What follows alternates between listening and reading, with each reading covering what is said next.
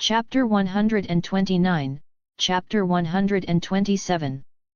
A/N, Option 2 won the vote, so going forward that will be the appearance of Atlas Station. Atlas Station image. Over the course of the next few months, Atlas Station has brought in a lot of visitors from various species. Already more than 2 million people have become permanent residents of the station, with more than 6 million being either temporary residents or tourists. As time passed, the station continued to grow in size and reputation. More and more species came to visit Atlas Station, bringing with them their unique cultures and technologies. The fusion sphere saw countless breakthroughs in science and technology for various other species, while the Pantheon flourished with diverse cultural expressions from across the galaxy. Visiting delegates from the farthest corners of the galaxy were constantly coming and going, imparting their knowledge, learning from others, and engaging in diplomatic negotiations. Traders peddled exotic wares from worlds too distant to imagine, and scientists eagerly gathered data, conducted experiments, and collaborated on research projects. Adventurers, explorers, and mercenaries seeking fortune or glory looked to the station as a hub through which the entire galaxy could be accessed.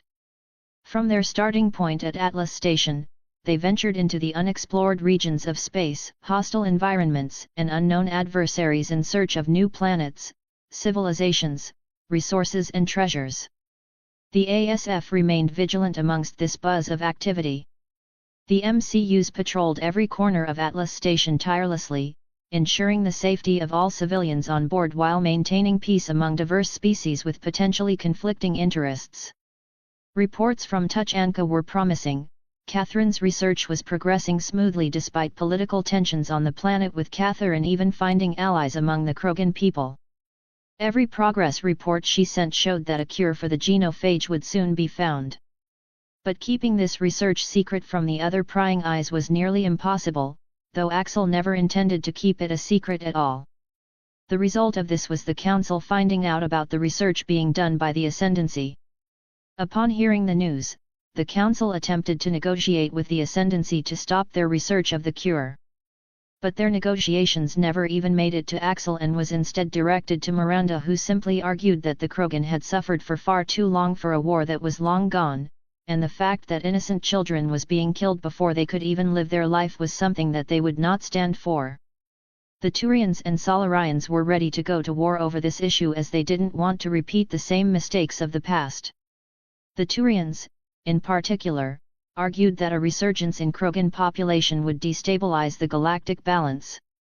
Word of Catherine's research had spread throughout Atlas Station as well, sparking myriad reactions among its diverse inhabitants. Valis traders speculated wildly about market shifts that could be caused by a cure for the genophage. Solarian scientists eagerly discussed the psychosocial implications of such a cure for the Krogan race. Meanwhile, the Asari, ever the diplomats, attempted to mediate tensions, arguing for a balanced approach to the Krogan issue. They advocated for strict monitoring and oversight mechanisms in place to ensure Krogan population growth was moderated without resorting to a genophage. The normally contemplative Drell pondered on the philosophical ramifications of altering the natural life cycle of a species, while the pragmatic Batarians simply stood on the Ascendancy's side, voicing their support for the research of the genophage cure. On Tuchanka, Catherine was making significant strides in her research. She had managed to isolate certain gene sequences that were directly affected by the genophage. It was painstaking work which required all her focus and dedication. All around her, the Krogan clans watched with a mixture of skepticism and hope. Their rugged homeworld had hardened them to disappointments. Yet some dared to believe that the young human scientist might be able to achieve what others had failed to do, give them a way out of their slow extinction.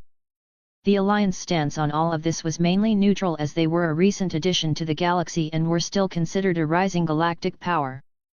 They were mainly focused on their colonization efforts within the Terminus systems and parts at Ekentraverse that the Ascendancy hadn't expanded its influence to yet. Throughout the galaxy it was difficult at times to remember the differences between the humans of the Ascendancy and the Alliance. The humans within the Ascendancy were on average much taller than those of the Alliance and were more interested in interacting with other races. while the Alliance on the other hand were shorter than the Ascendancy humans and a little xenophobic towards other species following the First Contact War. Despite this, they still enjoy good relations with the Asari republics and the Solarian Union. And it maintains a cold, yet relatively friendly, relationship with the Turian hierarchy, though animosity over the First Contact War and the occupation of Shaanxi remains. Their greatest diplomatic relationship was with the Ascendancy naturally, as the alliance was made up of their own kind. However, there was an undercurrent of rivalry brewing between the two factions, as the Ascendancy's rapid expansion and influence was starting to cast a long shadow over the Alliance's own efforts in the galactic stage. As such, the Alliance remained silent on the issue of the genophage, begrudgingly letting the Ascendancy take the lead while they watched from the sidelines. The Ascendancy's audacious attempts to cure a problem that had confounded some of the best minds in the galaxy for centuries were a bold move which threatened to further advance their standing amidst galactic powers. While all of this political grandstanding was taking place, Axel had visited Thessia to continue his exploration of Asari culture. He found himself fascinated by their culture and uniqueness, as they were the only race that didn't need males to reproduce. He was shown towards Mount Athame, one of Thessia's spiritual landmarks and home to an ancient order of Asari priestesses who were known for their cryptic prophecies. At the peak of the mountain, he was met by High Priestess Elithia, who had been expecting his arrival. Her eyes glowed with immeasurable wisdom as she welcomed him into her sanctuary. The High Priestess, believed to be one of the oldest living Asari, was known for her prophetic insights and sage counsel. Despite her age, she remained a figure of striking beauty like most Asari. "Welcome, Emperor Axel," she greeted Axel in her melodic voice. "We knew your coming was foretold in the stars." Elithia instructed her acolytes to prepare a special ceremony for Axel. She claimed that the stars had aligned in a way that only happens once every 1,000 cycles and that it was of utmost importance he witness it. The mystic ritual, seeped in time-worn traditions, highlighted the deep connection between Asari spirituality and the cosmos, a part of Asari culture that had largely been overlooked by outsiders. The ceremony was held under the open night sky, dappled with celestial bodies. Axel felt a sense of awe creep over him. The Asari priestesses danced rhythmically, their movements tracing intricate patterns that mimicked the constellations above. Their voices echoed across the plateau, ancient words in an archaic language he didn't understand.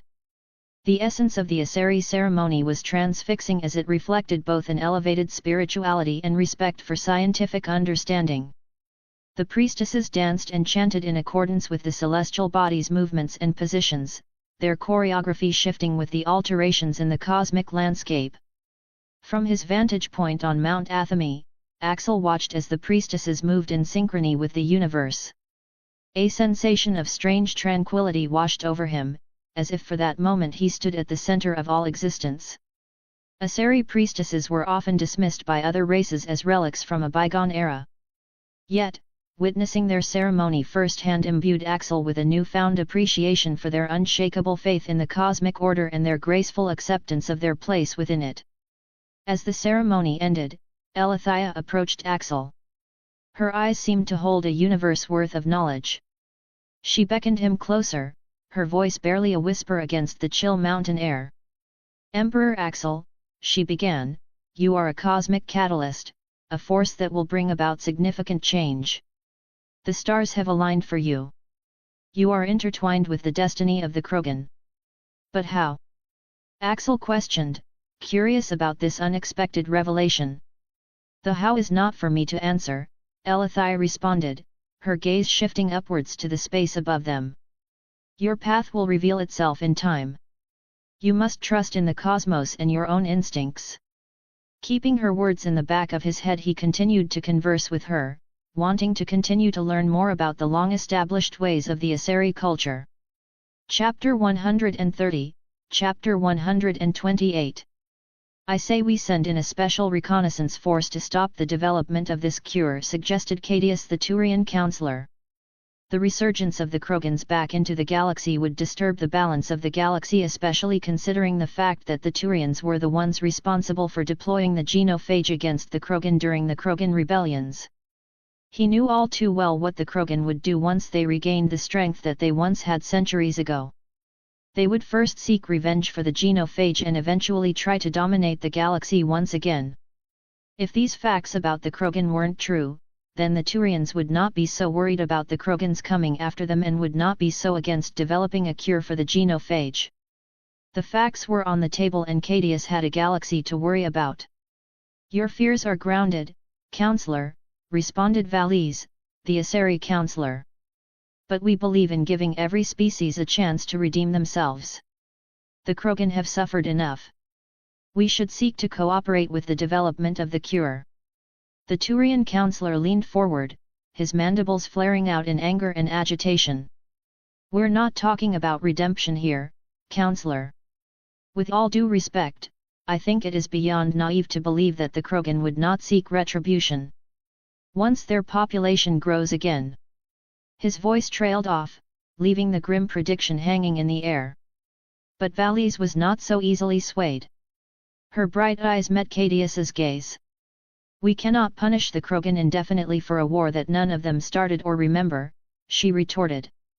Their extinction is on our hands, Counselor.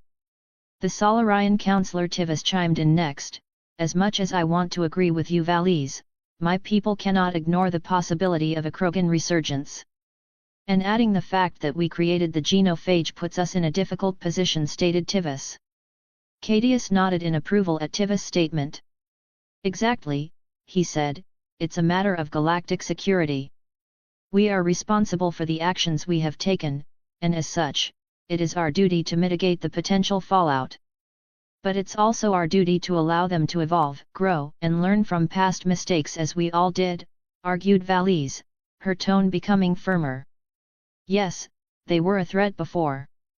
But who are we to judge whether they will be a threat again? The chamber fell into silence as each counselor weighed Valise's words.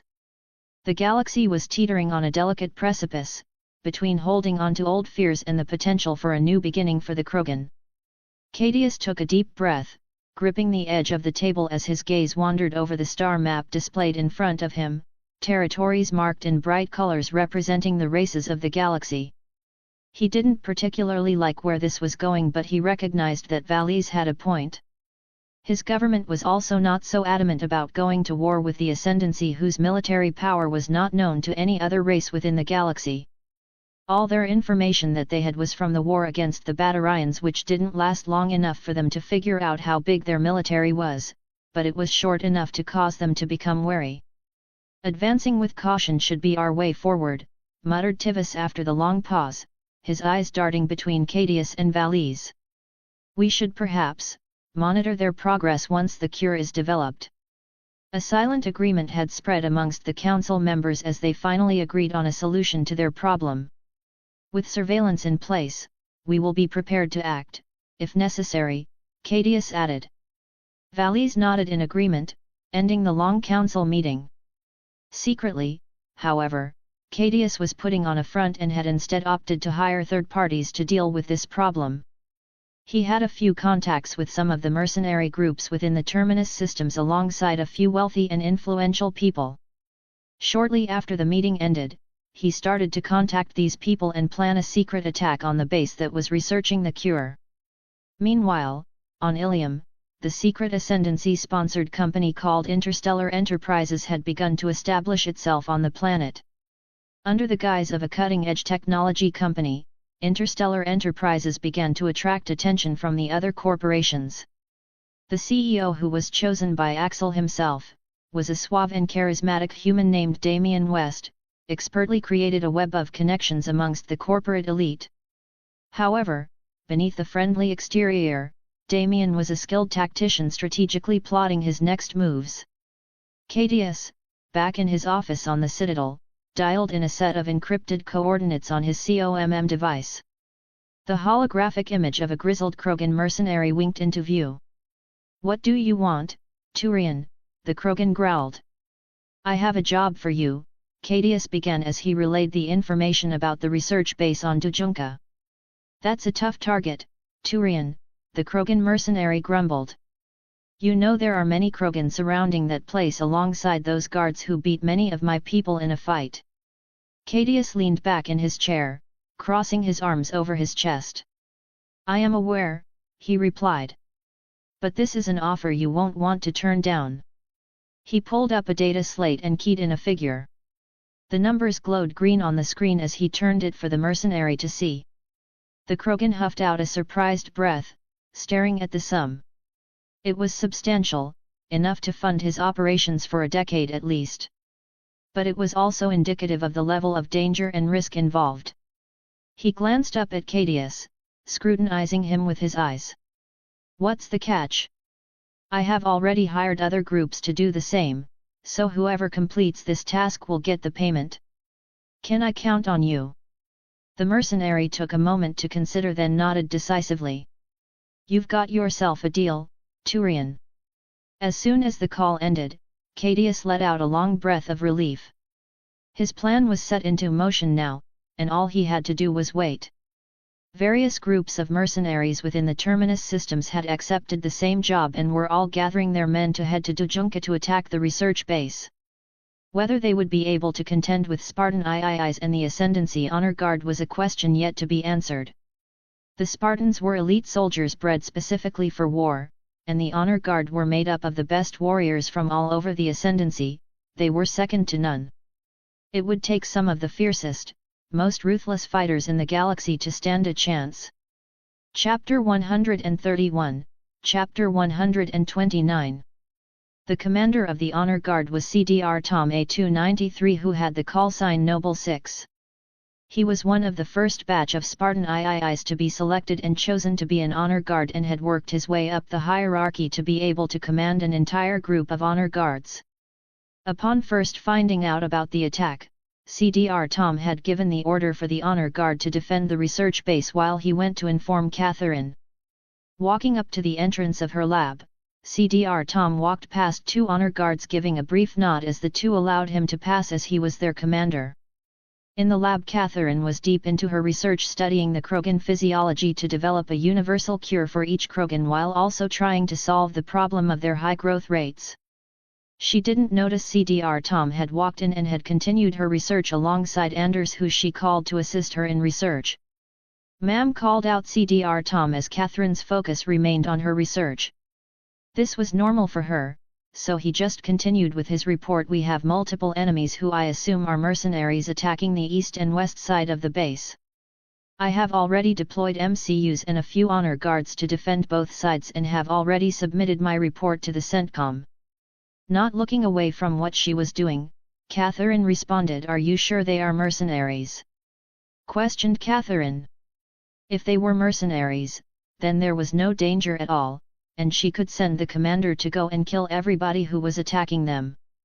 But if they were from the Council, then that was another matter which would spark a galactic war between the Council and the Ascendancy. Yes, ma'am, scans have identified many of the attacking force as mercenaries, with some having bounties on their head or being wanted by various other races. Explained CDR Tom. If that's the case, then you have my full authority to wipe them out and make sure none of them escape alive, Catherine ordered. She didn't take her eyes off her microscope, but the surprising command was more than enough to cause CDR Tom to hesitate for a moment. Unlike Axel, Catherine was known to be less aggressive when it came to the subject of war, and throughout his time as one of her Honor Guards, he had never heard such a thing come out of her mouth. Are you sure, ma'am? Asked CDR Tom, the surprise apparent on his face. Yes, she replied. We need to send a message to anybody else who would dare try to attack this place again. Hearing her words, Tom saluted. Understood, ma'am, he replied, turning to leave the lab promptly. As soon as CDR Tom left the room, Catherine resumed her work while Anders didn't pay attention to what had just happened, as she had been attacked numerous times working in the field.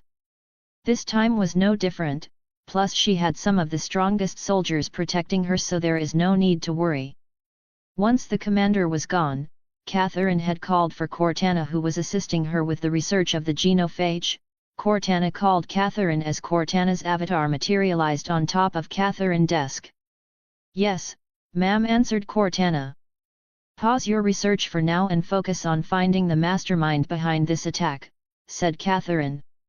I will get right on it, ma'am, replied Cortana as she began searching for any connections that may point to the person who planned this attack. She started hacking systems and finding any evidence that may point her in the right direction. On the battlefield, Tom communicated Catherine's command to the Honor Guard and MCU teams and they began their assault against the mercenaries. Mixed in with the mercenaries were not just Krogan, but also Turians, Asari, Solarians, and Batarians.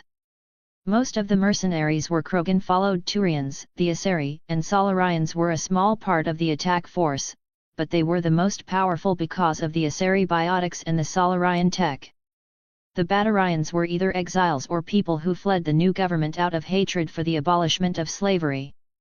Now they are back to return the favor by preventing the cure of the genophage from being completed. The Krogan, being the most formidable in terms brute strength, were quickly overpowered by the Spartans and sang highly. Amongst the turmoil, the Turians showcased their precision marksmanship while the Asari unleashed devastating biotic attacks against the Ascendancy forces. The biotics were effective against the MCUs but proved to be less effective against the Honor Guards, who either dodged the attack or recovered swiftly. The Solarians utilized turret emplacements to lay down suppressing fire on certain positions across the front line, while the Batarians fought with a fervor born from vengeance. Despite their combined forces, the mercenaries found themselves in a losing battle. The soldiers of the Ascendancy were simply too disciplined, too powerful. CDR Tom himself was moving through the battlefield, taking out all the mercenaries in his path. The weapons that the other races used compared to the Ascendancy were weak and didn't do much damage to his shields, which allowed him more maneuverability. The kinetic barriers that the mercenaries had couldn't take the damage that the Ascendancy weapons dealt, resulting in quick deaths for a few mercenaries. As CDR Tom was running from cover to cover, an Asari had managed to catch him and landed a direct hit, pushing back a few feet. Tom quickly recovered from the attack as his armor had absorbed most of the damage and fired his own energy rifle in the Asari's direction, but his shots were blocked by a biotic force field which surprised him for a moment. While Tom was momentarily distracted, a Turian sniper targeted him. The shot was absorbed by Tom's shield and had managed to do more damage than one of their rifles. Not that the mercenaries could see how much damage their weapons were doing anyway. The only thing they saw was his shield glowing every time one of their shots landed. Recovering quickly, Tom readied his energy sword and charged towards the Asari. The Asari pushed against him with her biotic field, but Tom's momentum was too powerful, and he broke through, slicing one of the Asari arms off. She screamed in pain, causing the mercenaries around her to look in horror, seeing what Tom had just done. To end her suffering, he cut off her head and proceeded to his next target. The mercenaries were surprised by this quick change in how their opponent was fighting. One moment they were being shot at, and now they were being charged and cut in half. A few of them had fled the battle seeing this overwhelming move, while many of them still stayed behind hoping to reap the rewards of this job. While the battlefield was filled with the sounds of gunfire, slashing energy swords, and exploding grenades, there was one sound that rose above it all, the war cry of a Krogan warlord. Seekmerstrelok had finally joined the fight, and he was barreling down on Tom with a raw fury that caused the other mercenaries to move out of the way. Undeterred by the sight of the Krogan warlord charging at him with his massive shotgun in hand, Tom stood his ground to face him head-on. As Seekmer got close and prepared to ram Tom with his body, Tom swiftly sidestepped the attack and used his energy sword to sever one of Seekmer's arms. Seekmer roared in pain and anger as he swung his remaining arm at Tom, who ducked under it and thrust his energy sword into Seekmer's side. With a hollow gasp, the Krogan warlord staggered back, pulling away from the blade. The cut from the energy sword had penetrated his armor and pierced his skin. Tom didn't hesitate. He moved in quickly, bringing the energy sword down in a swift arc that cleaved right through the massive Krogan shotgun and dealt a final blow to Seekmer's chest. The formidable Krogan warlord went down with a surprised gasp. For as long as the Krogan lived, they had never met another race that could overpower them in hand-to-hand combat. Their standard tactics of charging headfirst into the battle without any plan didn't seem to work this time around, as they were being obliterated. With the death of Seekmer, the mercenaries attempted to flee, but Tom gave chase and hunted down each one of them alongside the other honor guards. Chapter 132, Chapter 130. About an hour after the first battle had started, Axel was informed of this attack while he was visiting New Rannoch to see the Quarians who had managed to adapt to the Ring World's environment and were able to live without their suits while they were on it. However, once they leave, they must put their suit back on as their immune systems have always been relatively weak, as pathogenic microbes were comparatively rare in their homeworld's biosphere. Furthermore, what few viruses and other microbes were native to their homeworld were often at least partly beneficial to them, giving them a symbiotic relationship with their environment. After living aboard the migrant fleet for generations, the Quarians' immune systems have declined further due to years in the sterile environment of the migrant fleet. As such, Quarians are given various vaccinations and immunizations to help ward off disease. On New Rannoch, however, there were no diseases, and they lived in a perfectly crafted artificial world that allowed them to live without their suits. Axel was on New Rannoch to return the Quarians who had joined him on their pilgrimage. While they could have returned sooner, they were enjoying their time within the Ascendancy and felt comfortable as they were treated relatively well despite how the other races in the galaxy treated them. But now it was time for them to return to New Rannoch and start contributing to the population growth of their people. Axel didn't personally need to come to Rannoch, but he wanted to see how the Quarians looked without their suits. When news of the mercenary attack reached him, his curiosity on the physical appearance of the Quarians momentarily went away as his mind focused on the attack. He was standing amidst a crowd when Omni informed him about the attack. Already additional forces were being deployed to the planet, so his presence wasn't required, and he knew that the honor guards would do their jobs no matter the circumstances. Turning back to the crowd of Quarians, Omni continued to give him live updates as he continued talking to the crowd of Quarians. He was the first alien to see them without their suits, and the one to help them be able to live without their suits once again, so they had gathered to thank him in person. The crowd was a sea of colors, their ranging from blue to purple, their eyes glowing like precious stones. They were humanoid yet possessed a few features that separated them from the other races. With their suits on, one wouldn't be able to tell how diverse the Quarians were. The sheer variety in their physiology and aesthetics were astounding. Having been viewed as pariahs by other races, it was nice to see the Quarians enjoying their newfound freedom that he had offered them. Meanwhile, back on Dujunka, the various mercenaries who had arrived found themselves to be on the losing end of the battle. More Ascendancy forces arrived from orbit, making it impossible for them to get close to the research base, forcing them to have to flee. In orbit, Ascendancy ships had performed a blockade of the planet to prevent any mercenary ships from fleeing the planet. However, this action had got the attention of the Council Demilitarization Enforcement Mission, CDEM, which was created in accordance with the armistice that ended the Krogan rebellions. Based at Pildea Station, CDEM's patrols oversee the entire Krogan demilitarized zone. CDEM logs all ships passing through the DMZ and has the right to board and search them at any time and for any reason. They were responsible for making sure the Krogan did not obtain starship-mounted weapons. They had been monitoring the incoming ships to Dujunka and keeping logs on them. They had been monitoring the situation on Dujunka while keeping the Council informed. They were instructed to stay out of the battle but be ready to deploy in case of an emergency. Once Ascendancy military vessels were detected above Dujunka, the CDEM had deployed a fleet to make the Ascendancy military vessels leave the Krogan DMZ. Under the treaty, no military ships, installations, activities, or personnel were allowed within the DMZ. The CDEM ships were an exception as they were enforcing the Council laws and making sure the Krogan are kept in check. The commander of the CDEM fleet, Captain Arte Tora Anasari, checked her terminal for updated instructions. She was a seasoned veteran, having spent years on patrol in nebulas and asteroid fields, guarding Council interests against pirates and rogue factions. But nothing had prepared her for the possibility of tackling a force as formidable as the Ascendancy. "The Council wants us on high alert," her second-in-command Marius Graylin, a Turian, reported. "The Council is starting to suspect an invasion in response to the attack on their research base." Arte Tora shook her head. An invasion would be too obvious for the Ascendancy. They wouldn't risk open war without provocation. An attack on a research base on another race's world isn't provocation enough. But even as she said it, she knew that the situation was precarious. Her eyes fell on Dujunka's live feed, which showed the Ascendancy forces hunting down the mercenary forces, preventing their escape. A few Krogan who were simply trying to defend their territory ended up caught in the crossfire and were defeated. On the surface, CDR Tom had captured one of the mercenary leaders alive and had brought him back for an interrogation as suggested by Cortana. CDR Tom brought the captured mercenary leader to a security chamber within the research base.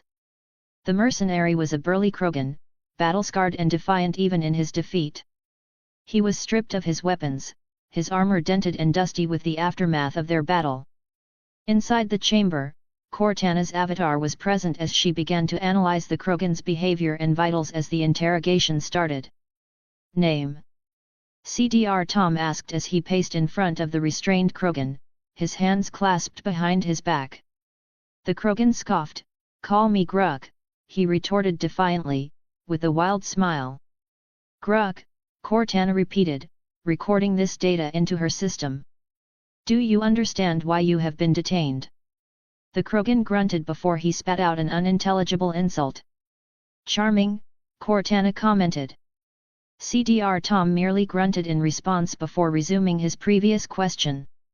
"Why did your group attack this base?" Gruk's laughter echoed around the chamber as he found the situation more amusing than dire. "We were paid to. And Krogans are in the business of war." Cortana analyzed his vitals again, heart rate steady, blood pressure normal. He wasn't lying. But who would pay for such an attack? "Who hired you?" Tom asked, his voice devoid of any emotion for the Krogan. Gruk shrugged, ignoring the seriousness of their conversation. "We don't ask names. Business is business. Business that involves attacking our bases," Tom countered. Gruk's smirk lessened slightly but didn't disappear completely. "You should have chosen a less desirable location for your research base." CDR Tom started to guess, the shadow broker. The room fell silent as Gruk's smirk suddenly vanished, replaced by a frown. He remained silent, his eyes narrowing at the mention of the name. After a moment, he finally spoke. "I said, we don't ask names." Tom felt a surge of frustration but kept his composure. He turned to Cortana, who silently nodded at him, confirming his suspicion. The shadow broker was an elusive and dangerous figure in the galaxy, rumored to deal in information and secrets. If he truly was behind this attack, then things had just become slightly more complicated. "That's enough, Commander. I have gathered the necessary data on this Krogan and found the person who hired him alongside a few other mercenaries," stated Cortana. CDR Tom nodded as he headed for the exit of the room, leaving the Krogan tied up. Once he left, 2 more guards came in the room and had got rid of the Krogan as he was no longer useful. By scanning and identifying the identities of the mercenaries, Cortana was able to gather a list of people who were involved in the attack in some way or another. Whether it by through lending money, or hiring the mercenaries through a third party, she had managed to make the connections. However, she had feeling that the true mastermind was still out there and they would need to gather more intelligence first before they had an answer. At the moment there was too many people who could possibly be the mastermind. She wanted to find the one responsible for organizing such an attack. Chapter 133, Chapter 131. This is Captain Artetora of the Council Demilitarization Enforcement Mission. You are in violation of Council laws by entering the Krogan demilitarized zone with a military vessel. You are instructed to leave this area. Failure to do so will be considered a hostile act, and we will be forced to respond accordingly. Artetora's voice was transmitted to all Ascendancy ships above Dujunka. The Ascendancy battle group dubbed Omega-9 consisted of 3 ships that were sent in response of that attack on the research base. 1 supercarrier as the command ship with an escort of 2 cruisers. The commander of the battle group was Vice Admiral Greer, a seasoned officer who proved himself during the late stages of the Human Covenant War. Having heard the demands from Captain Artetora, he replied over the open channel. "This is Vice Admiral Greer of the Imperial Ascendancy," he declared.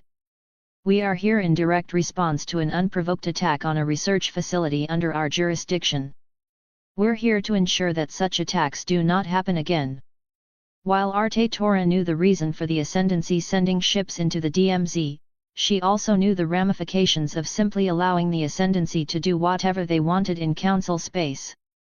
Plus, it was their fault for establishing a research base on another race's world located in Council space.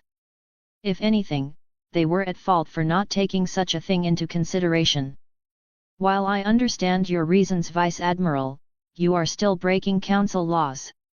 The Ascendancy has no jurisdiction in this zone. Your presence here is a violation and must cease immediately." Greer sighed hearing this response. Ever since they entered this new galaxy, they have been constantly pestered by the Citadel Council over violations of Council laws, which were sometimes unreasonable laws that made no sense, or they were just too restrictive. Luckily, they came to this galaxy to make friends and discover other races. If not, then he could imagine that the Citadel Council wouldn't even exist right now. "Captain Arte Tora," Greer began. "While I respect your adherence to the Council's laws, I must remind you that there is a bigger picture here. A research facility under our jurisdiction has been attacked. Lives are at stake, including that of the Empress who is down there. The Ascendancy will not stand idle. I say this with the utmost respect to you and your fleet. We will not move our ships from this position until those who have attacked us are dead, so you can attempt to take aggressive actions, but in doing so you invite the downfall of the Council." While he said with utmost respect, Arte Tora still heard the threats in the Vice Admiral's statement.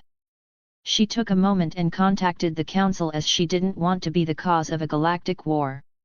At the same time, Vice Admiral Greer had just received a report from the surface that all the mercenaries were defeated, with some being taken alive for interrogation.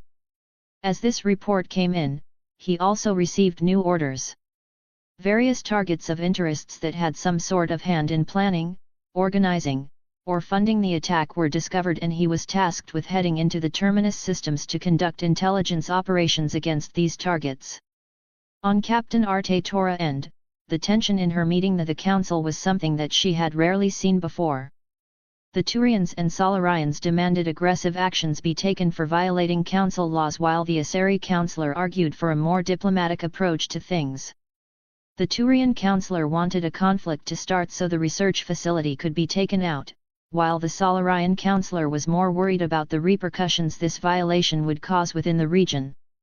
The Krogan could start to become more aggressive and courage after finding out that the Ascendancy was allowed to violate Council laws without any kickback from the Council.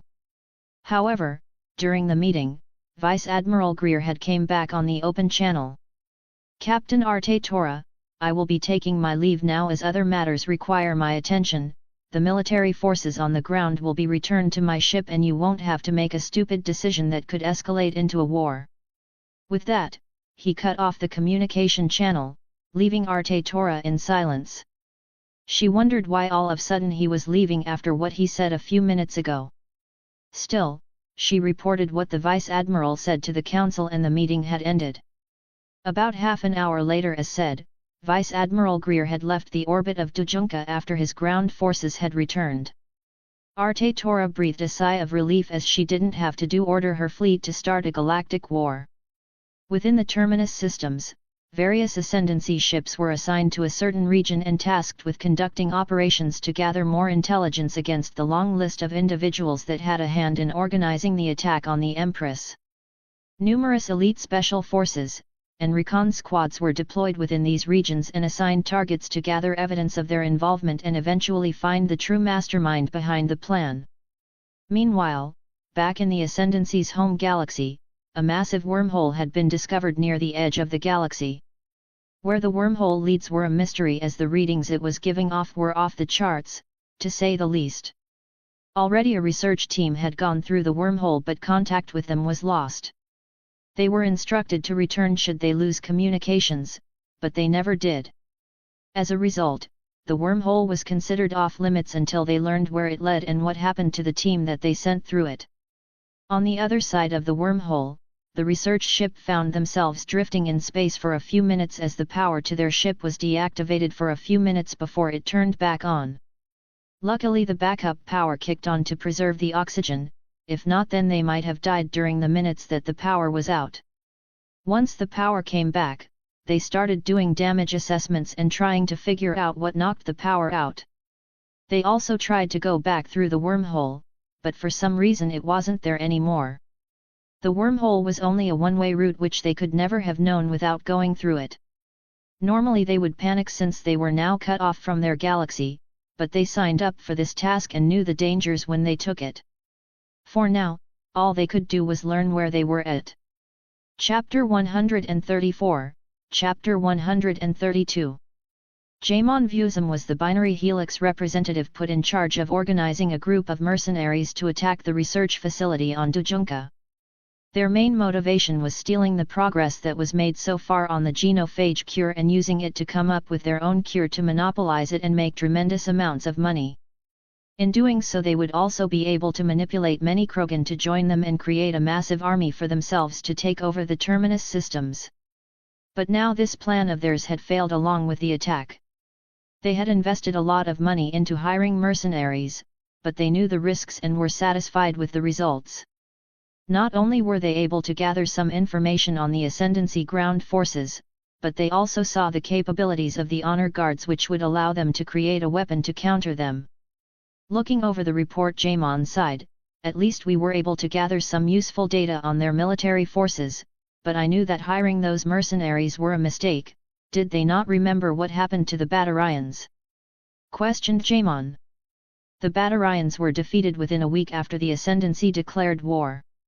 Yet the executives of Binary Helix had ignored this important fact and instead let their greed control them and guide their decision-making. The allure of the genophage cure and the potential power a Krogan army would provide had been too strong. Now, they were left with only data and a significant dent in their resources. As we foresaw, the Ascendancy forces are not to be trifled with, Jaemon continued in a bitter tone, scrolling through the combat footage captured during the attempted raid on Dujunka. He was no genius in military tactics, but one could see how superior both the tactics and equipment of the Ascendancy soldiers were. Suddenly, a holographic image of a soldier clad in advanced powered armor, wielding a weapon Jaemon had never seen before, flickered to life in front of him. It was one of the Ascendancy's honor guards, yet it looked as terrifying as the stories suggested. Tall, fast, and brutal, they dispatched mercenaries with ruthless precision. Look at them, Jaemon murmured to himself, observing the holographic images of these super soldiers mowing down their enemies. They are nothing like the standard soldiers. They're more akin to machines than beings. One nodded his agreement, his gaze fixated on the holo display. Indeed, sir. Either they are vastly superior to the humans within the Alliance or they're enhanced with some sort of biomechanical augmentation, something we haven't encountered before. The taste of defeat was bitter, but Jaemon also recognized opportunity within this setback. If they could find a way to replicate or counteract this advanced technology. Padrak, Jaemon said, breaking the silence. I want you to gather a team. He was interrupted as the facility's alarm had gone off along with the facility virtual intelligence. 6. Intruders detected within Section 12B. Security breach. Initiating lockdown protocols. The voice of the 6 echoed throughout the facility.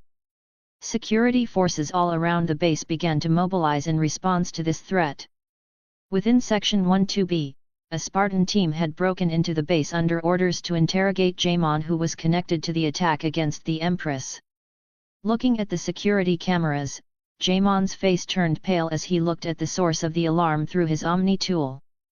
They're here? How? He stammered as he watched the security forces be overwhelmed and wiped out. The sight on the screen was an echo of what they had just viewed in the combat footage from Dujunka, only this time, it was their own security forces being cut down like chaff before the wheat. The Spartans moved as one, their actions perfectly coordinated, as if they were extensions of each other's senses. They seemed invincible against the futile attempts to stop them by the security forces. One's eyes were wide with terror. "We need to evacuate," he said hoarsely, already moving to gather their data. But Jaemon was frozen, staring at the screens as if mesmerized by a particularly horrific spectacle too terrifying to look away from. A series of thick metal doors began sealing every exit, attempting to contain the invaders within Section 12B. Yet it didn't seem like anything could hold back the attackers. Meanwhile, in Section 12B, Spartan Fire Team Echo pushed forward relentlessly.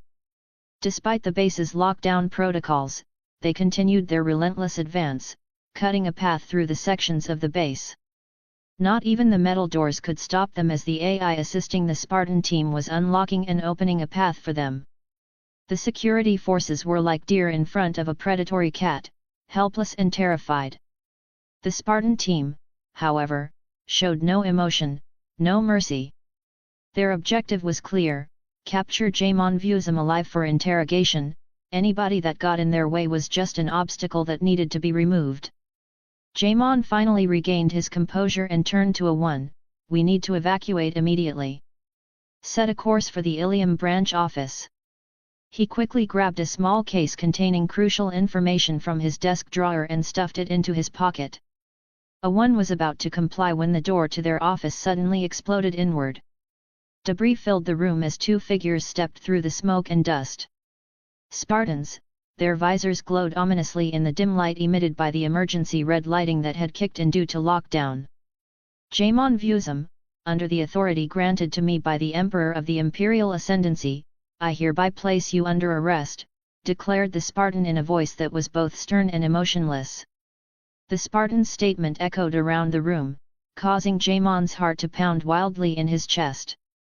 "Under what charges?" Jaemon managed to ask, trying to appear unshaken. "Conspiracy against the Imperial Ascendancy, espionage, and for organizing an attack against the Empress," replied the Spartan. His words felt like a judge's gavel announcing a harsh sentence. In this moment Jaemon wished that he didn't accept the job of organizing that mercenary group, as it would probably cost him his life. No plea for mercy or negotiation was going to save them now. "No need for a trial then? Your judge, jury, and executioner." Jaemon spat out bitterly. He saw how brutal the Ascendancy forces were, so he tried to bring up the fact that he hadn't even gone through a trial yet to be accused of such accusations. "We are not the executioners," replied the second Spartan in a voice that hinted at impatience. "Your fate will be decided by those higher up." The Spartans moved in swiftly, securing both Jaemon and A1 with restraints made from the same power source as their shield but changed to act as restraints instead of a force field. Once secured and stripped of their personal communication devices, they were led away from their office, now a smoldering ruin, through the same path of destruction they had watched unfolding on the security screens only moments earlier. Across the terminus systems, the same destruction was happening in dozens of places. Whether they be politicians or other highly influential people, if they had as little as even a pinky in funding or organizing the attack, then they were targets. Any companies who were directly involved were also targeted, and their secret information would be leaked to the public for all to see. In all corners of the terminus systems, the power of the sleeping dragon, which was the Ascendancy, was felt. Even on Ilium, which is known for its neutrality in galactic affairs, covert operations were being conducted. There were whispers among the corporate elite about potential targets within their midst. Long-standing corporations began to fortify their defenses while others called for negotiation with the Ascendancy. However, they were not granted an audience. Chapter 135, Chapter 133. Prime Minister Andrew Ainsley of the Alliance was being briefed on the current situation that was transpiring within the terminus systems. As they had been exploring the regions of space close to the terminus systems, the Alliance maintained constant surveillance of that region of space to protect their exploration and colonization efforts. Right now, they were getting numerous reports of various locations within the terminus systems being raided by highly advanced super soldiers that had the insignia of Ascendancy on their armor. These reports seemed to match the disturbing footage of the super soldier onslaught in Dujunka. "They are demolishing every organization that had any sort of involvement in the attack on the Empress," said Ainsley's military advisor, a stern-faced woman known as General Strauss. Her eyes were filled with a mixture of fear and admiration as she watched the footage over and over. "The Ascendancy has some hidden cards, it seems," said General Strauss. She had studied the information that they had collected from the Ascendancy's short war against the Batarians to get a sense of their military strength, but there was either not a lot of footage or she didn't see enough to properly determine how powerful the Ascendancy was. Because of the current state of the galaxy, she put the Ascendancy over the Turians in terms of their military but didn't have enough knowledge to compare them to the Solarians in terms of their espionage, so she put the Solarians over them. As for their influence, well, she puts them second to the Aseri because of their construction of the interspecies station, which she couldn't choose whether it was on the same level as the Citadel or better. Then add in their diplomatic outreach with the other races, one could see that they were gaining ground. Massive, coordinated strikes across the terminus systems. How did they manage to coordinate such an operation? Questioned Ainsley. The Ascendancy's intelligence network must be vast, surpassing even our own, admitted General Strauss. Every target must have been part of the attack against them and not a single innocent has been accidentally caught in the crossfire. Their precision is surprising. For now, they have remained out of Council space and only in the Terminus systems. Numerous corporations based within the Terminus systems have been targeted and lost a few top executives to these operations. Any indications they are planning to extend their operations to Citadel space? Ainsley asked. No clear signs yet, sir, but if they do, we won't have to worry as we have multiple agreements with them, and because of both our empires consisting of humans, the Ascendancy considers us to be like a distant cousin of sorts. Good. The last thing we need is a conflict with the Ascendancy, Ainsley acknowledged. At that moment, the office door swished open, and a tech officer entered carrying a data pad. His face was pale under the bright lights of the office and his face had a serious expression. Prime Minister, he began, we received an emergency request for help the Citadel in response to an Ascendancy fleet that has surrounded the Citadel. What? Yelled the Prime Minister, confused as to what the hell was going on right now. Secretary of Defense has sent the 7th Fleet in response and is requesting that you reach out to the Ascendancy to find out what exactly is going on. Very well, Prime Minister, Ainsley said, steadying his nerves. Coordinate with the Secretary of Defense and keep me updated on the progress of the 7th Fleet. Turning to his communication officer, he directed, set up a secure line with the Ascendancy immediately. If they've surrounded the Citadel, there must be a reason. We need to understand what's happening. As the communication officer scrambled to comply, Ainsley turned to General Strauss. Her face was a mask of concern, underlying the severity of the situation. We need to be prepared for any eventuality, he told her wisely, get our forces on high alert, but do not provoke unless provoked. The last thing we want is to escalate this situation further. Meanwhile, a few hours earlier on Nova, Axel was sitting in his office doing some administrative work involving the recent colonies that were created, increasing the Ascendancy's total colonies in this galaxy to 14. At the moment, the total number of people who have migrated from their home galaxy has reached 500 million, with millions more coming through every month. Migrating was entirely voluntary and up to the person, and once the person decided to move, they were provided with a place to live and a job to support their new life. With every single human within the Ascendancy now able to live to 300, the number of people that could work, travel, or do the things that they couldn't do when they were younger were many. 6 billion people were no longer in their retirement age and could continue with their lives as if they were young again. Many former military officers rejoined the Ascendancy military, while some who couldn't go to college before went back to college and fulfilled their long-held dreams.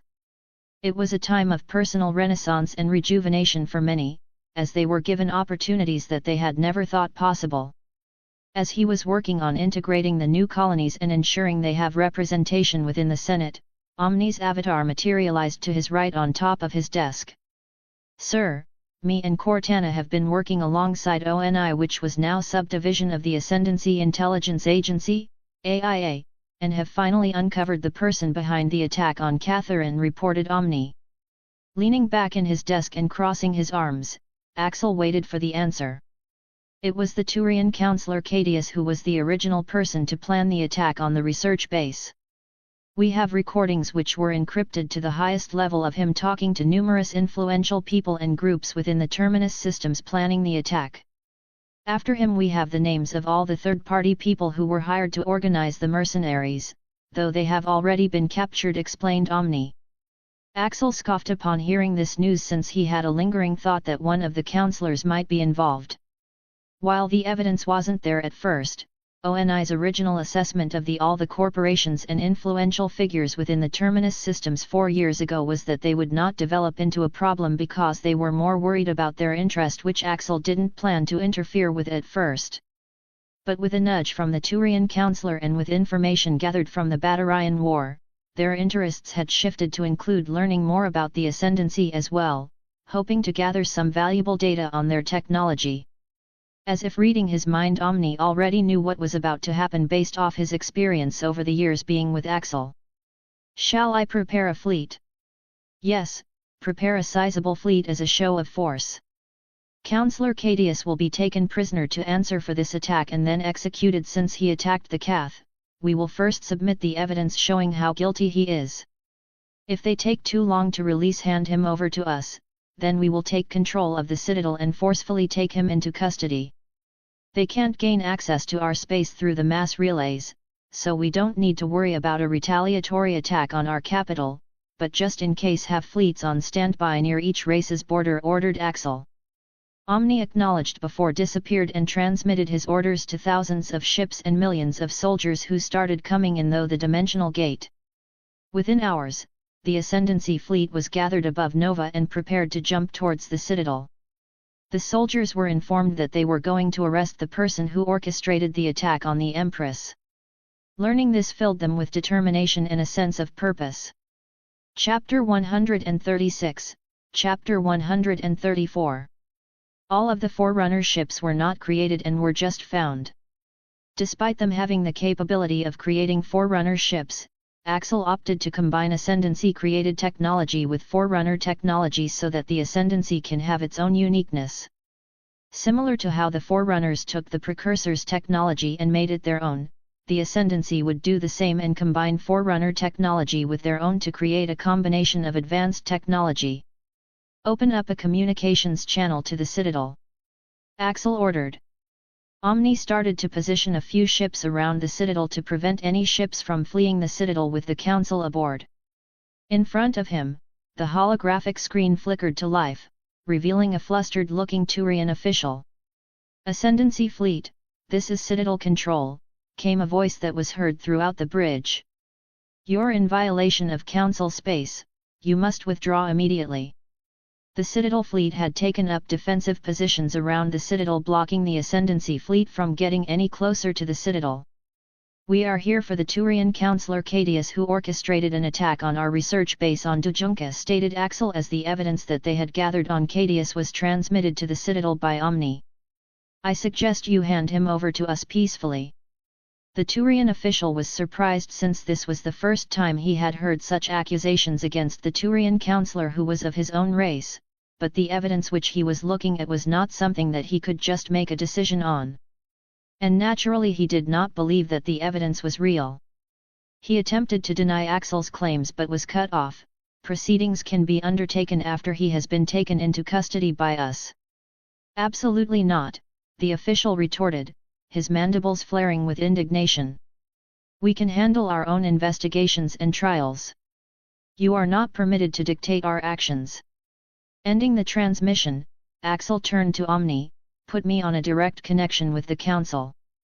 He didn't want to waste any time talking to some official who was not even in a position to make decisions. Moments later, the images of the councillors appeared in front of him. Valles the Asari Council was standing in the middle, with Cadius the Turian councillor on the right and the Solarian councillor Tivus on the left. "Councillors," greeted Axel, as if the Citadel wasn't currently under threat by the Ascendancy fleet. "Emperor Axel," Valles responded, her voice managing to retain a calm tone despite the current situation. "Why have you brought this fleet to our doorstep unannounced?" Counselor Cadius, Axel addressed, not allowing the direct question to be a diversion from the matter at hand.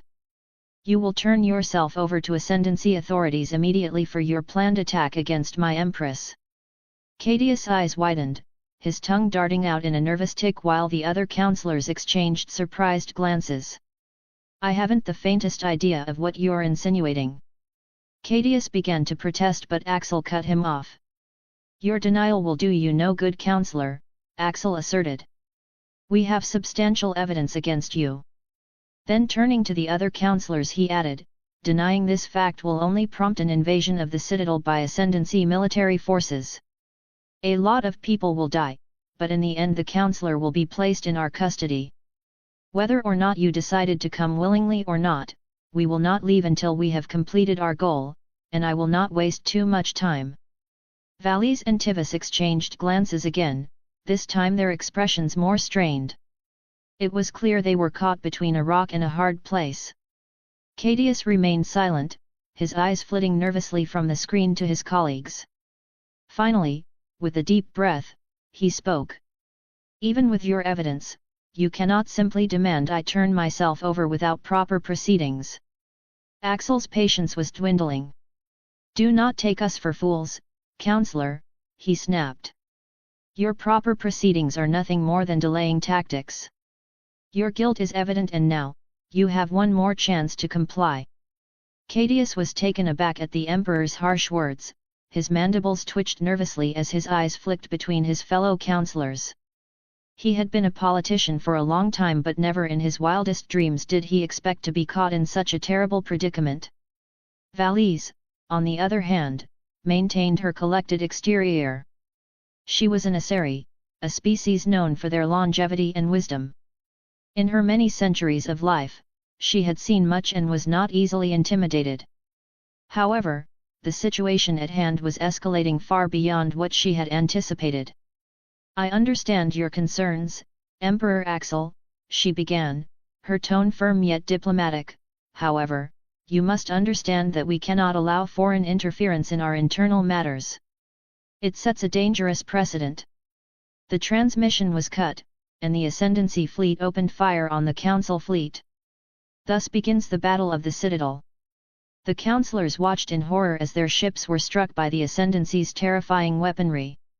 The skies above Citadel lit up with the ensuing chaos, a grim reminder of the threat that hung over them all. Please reconsider. Valise's calm facade broke, her words desperate, but the transmission was one way now. Axel did not respond. On board the research ship named the Endeavour, the crew was hard at work trying to come up with a way to survive. Most of the crew were military scientists with a small number of Marines on board plus a small 4-man team of Spartan IIIs.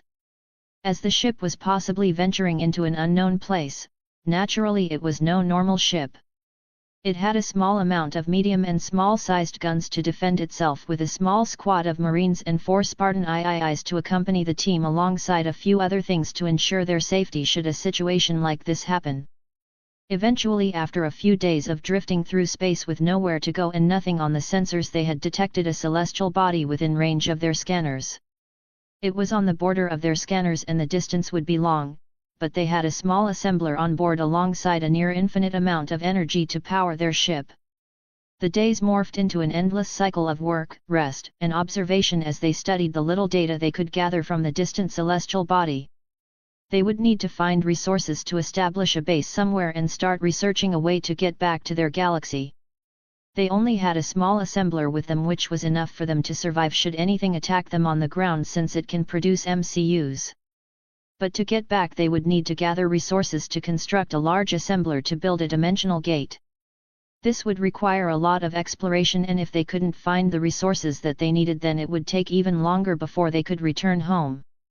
Chapter 137, Chapter 135. The citadel was filled with the sounds of alarms and red warning lights flashing ominously. The councillors were forced to retreat from their chambers, moving towards the docks so that they could escape aboard the Destiny Ascension. Start the evacuation protocols, Valise ordered, her voice loud and clear as she saw the battle occurring outside the window. The Citadel fleet was being overwhelmed and wiped out without much resistance.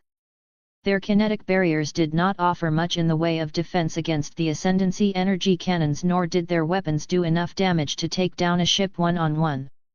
Even the Destiny Ascension, the Asari dreadnought, widely considered as the most powerful ship in the Council fleet, did little to turn the tides in their favor. The Ascendancy's ships were bigger and more powerful, making the Citadel defense fleet no match against the quantity and quality that the Ascendancy fleet had. The Infinity was at the forefront of the battle with thousands of ships to its left and right as it moved forward towards the Citadel fleet. Each shot from the ship's cannons penetrated the kinetic barriers of the Council defense fleet and turned the ship into floating debris. Within his command center, Axel had watched the battle progress as they close in on the Citadel. Once they were close enough and the number of Council ships had diminished, he ordered ground troops to deploy to the station and secure it. Ground troops were carried inside transports as Omni hacked into the Citadel docking controls to keep the docking ports open for the ground troops.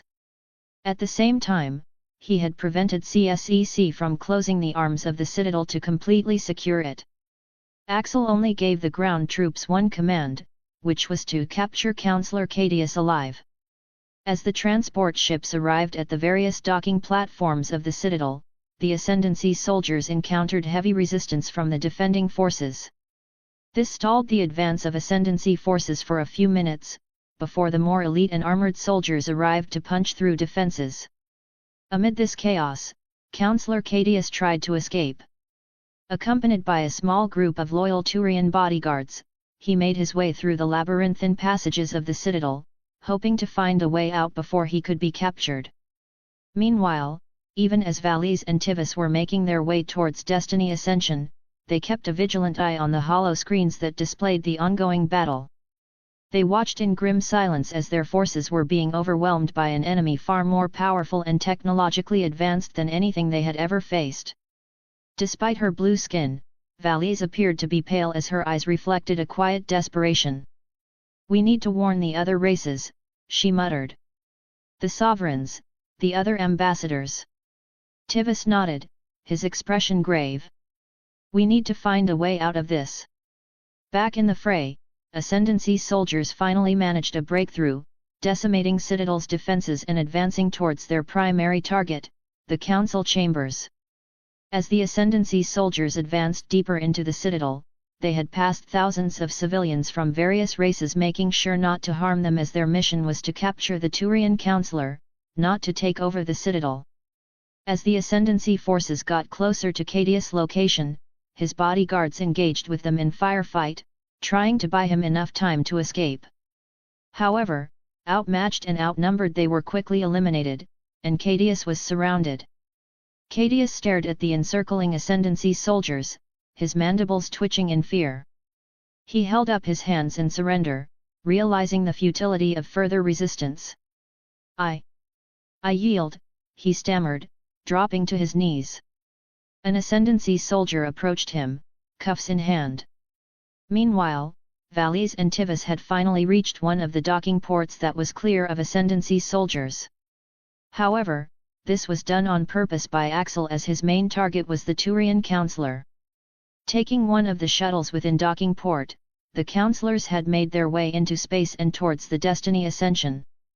Axel had made sure not to focus fire on the Destiny Ascension too much, so that he would offer the Asari Councillor and Solarian Councillor a way to escape, and out of his respect and relationship with the Asari and Solarians. Compared to the Turians, the Ascendancy had very good relations with the Solarians and Asari as well as their councillors, but his good relationship wasn't going to make him act soft towards either race when it came to the matter of an attack on his Empress. Cadius was escorted to one of the captured docking ports and escorted back to the Infinity, where he was placed in a detention cell. Once he was on board, Axel and all the troops on the station were evacuated. The Ascendancy fleet had jumped out of the system. Councillor Valise and Tivus was surprised at this sudden retreat by the Ascendancy. If anything, they were winning the battle by a large margin and could have taken the entire citadel if they wanted. However, Axel wasn't interested in claiming the citadel. He had sent a forceful message to the councillors and other races, while also achieving his goal of capturing Cadius. The Ascendancy fleet left as abruptly as it arrived, leaving behind a citadel that was battered but still intact. However, their method of leaving had also raised a lot of questions. From the Councilor's perspective, a few of the Ascendancy ships had appeared to move forward at what appeared to be faster than the speed of light, while a few of them had entered large portals and disappeared. The Councilors could only stare in stunned silence at the eerie spectacle. Some of the remaining Council fleet, too, watched in disbelief as the Ascendancy fleet seemed to break the laws of physics with their departure methods. With Cadius captured by the Ascendancy, fell to Valise and Tivus to attempt to pick up the pieces. They had started with updating the other races on what had just happened with the Ascendancy fleet. The Asari Councilor shared a weary glance with her Solarian counterpart. "We have a lot to do," she said as they received reports of the damage that was done to the Citadel and the Citadel Defense Fleet. They had also started to investigate the evidence that Axel had provided them to verify whether or not the attack was warranted or if the Ascendancy was a galactic threat that they would need to deal with. Chapter 138, Chapter 136. And now the Ascendancy had proved that they are a threat. They wanted to start preparing for war against them. "In all my life," one Primarch grumbled, his mandibles flaring in frustration, "we've never faced such a technologically superior foe. Their fleet could not only decimate ours, but probably that of every species combined. We need to find a way to overcome their superior numbers, maybe by getting the Council to life the restriction on the number of dreadnoughts we can have at once," responded another Primarch, proposing the first of many solutions to fix their problem. "Or perhaps we need to rethink our military strategies entirely," suggested a third Primarch, his image flickering slightly on the VID call. "Simply increasing our numbers may not be enough against an enemy like the Ascendancy. We'll need new tactics, new weapons, perhaps even new alliances." His assertion was met with a heavy silence across the VID call. All the Primarch understood that such changes were not made overnight. Any significant reform or advancement would require time and resources that they were unsure they had. The Asari might be persuaded to lend their biotic expertise, one Primarch finally offered, breaking the silence. Their commandos could be of great use against this Ascendancy. But they are on good terms with the Ascendancy.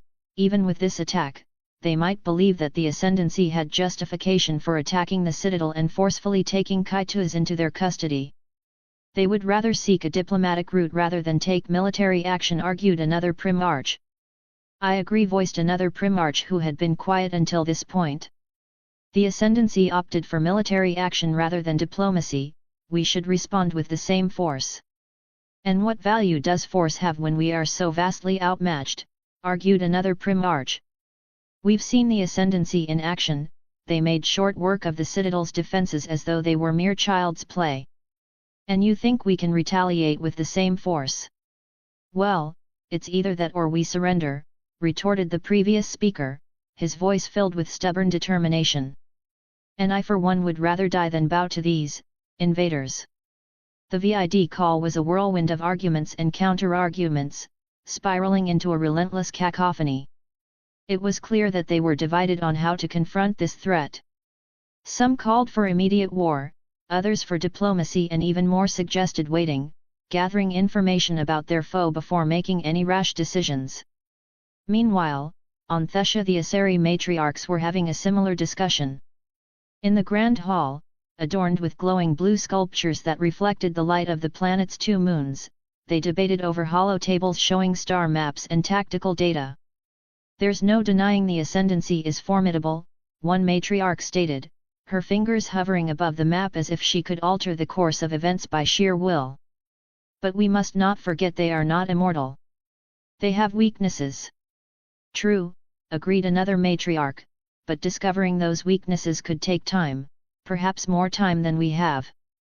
She looked around at her peers, her eyes piercing through them even on their projections. "We must act wisely. I suggest we send a diplomatic envoy to the Ascendancy," proposed one younger matriarch. "We could negotiate a truce and understand the reasons behind their sudden aggression." "The reason is clear," said an older matriarch as she pulled up the data on the reason why they attacked the Citadel. Councillor Kaitus had orchestrated an attack on the Empress, the wife of Emperor Axel. The Emperor is seeking retribution. But through an act of war. A matriarch countered, her tone anxious yet steady. That's hardly a rational response. Rational or not, this is what we have to deal with, a voice sounded from the back of the room. Even in holographic form, elder matriarch Janaris commanded respect and attention as she continued, we are not dealing with a rational enemy. We are dealing with a force that values loyalty above reason, power above diplomacy. The room fell silent again as each matriarch pondered the words of their elder. They were all aware of the stakes at hand. Peace in their galaxy hung like a star shimmering in space, beautiful and fragile. If we do nothing, the Turians will be furious, pointed out a matriarch. Perhaps, but their spot on the council will come into question, especially when their own counselor has been caught conspiring against a high-ranking political figure of another race, countered matriarch Janaris. Perhaps the Solarians could be of assistance, suggested another matriarch. They have always been known for their scientific prowess. They may be able to provide us with weaponry or technology that could even the odds. The Solarians are hesitant to join any conflict, replied matriarch Janaris, her holographic image flickering as her eyes narrowed. They value their neutrality highly and are more likely to offer intelligence and information rather than direct warfare support. As the discussion carried on, the only thing that became clear was that there was no clear path forward. No option seemed ideal, every potential plan was fraught with its own set of risks and uncertainties. Meanwhile on Surkesh a few Solarian Dalatrases were seated around a round table filled with holograms of various galactic maps, each one blinking with data points and logistical information. The room was filled with the low hum of technology as their discussion began. As I have stated before, one of the Dalatras began, her voice echoing through the chamber, the Solarian Union has always maintained neutrality in the face of conflict. Not out of fear, but to promote diplomacy and prevent unnecessary chaos. However, chimed in another, his fingers twitching nervously over a console, our intelligence network has been gathering data on this ascendancy. Its technological prowess is troubling. His eyes darted across the room, noting the uneasy nods around him. And yet, a third interjected, we mustn't let fear force our hand into war.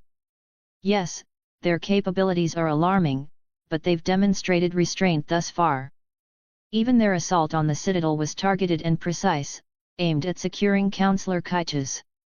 Fear is not what drives my argument, retorted the second Dalatras, his gaze stern. It is prudence. Are we to stand by while our fellow council races make decisions that could endanger us all? Asked a fourth Dalatras. Our intelligence and neutrality are our greatest strengths. Yes, but they could also be our downfall if we remain on the outskirts, uninvolved, while the rest of the galaxy crumbles, countered a fifth Dalatras, her voice filled with urgency. We cannot be bystanders in this crisis. There is no advantage in becoming embroiled in a conflict that we might not win, argued the second Dalatras.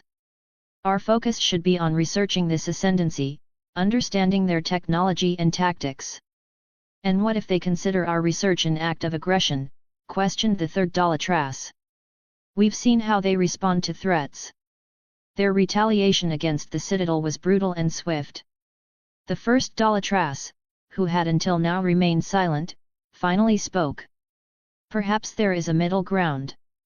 We could serve as mediators between the ascendancy and the council races. That would mean breaking our neutrality, objected the fourth Dalatras. Taking sides in this conflict could have dire consequences. We wouldn't be taking sides, the first Dalatras clarified, her voice steady and calm amidst the rising tension in the room. We would merely be facilitating communication between them. Our neutrality would help us maintain a balanced perspective. Whether it's war or diplomacy, we're stepping into dangerous territory, warned the third Dalatras solemnly. On the one hand, they understood the need to preserve their neutrality. Their ability to maintain peace through unbiased diplomacy had always been their strength. But they also could not ignore the reality that remaining uninvolved could be just as deadly as picking a side in this impending war. All right, said the second Dolatrass, breaking the silence. We will pursue this course of action. But let it be known that we do this not because we seek to interfere, but because we seek peace. There is wisdom in your words, said the fifth Dolatrass, an edge of relief in her voice. We need to act wisely and cautiously. Let us approach the ascendancy with an offer of mediation. The room echoed with murmurs of agreement as each Dolatrass nodded their head. It was a heavy burden to bear, but it was one they were prepared to take on for the sake of their galaxy. Every decision had its risks, but inaction was a risk they could no longer afford. On Earth, Systems Alliance, the Alliance High Command was in session, their faces grim as they analyzed the latest reports from the Citadel. Their fleet had arrived late to the party as the Ascendancy fleet was already gone, by the time they arrived. Some had called their relationship with the Ascendancy to be over because of the attack on the Citadel, while those who were aware of what exactly was going on opted to not make rash decisions. But whatever they decided here would affect their relationship with the Ascendancy for the foreseeable future. Chapter 139, Chapter 137. Clearing his throat, he rose from his seat and addressed the room. We are at an impasse, he began, his voice echoing through the vast chamber. It is not lost on us that the Ascendancy has grown into a formidable power. They have been our allies for many years, and we should not dissolve this alliance. They had a legitimate reason for attacking the Citadel and even tried to reason with the Council to turn over the Turian Councillor before they attacked. Murmuring filled the room, but Ainsley raised his hand for silence. We know how the Council works, they don't respect the other races, much less us humans because of our recent addition to the Citadel and the galaxy. The same could be said for the Ascendancy, only their influence far outweighs ours. That being said, he continued, we should remain on good terms with the Ascendancy at all costs. Heck, we are more similar to the Ascendancy than we are to the rest of the galaxy, they have a species called humans just like us, that can't be a coincidence. However, Prime Minister Ainsley paused, sweeping his gaze across the room of Parliament members, we must not become blind followers. We have to ensure that our alliance with the Ascendancy is based on mutual respect and understanding, not intimidation or fear. A wave of consent passed through the members as the Prime Minister's words resonated with them. We must also consider our position in the galaxy. This recent attack by the Ascendancy have shown their willingness to use force when provoked, another senator, a stern-faced woman named Senator Lila Harrington, said. While we may harbor a certain measure of understanding for their actions on the Citadel, we cannot ignore their aggression. There's another aspect we need to consider, interjected Admiral Miles Anderson from where he stood amongst the military representatives. The potential for technological exchange and growth. The Ascendancy's advancements far exceed anything we've seen. If we maintain good relations with them, think of how much that could benefit us. Already we have seen great advancements in our technology thanks to the shared research initiative between us and the Ascendancy. Nods of agreement sprouted from around the room, yet the atmosphere remained tense. But ultimately, they made the alliance with the Ascendancy a priority over their relationship with the Citadel and other species. On Atlas Station, the various less influential species of the galaxy had sent diplomats to voice their concerns over the recent actions of the Ascendancy. The Hanar, Elcor, Valis, and others, were more receptive of the Ascendancy actions than the Council. The station's all-encompassing conference room echoed with the low murmurs of interspecies chatter as the representatives prepared themselves. The Valis ambassador, a short, round creature in a pressure suit, huffed anxiously. This is nothing short of outrageous, he wheezed through his speech synthesizer. So much raw power, it's not right. On the contrary, the Hanar representative, an ethereal jellyfish-like entity floating with the help of a gravity suspension device, countered with its bioluminescent body pulsating with each word, it is indeed alarming. But we must remember, the Ascendancy's aggression was provoked. They did not instigate this conflict. An Elcor diplomat, a large ponderous creature speaking in a monotone voice due to its species' difficulty conveying emotion, added, genuine concern, the Council failed to respond adequately to their demands. Result: unavoidable conflict. Indeed, these species harbored no ill will towards the ascendancy. Some even held admiration for their technological prowess and swift retaliation against perceived threats. A Drell delegate, his scaled skin shimmering under the ambient light, regarded his counterparts thoughtfully. "We may not hold much sway in galactic affairs," he began in his reedy voice, "but it is prudent to remember that our actions can still ripple across the stars. Our united stance could highlight the Council's heavy-handedness." As each representative shared their thoughts, it became evident that despite their relatively minor roles in the galaxy, they had no intention of blindly following the Council's narrative. They recognized that the ascendancy offered a different perspective, one that seemed more equitable compared to the Council's perceived might-is-right outlook. "Proposition: we open communication with the ascendancy," suggested the L-Corps diplomat. "Goal: gain insight into their perspective and explore potential alliances." "Indeed," agreed the Valis ambassador. "We may not stand shoulder to shoulder with them on the battlefield, but we can still stand with them diplomatically, to show our support for their efforts at fairness in galactic governance." The meeting ended with a sense of unity among these minor species. They were ready to make their voices heard, to step out from underneath the shadow of the Citadel. On Nova, Councillor Kaitus was currently sitting in a chair inside a room with 4 other people. Both Axel, Miranda, and 2 guards were present within the room, with Axel sitting down across from Kaitus. Miranda was standing behind him, and the 2 guards standing at the door. "Counselor," Axel greeted neutrally. "Emperor Axel," Kaitus responded evenly, maintaining eye contact with the leader of the ascendancy. There was tension in the room, unspoken words and veiled threats all hanging heavy in the air. "Help me figure out what to do with you. Should I strap you to a spaceship and launch it from the surface of the planet to space, or perhaps send you slowly floating towards a star with a protective suit on, of course, to see whether or not you burn up before you suffocate?" Axel's voice held a dangerous tone, yet there was a note of curiosity in his words. "Now, tell me why you orchestrated a planned attack on our research lab on Dujunka," asked Axel.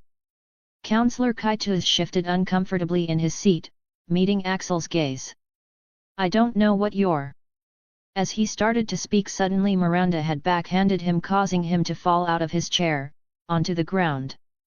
The 2 guards had walked over and lifted Kaitus back up, placing him back onto the chair.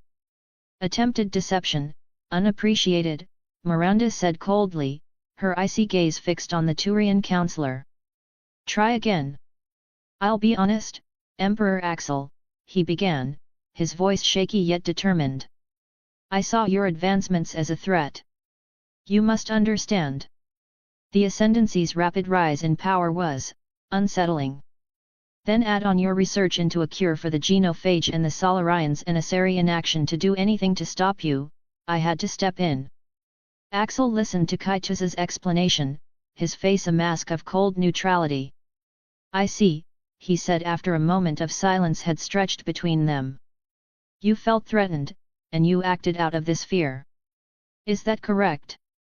"Yes, Emperor," Kaitus admitted, swallowing heavily as he nodded. His gaze darted nervously between Axel and Miranda, clearly anticipating another blow. "Unfortunately for you, your fear has led to the end of your pitiful life, or to be more precise, the end of your freedom," Axel continued with a chilling smile spreading across his face. "I should appreciate your honesty, yet I cannot forgive your recklessness." The Turian's mandibles twitched nervously as he watched the Emperor rise from his seat. Fear was evident in his eyes, yet there was a sense of acceptance as well. He had known that this confrontation would not end well for him. "You will be escorted to a holding cell where you will remain until I decide what is to be done with you. You see, Councillor Kaitus," Axel added, turning to leave the room, "you gave me no choice. I prefer peaceful solutions, but it seems people like you only understand power and fear." Chapter 140, Chapter 138. Meanwhile, contrary to the narrative that was created from the attack on the Citadel, the civilians within the galaxy had a different view of it apart from their governments. On the Citadel, the people didn't really have a positive view as their daily lives were affected by the attack. Many people lost family members who were working with CSEC.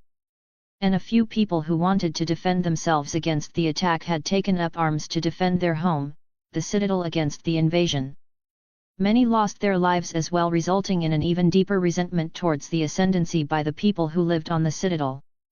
From an outside perspective, those who lived on the colonies and home worlds of the various races didn't have much of a negative or positive response to the situation. They didn't have personal ties to the citadel or the people who resided there, and many were indifferent to the politics of the council. Most were focused on their own survival and prosperity, and while they acknowledged the tragedy of the attack, they remained largely neutral in their sentiments towards the ascendancy. The Terminus systems were especially a little happy about the decline in Citadel Council influence, but still wary of the rise of the ascendancy, who proved to be a much greater problem to their independence. A few warlords had even openly opposed the ascendancy and promised to retaliate against any ascendancy forces interfering in their business. Axel or the ascendancy didn't give an open response to this, but many knew what would happen if these self-proclaimed warlords tried to fight the ascendancy by themselves. Some people even questioned how these warlords would hope to stand against the ascendancy when even the Citadel Council couldn't. The Krogan, however, was a different story. The prospect of a cure for the genophage had ignited hope within their species. Many were sympathetic towards the ascendancy, seeing them as potential allies who could restore Krogan fertility and lift them from centuries of stagnation and decline. There was growing unrest among them, a feeling that change was imminent and that they should stand on the right side of it. The Turians were different from the rest of the Council and even the galaxy as a whole. Their counselor was the one targeted by the ascendancy, and they were helpless against when the attack happened. Even now, the Asari and Solarian counselor had launched an investigation into the activities of the Turian counselor, into the evidence that the ascendancy presented. This temporarily made the Turians lose a council seat but still maintain their responsibilities that they had when they had a seat on the council. This caused a wave of discontent among the Turian hierarchy.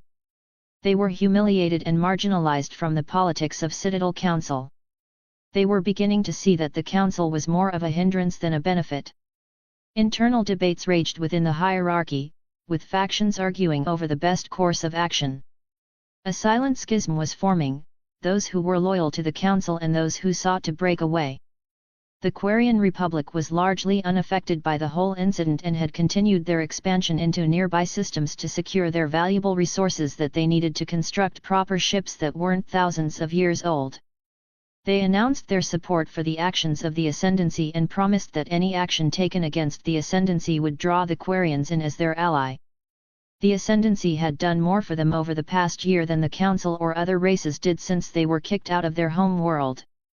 They still had an isolationist's attitude but were very cooperative when it came to the ascendancy. As the galaxy remained stable for now, the other races were seeing the actions of the ascendancy in their own perspective. The reason for this was the fact that the ascendancy relatively remained isolated in its territory, with its only interaction with other races taking place in Atlas Station. As such, not many people know much about the ascendancy nor what its core values are, leaving many to speculate and come up with their own assumptions. This resulted in a lot of misinformation circulating the galaxy, with stories of the ascendancy ranging from tales of tyrannical rule to a utopian society where all races live in perfect harmony. The galaxy was divided in its view, but one thing was certain: everyone was watching the ascendancy closely. On board the Endeavour, the ship had arrived at their destination, which was a continental world that had mountains, greenery, and crystal blue oceans. From their orbital scans they could see the oceans of the planet, which were so clear that the sandy bottoms were visible. There was also an abundance of wildlife, indicating a thriving ecosystem. The scanners detected a few resources that they knew from their galaxy, but also some strange anomalies on the surface of the planet. They deployed probes to take a closer look at the planet, and as the information trickled back in, the crew was filled with murmurs of excitement and relief. But Captain Harper was cautious. She knew that they couldn't take anything for granted in this foreign territory. "Prepare a landing party," she ordered. "We need to check the feasibility of this location for setting up base." Lieutenant Harvey Myers saluted in acknowledgement and began prepping the Spartan IIIs and Marines for deployment. As the Marines and Spartan IIIs readied themselves, Captain Harper scanned the incoming data once more. She spotted a large landmass with sufficient proximity to both water and materials that seemed ideal for their base. "Land the shuttle there," she pointed at a cluster of coordinates on a holographic display of the planet. "Begin with surveying the area for potential hostiles, but remember the first contact protocols. We have limited numbers, so let's focus on survival and study for now." "Understood." Her stern gaze swept over her crew, who responded with a chorus of affirmations. She was a former officer within the UNSC before it was reformed and integrated into the Combined Ascendancy military. She had served her time and got out to pursue her dream career in the field of science. She graduated with her master's in xenobiology and served on numerous exploration missions before she was chosen because of her prior experience to become the captain of a science vessel. The transport ship had descended and landed on one of the sandy shores of the planet, scaring off the alien fauna with its loud engines. Lieutenant Myers stepped forward, leading the Spartan IIIs and Marines out of the shuttle onto the seemingly deserted landscape. "Wigan, deploy the drones to scout the area, scan for unknown materials and other native life." Lieutenant Myers commanded one of his Marines. Wiggins nodded and released a few small drones, which began to collect data on the surrounding environment. The Marines set up a perimeter around their landing site, their weapons at the ready but held in non-threatening positions to avoid triggering any potential hostile reactions from unknown life forms.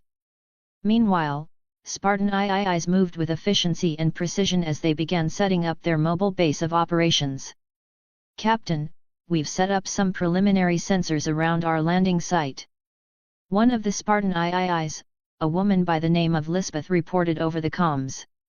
"We're picking up large heat signatures in the deeper parts of the forest. It could be native fauna or geothermal activity." "Understood, Lisbeth," Captain Harper responded. "Keep an eye on those heat signatures. If they move towards us, I want to know immediately." "Yes, ma'am," Lisbeth responded. While the team worked to ensure they were prepared for any sudden surprises this new world might spring on them, a small tribe of natives had spotted the transport landing and had already gathered a small group to go investigate who had descended on their planet. Chapter 141, Chapter 139. A/N, just a little hint into what this new galaxy will be. No, it is not Star Wars, StarCraft, Star Trek, or even Stargate. The only thing I will hint at is that it will be a brand new galaxy involving the precursors. The story is still going through the Mass Effect arc, so don't always expect to see developments of what's going on in the other galaxy. "Sir, here is the report from the research team," said Taylor as he handed Axel a data pad containing information about a recent ancient ruins site that they had surveyed. "It took a few weeks to decipher the language and study the technology, but we now have a name of the species that the ruins belong to," explained Taylor. Looking at the data, Axel noticed the names of the species that the ruins belonged to, the Proteins. He knew the name because of the Asari scientists who had a lab on Atlas Station. They had provided valuable insight into who the Proteins once were and gave the Ascendancy some information on the galaxy's history. Upon learning about what the Asari scientists knew, Axel was curious as to what happened to the Proteins, since they couldn't have just vanished from the galaxy. It was similar to the Forerunner in his galaxy, who was first thought to have vanished but was later found to be wiped out due to the halos to prevent the spread of the flood. He figured that something major must have happened to the Proteins for them to simply have vanished from the galaxy without any explanation. Looking through the information on the data pad, the research team uncovered a Protein data cache containing an extensive library of coded messages and scientific data. It would take months to decode and understand all of the Protein knowledge that it contained. "Start on this right away, Taylor," Axel ordered, handing back the data pad. "And continue our exploration of each unknown planet within the Adikantraverse. I have a feeling that we will uncover more of these ruins and be able to learn what truly happened to the Proteins." Taylor nodded and left to return to his duties. He was currently assigned to oversee the various research teams which were dispatched across the galaxy. Normally this was Catherine's job, but because she was occupied researching the cure for the genophage, the responsibilities were taken over by Taylor until she was done. Within the Ascendancy home galaxy, the Spartan 4 project was successful and had produced its first batch of multi-species Spartans made of various races. The diversity within the ranks was remarkable, reflecting the incredible unity among the Ascendancy races. From the 4-foot-tall Ungoi, who were surprisingly quick learners and perfect for stealth missions, to the massive Jiralhani, whose brute strength was incomparable. The Spartan 4 project was not just a symbol of military might, it was a representation of their collective will to protect the Ascendancy. Despite their new roles, the Spartans were given ample respect for their individual cultures and traditions, an ideal Axel firmly believed in. He knew that without this understanding and respect for diverse cultures their unified front wouldn't be possible. Aboard the Endeavour, Captain Harper reviewed the day's work and the ongoing preparations for exploring further into the planet. Progress was steady. The Spartan IIIs and Marines had completed construction of their temporary base and now shifted focus to internal security and maintenance. The science teams worked tirelessly, studying the data collected from the drones and probes, deciphering alien plant specimens, and taking apart unknown minerals. Everyone was busy. Suddenly, Lieutenant Myers came over the comms, sounding tense.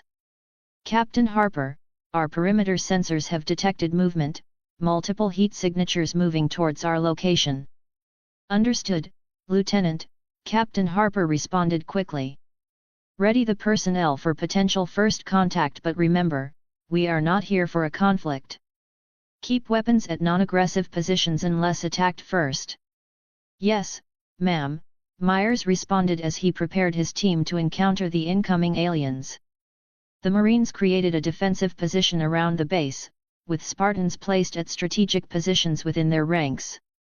A few seconds later the aliens had came into sight.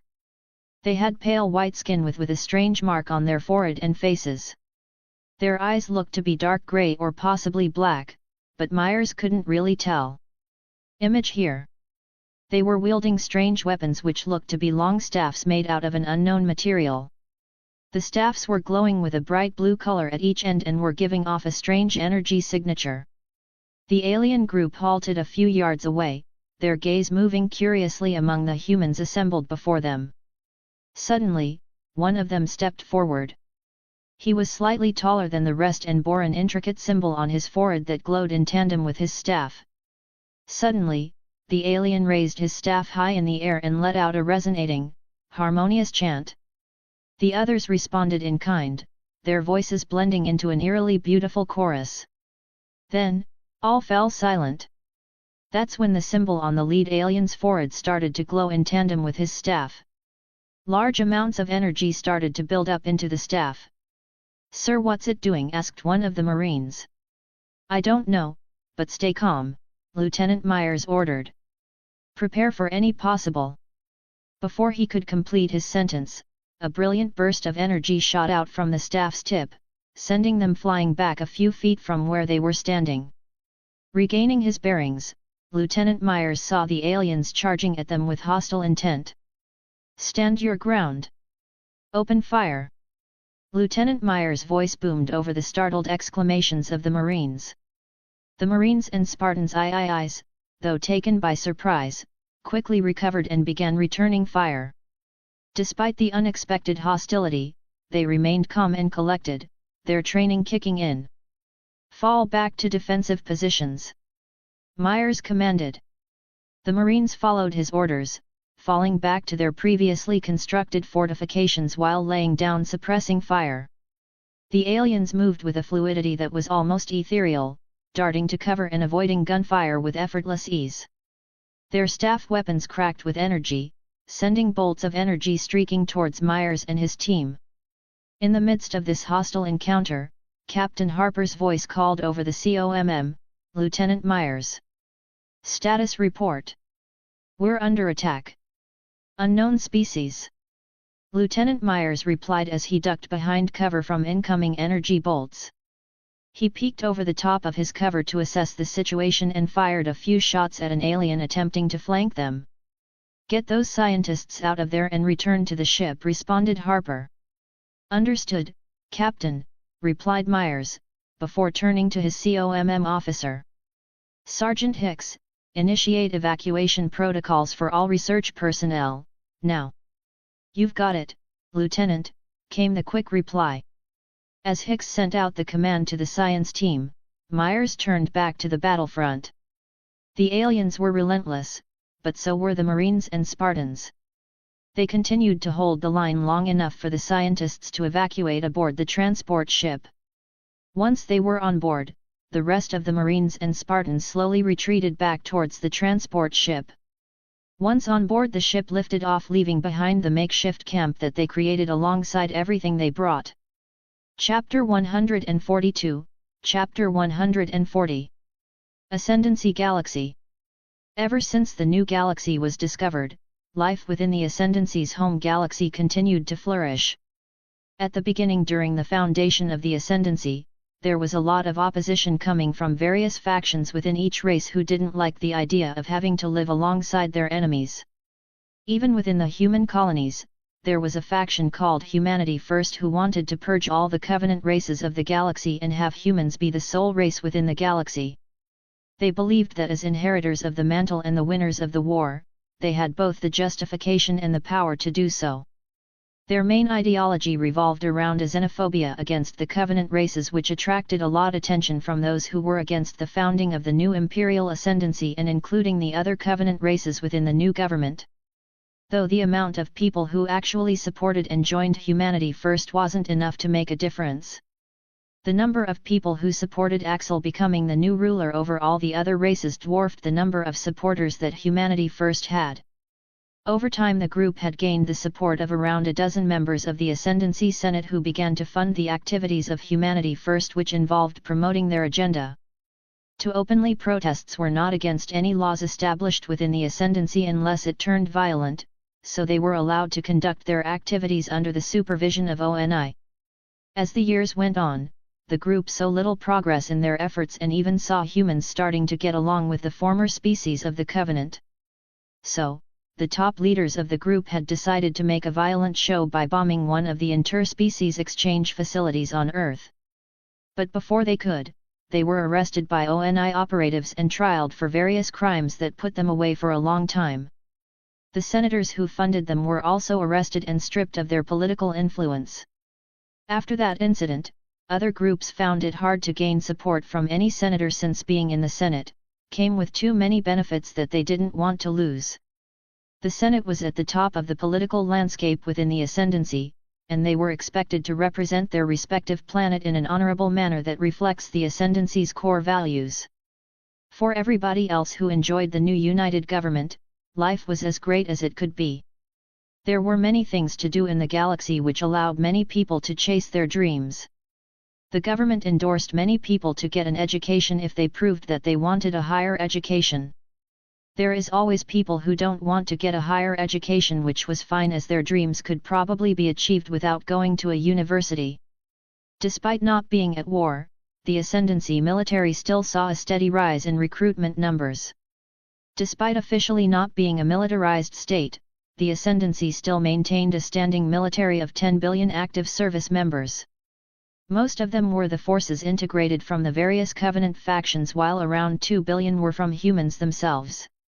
A lot of humans retired once the war ended but still turned to government jobs, or some got civilian jobs. People on every colony, especially Earth, were grateful for the men and women who fought for their survival, so when the veterans returned, they were welcomed back into society without many problems. The Ascendancy of today was more or less a utopia. Axel had just arrived through the dimensional slip space gate for a massive celebration that happened every year. It was to celebrate the founding of the Ascendancy and end of the Human Covenant War. He was also here because of a recent discovery which the librarian had found in the records from the time of the Forerunners. A species called the Xalanin was imprisoned during the time of the Forerunners because they thought that the Xalanin was a threat to the rest of the galaxy's species and to humanity's position as inheritors of the mantle.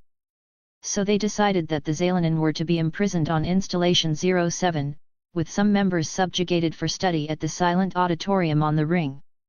Ascendancy researchers had been studying the silent auditorium for a while now, but they had never found anything revealing the imprisoned Xalanen species during their time. As Axel made his way to Installation 07, the librarian told him that the Grand Edict, a forerunner, charged Installation 07's monitor, 117,649 despondent pyre, with guarding the Xalanen's prison, and assigned offensive bias, a Meterch-class forerunner artificial intelligence to the ring to aid in this endeavor. She herself didn't know about this and had just found this information while looking through the forerunner records. It was well hidden and couldn't be found through normal means. Once she discovered this information, she contacted Axel almost immediately.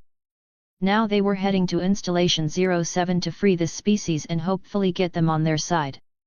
Arriving at the installation, his ship docked at one of the docking bays, and Axel disembarked with a team of Ascendancy researchers and honor guards in tow.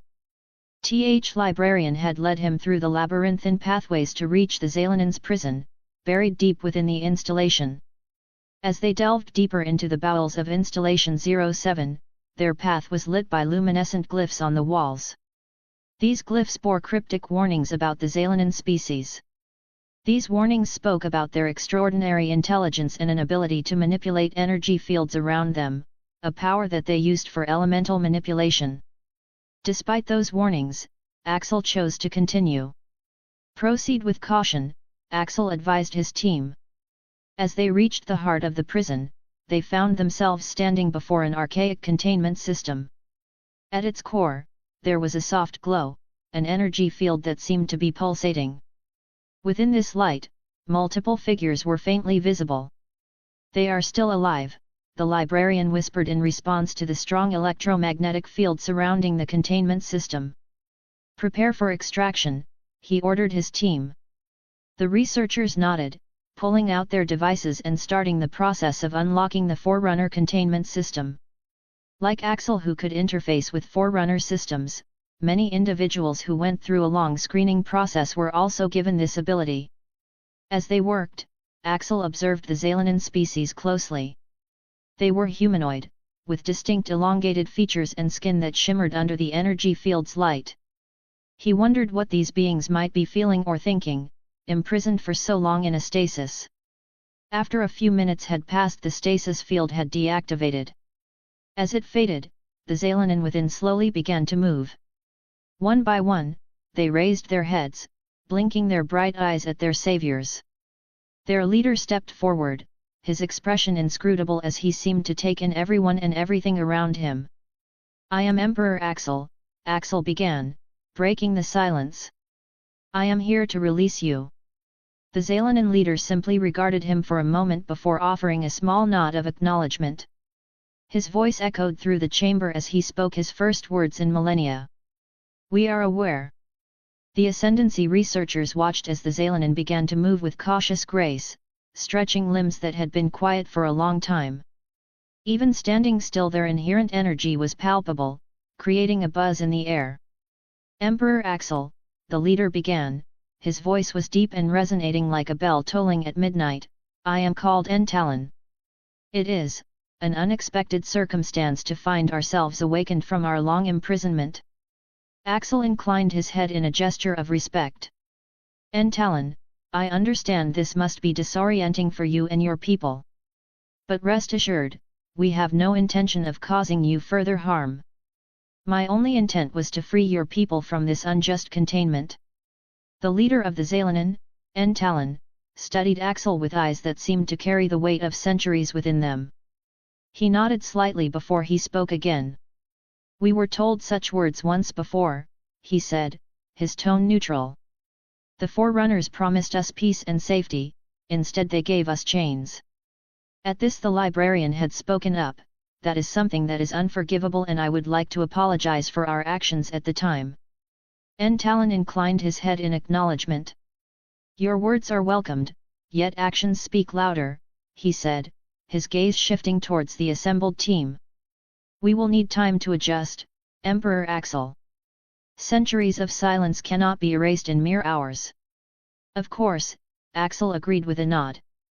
The Ascendancy will provide you with everything necessary for your transition.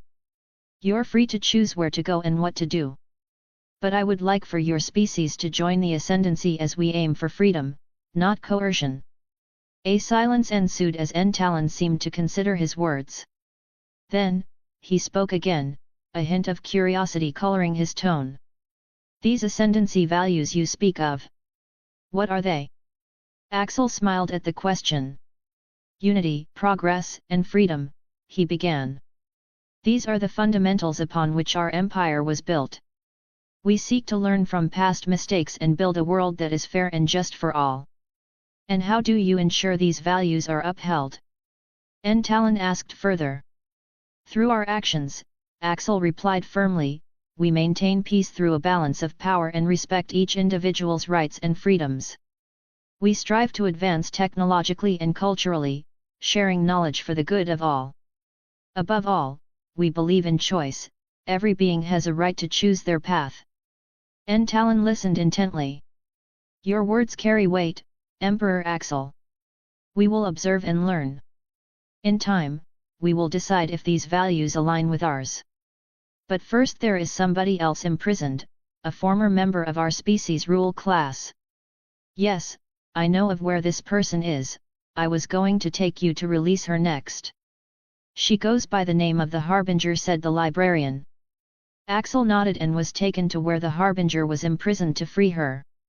Chapter 143, Chapter 141. Citadel.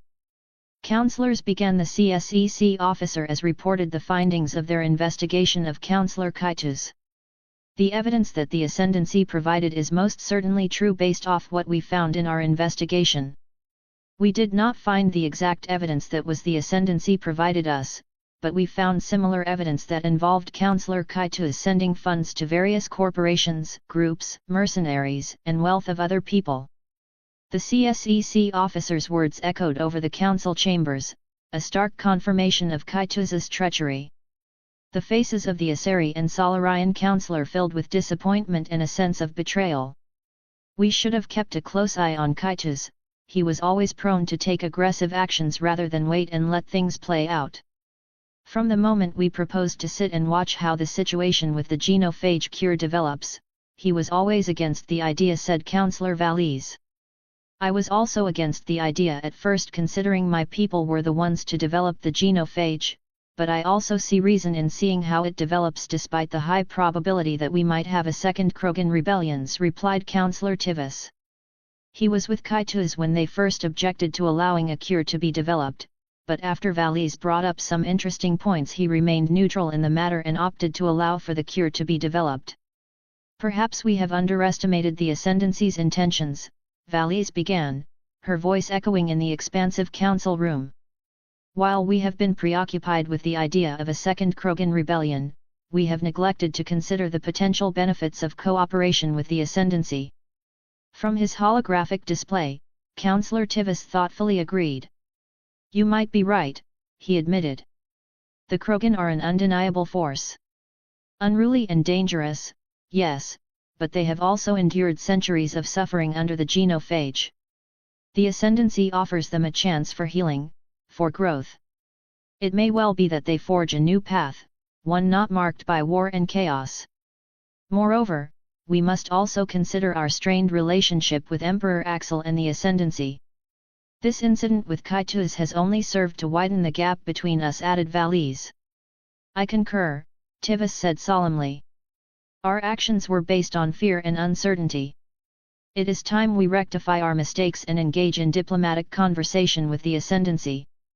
Also, we need to come up with a decision regarding the Turian's spot on the council." "True," Valise agreed. "Losing a councillor, especially under these circumstances, is a blow to the council's image. We need a replacement, someone who can be a voice for the Turian people, but also someone who is willing to work with the Ascendancy. Finding such a representative won't be easy," Tivis acknowledged. "But it is crucial we do it swiftly. The Council must show the galaxy that we are capable of dealing with our internal problems." Silence fell throughout the council chamber as they considered this new challenge. knowing that their decision would shape the future relationship with the Ascendancy. While this incident is a reasonable excuse to change the Turian membership to an associate member, effectively kicking them off the council, they decided not to because the Turians made up the bulk of the military and peacekeeping forces of the Citadel.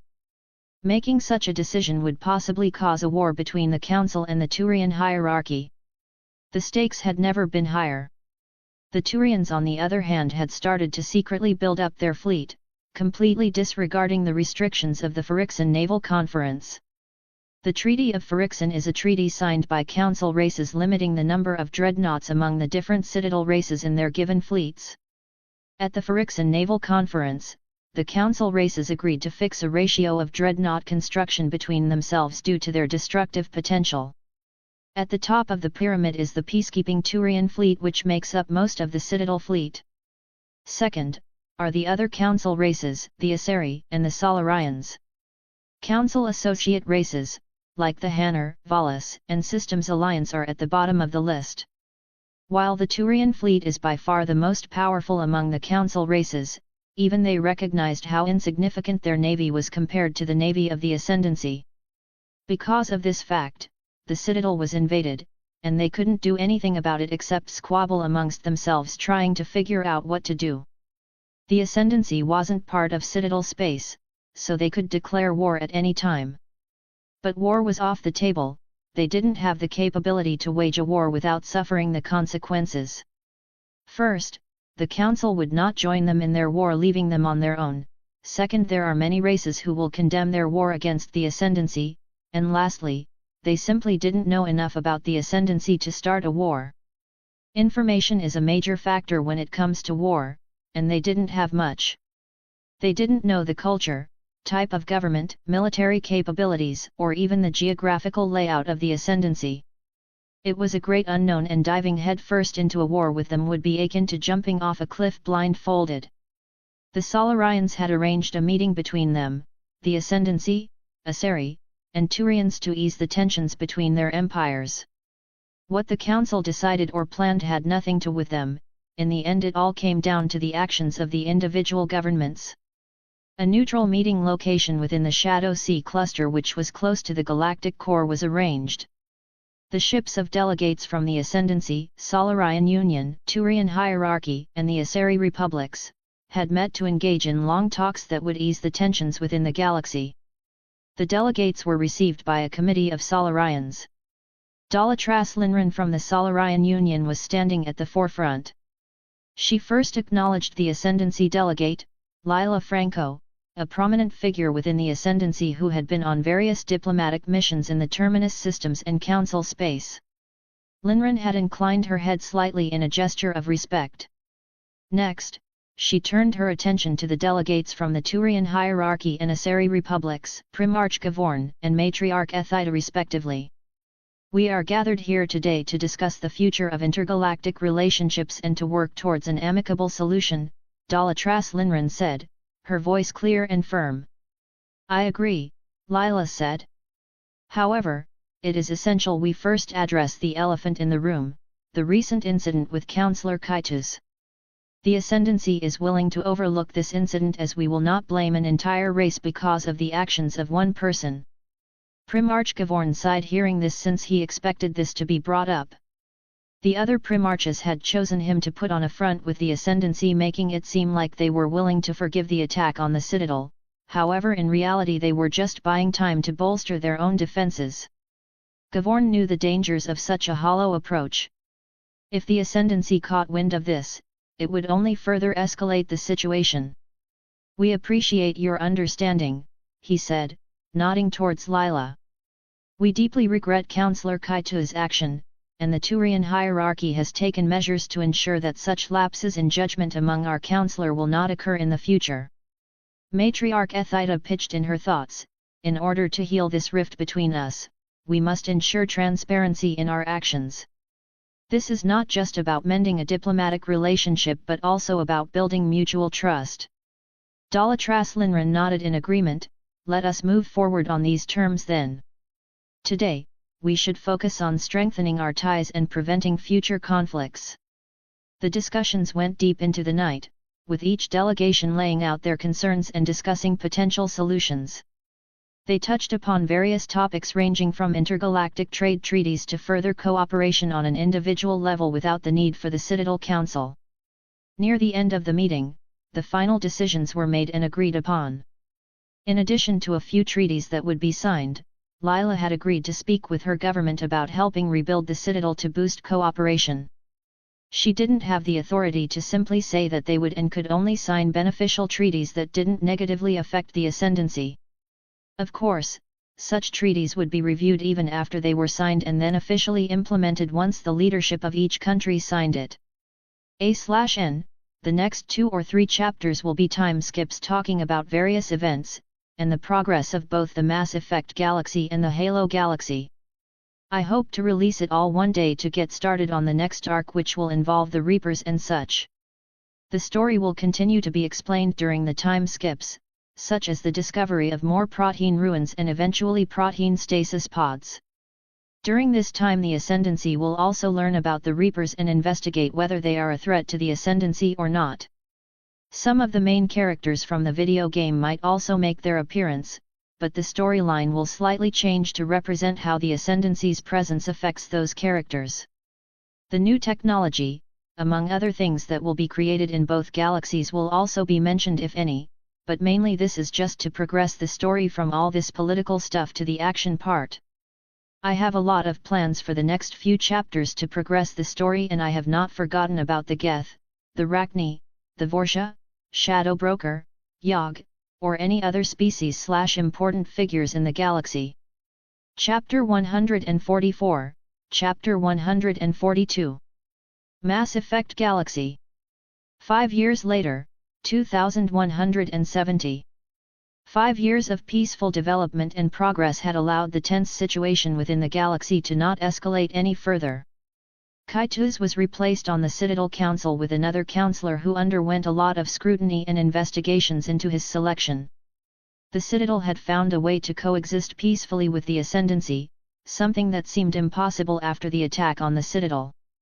The signed treaties worked out for each party, with the Ascendancy aiding in the reconstruction of parts of the Citadel. Though the damage to the Citadel's influence was permanent. Atlas Station had become a massive trade center on Par with Ilium that was available to all species and factions except those branded as terrorists or slaver groups. Atlas Station also opened the door for cooperation between the Terminus systems and the other species away from the eyes of the Citadel. Such collaboration led to the rise of new alliances and agreements between species that previously had no interaction. This brought about a new era of diplomacy in the galaxy, and slowly the Citadel's influence was getting weaker and weaker. Some of the Citadel laws were being seen as restrictive to the economies of the associate member species. In response, the Citadel Council also made efforts to interact with the Terminus systems in a diplomatic way to promote cooperation and not fall behind in terms of diplomacy. The Ascendancy, through its diplomatic efforts, emphasized interspecies cooperation, cementing its status as a galactic power promoting peace. This brought about a shift in the political landscape of the galaxy, with many races leaning more towards the Ascendancy rather than the Citadel. During these years, the Ascendancy also delved deep into the secrets of protein technology and history. It was discovered that they had found ways to tap into the natural energy of galaxies and planets, an astounding feat that could potentially revolutionize energy production across all empires. However, further research was needed to ensure that harnessing such energy would not have catastrophic consequences. On the fringes of space, the Geth continued to watch and observe. The synthetic race had their own concerns regarding the rise of the Ascendancy but did nothing overtly harmful. They kept their distance while continuing to develop their own technology and intelligence independently. The Vorsha and Yogg were under close observation by the Ascendancy. Despite being considered a low-tier species due to their primitive stages of development, they showed potential signs of becoming a significant force if given proper guidance. The cure for the Krogan genophage had also been completed in 2168 and was dispersed throughout Dujunka and any other Krogan colony. However, unlike an official cure which would allow them to reproduce fast, Catherine had modified the cure to only allow Krogan females to produce 300 fertilized eggs over the course of a year to control the population growth of the Krogan. This did not make the other 700 eggs die but instead prevented them from even being created in the first place. Using her study of the flood, the cure would perform like a microorganism that will constantly evolve to counter the Krogan's own evolution. The reason behind this was, if they just introduced the cure, then in a few generations, the Krogan would evolve and overcome the cure, leading to an unchecked population boom. This way, the cure evolved alongside the Krogan, maintaining a steady and controlled growth. The Krogan population responded positively to this change. While their numbers did not suddenly skyrocket, they now had a stable growth rate which was something they hadn't seen in generations. Even so, with their newfound fertility, the Krogan needed guidance to prevent them from falling back into their warlike tendencies. A representative from the Ascendancy was assigned to Dujunka to help guide the Krogan leadership towards a more diplomatic and strategic path in engaging with other species. The Shadow Broker, always dealing in information and secretive manipulations, observed from afar as well. The Ascendancy's rise in power made them an interesting factor in his calculations. Yet he chose to remain silent, collecting data and watching how events unfolded. His vast network of informants provided him with real-time updates about every significant move the Ascendancy made and everything that transpired within Citadel space. The Alliance stood by their decision and had formed closer ties to the Ascendancy while mainly leaving Citadel matters as a secondary objective. Siding with the Ascendancy was extremely beneficial, but playing both sides brought more benefits at the time. Especially with their newly established colonies in the Terminus systems, the Alliance had to fend for themselves as the Ascendancy made it clear that they would remain neutral and not help when their colonies were attacked in the Terminus systems. Because of this, the Alliance had to send out patrols and fleets to constantly protect their colonies while making sure not to anger the Terminus systems. At the same time, the Mu relay, which had been thought to be lost due to being knocked out of position when a nearby star went supernova, was found hidden in hot gas and dust from the exploding star. The discovery of the relay was kept secret by Axel as his research teams went to investigate what was on the other side. During their study, they found the former Protean world of Ilos, which they had only learned about through the study of Protean ruins and artifacts. On Ilos, they discovered an intact Protean facility, buried deep within the planet. The Ascendancy immediately sent a team of their best archaeologists and scientists to study the facility. What they found was a trove of ancient knowledge and secrets that the Proteans had kept secret.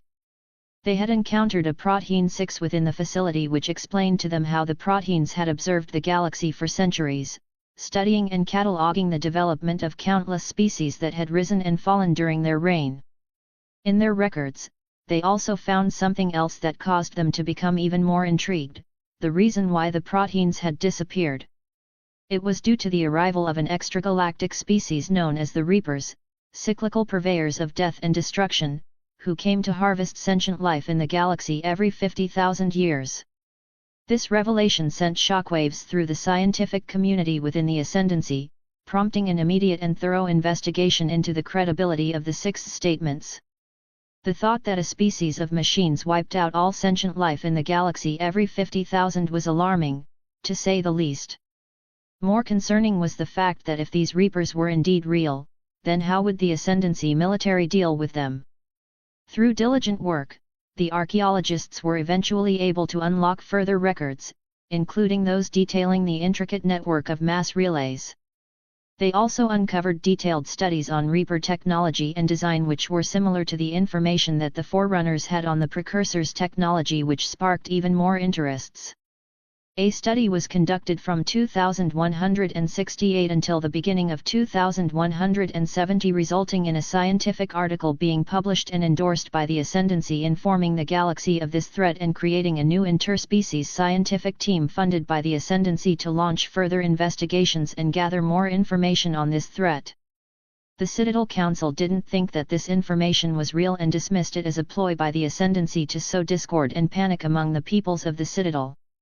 They vehemently debunked the findings, arguing that it was merely myth and folklore of the ancient Protean culture, not factual history. So did many other species, as the location of where they got the information was not shared in the report to keep ILO's location a secret and not reveal the discovery of the Mu relay.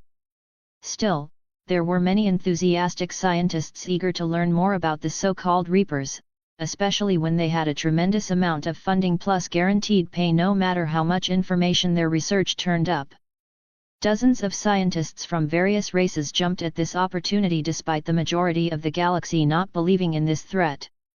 Priority 1 for the Ascendancy was to ensure that their people would be safe when the Reapers eventually arrived. Priority 2 would be to help those who can't defend themselves against the invasion.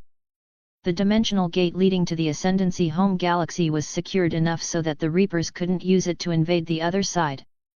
Its location was not known by any others outside of the Ascendancy, and every citizen that crossed from the other side was given a brief on how things differed from their galaxy and screened to ensure that no criminals or potential terrorists were trying to flee into the new galaxy. Even though they came through the dimensional gate, its location is still not known by the citizens themselves, as the pilots for the transports are contracted by the government, and per their contract, they are not allowed to reveal the location of the dimensional gate to anybody. Chapter 145, Chapter 143. Despite the furious proclamation, many of the onlooking Krogan had doubts. The Ascendancy had cured the genophage, brought great change and prosperity to Dujunka. The streets were cleaner, food was plenty, and they no longer lived under the constant fear of their own extinction. They were concerned about their sovereignty, but they also saw the benefits that came with this new relationship. While the Ascendancy didn't directly rule them and had left that up to the local clans, if one looked closer, they could see the heavy influence that the Ascendancy had. Alongside them were the Council Demilitarization Enforcement Mission, which still maintained a strong presence to ensure that the Krogan didn't remilitarize their population and start a second rebellion. The Council provided the military presence, while the Ascendancy extended its influence through reconstruction projects and the creation of the genophage cure. Krogan who were not on any world that the Ascendancy had dispersed the cure on was also given another alternative, which was put the Krogan into a chamber and dispersed the cure on their bodies, which immediately started to spread to the rest of the body. As they breathed in, the cure would then be implanted inside of their bodies, which was the key part. By affecting the genophage both inside and outside of the body, it allowed their bodies to be quickly cured as long as the Krogan remained exposed to the cure for a few days. The Krogan wasn't very smart when it came to things like altering their biology, so they never picked up on the subtle changes that the Ascendancy had implemented. If we allow these foreigners to continue to plague our world, then we will never be free from their control, continued Ernyat Thrak. His words echoed through the ruins, heightening the tension that ran through the crowd. The idea of true Krogan independence touched a sensitive nerve within their hearts. I had been observing the gathering from afar and took note of the rising Krogan warlord Ernyat Thrak and marked him down as a potential troublemaker. They would not take action as of yet, since the Krogan were not a major threat to the Ascendancy. If anything, they could just send in all of the Spartan IIS, Spartan IIIs, and Spartan IVs to conduct a planet-wide exercise showcasing their strength and at the same time getting rid of the Krogan if they tried to cause any problems. While the Ascendancy didn't have to take responsibility for anything that the Krogan did, they still were the ones who cured the genophage and were bringing the Krogans back up to a proper civilization. The mantle of responsibility extended as far as the Imperial Ascendancy authority did, making it their duty to cultivate the Krogan but also keep them in check. Ernyat Thrak was listed as a Tier 2 warlord, which meant that he had a massive following, but not enough to cause any damage. Tier 1 warlords were people who had a sizable force and were able to exert their authority upon other Krogan clans and disrupt the political landscape on Dujunka. Nevertheless, the Ascendancy would keep an eye on Tier 2 warlords such as Ernyat Thrak, whose charisma and influence were enough to potentially sway others to his cause. For the next few months until the beginning of the next year, the situation on Dujunka continued to rise as infighting between various warlords and clans had once again plagued the surface of the planet. However, the Krogan didn't have WMDs or weapons of mass destruction, so the actual damage to the planet was minimal and sustainable. Within the Halo galaxy, civilian technology was at an all-time high during this time. Space highways had been created to facilitate faster travel between planets within the same system. Space highways were a little different from a standard highway within a city. The space highway would allow ships no matter their size to travel at an increased speed, reaching their destination in a much shorter time. This was achieved by the creation of a precisely calculated gravitational pulse which attracted ships at a controlled rate, essentially pulling them along specified routes. The routes were created at safe distances from planetary bodies and other celestial objects to prevent any catastrophic accidents. This technology was a leap in interplanetary travel and was being used extensively across the Ascendancy. It drastically reduced the time taken to traverse between planets and decreased the amount of space traffic within a system. The highways became popular among traders and merchants, serving as arterial links for commerce throughout the galaxy. Next was the field of medicine, which had seen staggering advancements. New Age medicines capable of curing any disease were being developed. Medical pods capable of healing critical injuries and severe trauma were being deployed across all Ascendancy-controlled planets, ensuring every citizen had access to world-class medical care. Education wasn't left behind either. New Age learning systems, powered by advanced AI technologies, were being integrated into classrooms across the Ascendancy. These systems were capable of providing personalized learning solutions to each student based on their strengths and weaknesses. They could teach complex scientific theories or ancient history with equal efficiency. This also helped with the increased number of people who went back to school to get a higher education. Next came the advancements in manufacturing and industrial technologies. While the assemblers were much better than normal manufacturing and industrial technologies, it wasn't exactly accessible to independent corporations and such, since one could literally field an entire army of machines and start a rebellion or their own army. It would be like the insurrection era except even more deadly. Instead, the Ascendancy had taken the idea of automated labor to new heights. Sleek lines of industrial robots, all controlled by a central AI, managed the production of goods with an efficiency and precision that manual labor could never match. This ensured a consistent and high-quality output, while also significantly reducing costs.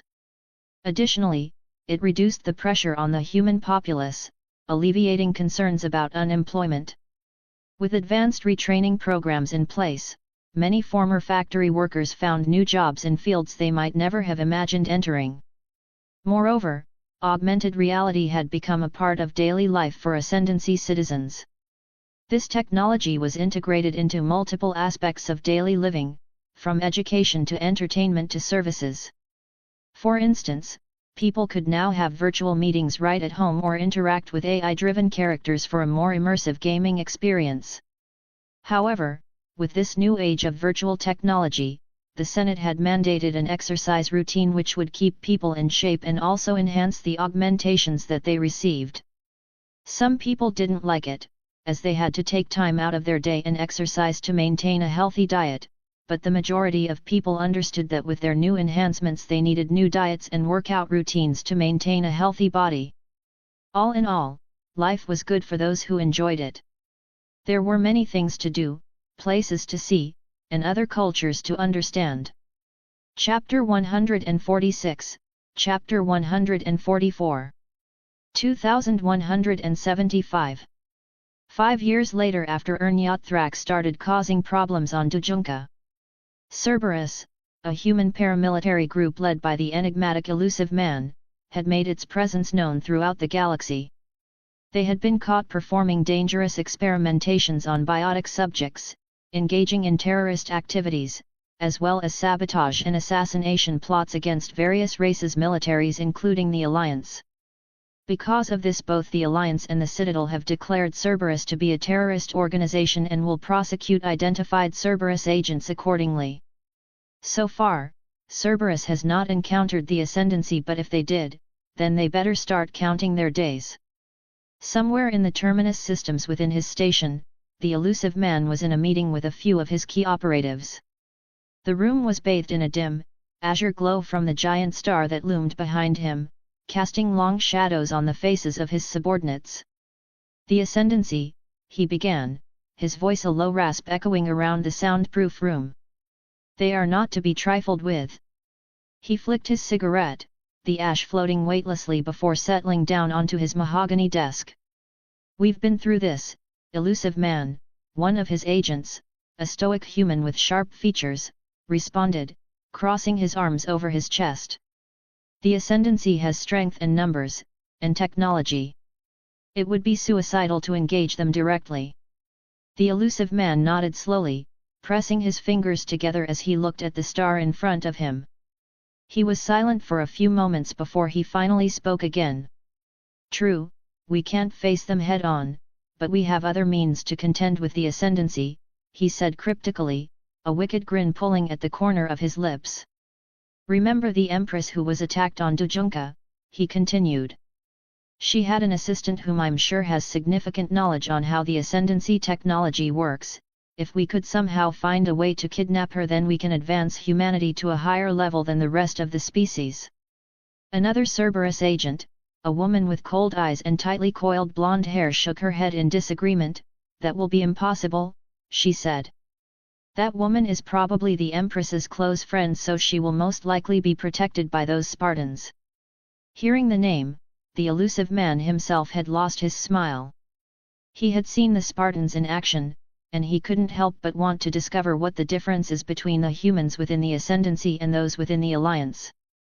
Sure, one could see the physical difference through a video recording, but he wanted to know everything from their genetic makeup to their physical capabilities, their combat training, and most importantly, what made them tick. We need not engage the Spartans directly, the elusive man stated decisively. Infiltration and subversion are our strengths. We must outthink them rather than outfight them. The room was filled with a tense silence before one of the operatives snorted dismissively. And how do we do that? A frontal assault is suicide, and anything less direct will be sniffed out by their intelligence agency. The elusive man leaned back in his chair, bathing his face in the azure glow from the star behind him. He was silent for a long time before finally speaking. We need an insider, he said, his voice low and barely audible. Someone who can blend in with the Ascendancy, gain their trust, and provide us with the information we need to destabilize them from within. But who would be able to? Began one of the operatives before being cut off abruptly by the elusive man's raised hand. I am aware of the difficulties, he interjected. But if we manage to pull this off, then we could advance humanity far above the other species and finally be able to stand against them. Agreeing with such a massive task that could have various amounts of outcomes, the elusive man started to find people for this tasks. Preferably people whom he would send to Atlas Station, as it was considered the doorway into the Ascendancy by the rest of the galaxy. On the Batarian homeworld of Karshan, the new government was celebrating its foundation as well as the day that they were reborn under the guidance of the Ascendancy. While the Ascendancy played a major part in its new government, the Batarian Dominion still maintained its independence as an interstellar empire. They continued to expand, engage with other species, and build up a sizable military. But within all echelons of the Batarian Dominion one could see the influence that the Ascendancy had on the new technology that was being introduced. The capital city on Karshan was completely remade after the war ended and now resembles that of an Asari city in terms of appearance. Axel was present on Karshan alongside Catherine, who was taking a break from her work to spend time with her husband. They looked around the new vibrant city and could see how much of an influence their technology had on the Batarians. The cultural aspects of the Batarians were still present within their new creations, which made most Batarians ignore the fact that it was originally technology created by the Ascendancy and simply focus on their own technological advancements. Slavery was long gone from their society, but still the effects of it is still present. Their relations with other races have improved greatly since they were reformed into the new Batarian Dominion, but there were various problems that have appeared because of this. Terrorists wanting to destabilize the current government, independent slaver groups who fled the Dominion and continue the practice of slavery throughout the terminus systems. Apart from these, the Dominion's major problem was its war with a group of pirates who call themselves the Hegemony's Remnants. They were a thorn in the Dominion's side, seeking to restore the old ways, rejecting the reforms and advancements brought about by the Ascendancy's influence. The AIA was working together with the Batarian Intelligence Agency and military to find and hunt these pirates. Besides their war with the pirates, Karshan, the capital, was turned into a trade capital within the region.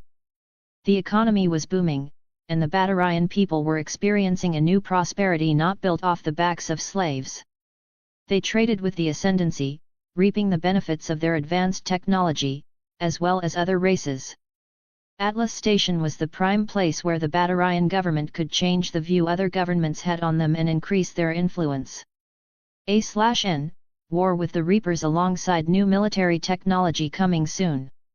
Chapter 147, Chapter 145.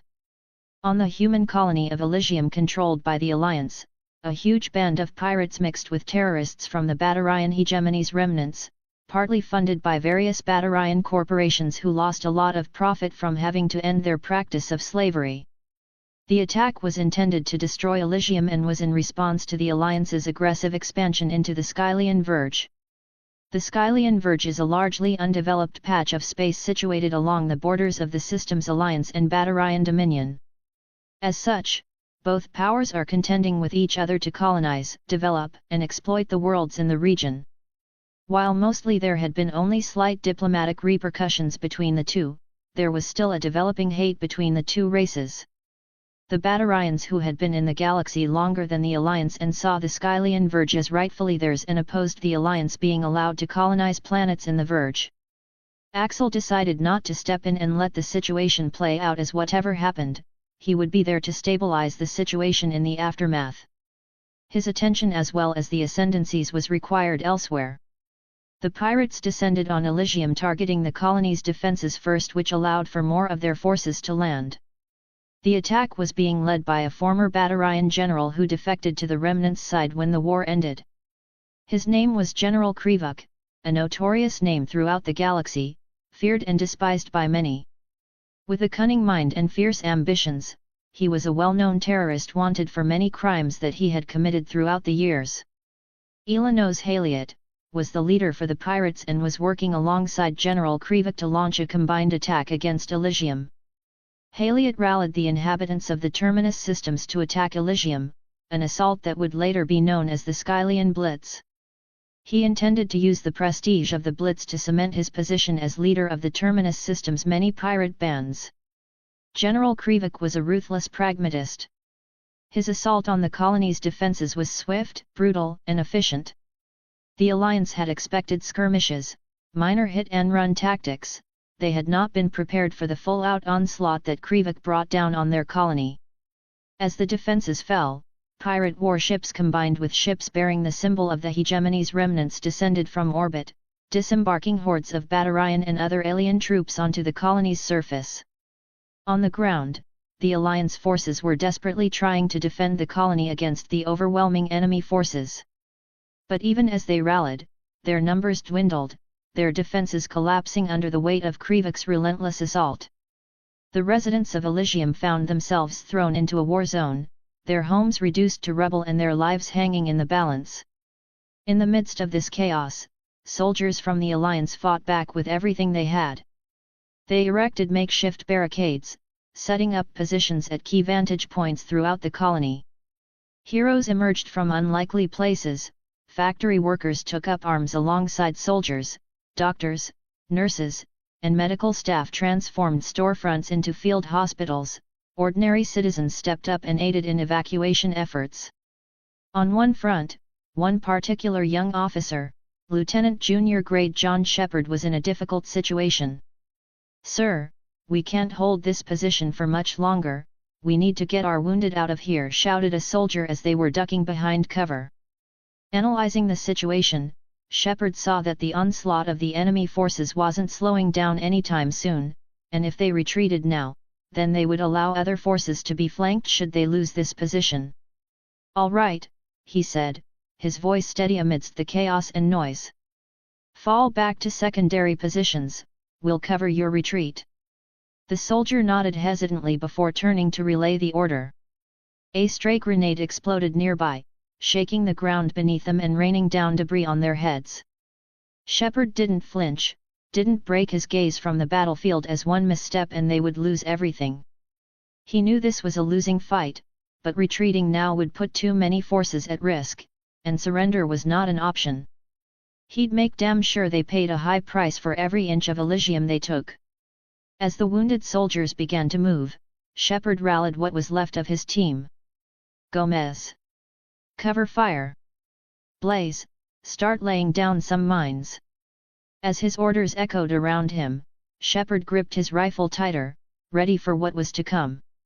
As Shepard and his team held their position, providing cover for the retreating wounded, the enemy forces pressed forward. Kinetic shots whizzed past them, men and women shouted in pain or fear. As the wounded soldiers got farther away, Shepard's team was losing people fast. Shepard himself had taken out a lot of enemies, but it wasn't making up for the number of Marines that he was losing. From above, a pirate shuttle with a mounted gun was providing aerial support for the attacking enemy forces. Gomez had grabbed the rocket launcher that they had and aimed it at the shuttle to take it out. But as he was doing this, an enemy had thrown a grenade directly underneath his feet. Gomez was busy locking onto the shuttle, so he didn't see it. Shepard attempted to save him, "Gomez, watch out," but he was too late. The grenade had gone off and sent Shepard flying back a few feet into the ground. Blaze, seeing this, attempted to run to his comrades, but his armor was penetrated by the mounted gun on the gunship. Shepard, the last one alive, had attempted to stand back up to fight, but he was pushed back onto the ground as a Batarian had placed his foot on his chest. "Pathetic human, you should have just laid down and died like a good little dog that you are," spoke the soldier as he aimed his gun at Shepard's head, prepared to execute him. Shepard didn't have the strength to move as the impact from the explosion had shattered a few of his bones. As he awaited his death, he had seen a few black dots falling from sky. But he didn't think much about it until the pirates started panicking and shooting blindly into the sky. The pirate who was about to shoot Shepard had turned his attention to the commotion and saw what his fellow soldiers were shooting at. He joined them, leaving behind an immobile Shepard to watch the commotion from the ground. A few seconds later, the black dots had got closer until they eventually hit the ground. Once the dust settled, 10 Spartans whom the pirates were familiar with were standing in front of them. In the seconds that followed, there were no words spoken by the Spartans as they began massacring all the pirates in the area. As the sounds of screams occurred, one of the Spartans approached Shepard, who was the only one in the area still alive amongst the Alliance soldiers. Leaning down, the scanner showed that the soldier was still awake but had been immobile due to a lot of broken bones. The Spartan pulled something from his armor and watched as small healing nanites had begun to repair the Alliance soldier's broken bones and body. This was one of the many medical advancements that the Ascendancy had made and incorporated into medical technology of the military. It was used to heal broken bones, wounds, and certain conditions in a matter of seconds. Shepard could feel the sudden relief as his body began to feel better, his strength returning to him, and he was able to move his body. Sitting up, the Spartan had handed Shepard his pistol. "Get up, Lieutenant, we still have a fight to win," said the Spartan. Grabbing the pistol, Shepard knew who these armored titans were, as most within the Alliance knew about them and few had seen them. "My name's Shepard, Lieutenant Shepard," he said as he grabbed the pistol. "I'm called the Master Chief," replied John. Shepard nodded, acknowledging both the name and the reputation behind it. He had heard stories about the Spartans, about their strength and combat prowess, stories which he was now witnessing firsthand. With renewed vigor, Shepard stood up, pistol in hand. "What's the plan?" he asked, turning to face Master Chief. Master Chief surveyed the battlefield, his visor reflecting the smoke and explosions around them. "We need to push back their advance. We have Ascendancy Marines combined with what's left of the Alliance Marines defending the evacuation point while other forces are engaging the pirates. They won't be able to leave the planet, and our mission is to annihilate any pirate that we find. No prisoners." "Got it," Shepard responded, gripping his pistol tighter. For the next few hours, the Battle of Elysium turned into a victory for the Alliance colony and considered a major failure for the Terminus System's pirate forces. Chapter 148, Chapter 146. This was part of the Ascendancy's humanitarian efforts within the Mass Effect galaxy to defend the innocent from pirate and terrorist groups. The defending force mixed with pirate frigates and even a few cruiser-class ships from the Hegemony's remnants put up little resistance as they were destroyed within seconds of the Ascendancy ships arriving. On the ground, the attacking pirates and Hegemony's remnant forces found what was supposed to be an easy battle had turned into a fight for survival. A few of them tried to surrender and give themselves up as they would rather live in prison for the rest of their life than die, but the attacking Ascendancy forces didn't accept their surrender. These pirates and terrorists were wanted for various crimes, murder being one of the top crimes. It was only natural that these pirates were given a taste of their own ruthlessness and shown how it felt to be the powerless one. After saving Lieutenant Shepard, John alongside his squad and Shepard had fought their way towards a friendly controlled base, rescuing other Alliance soldiers along the way. Arriving at the base, they saw injured Alliance soldiers being healed using nanites while Alliance and Ascendancy Marines stood guard around the perimeter. As John and his team walked further into the base, the squad leader for the Ascendancy Marines had walked up to him. "Master Chief, we have the location of General Krivuk," said the sergeant, sending the information to John's helmet. Receiving the information, John transmitted the information to the rest of his squad and quickly came up with a plan of attack. A few minutes after arriving at the base, John was already leaving on board a transport ship towards where General Krivuk was located. Shepard alongside a few Alliance soldiers had tagged along as this was their colony and the lives that they couldn't defend were also their fault. There was nothing they could do about the dead at present except to kill the pirates and terrorists who took their lives so that they could be at peace. In the transport ship, Master Chief analyzed the holographic map which displayed the location of General Krivuk. The base was a former Alliance base and is heavily fortified and crawling with the remaining enemy forces on the planet.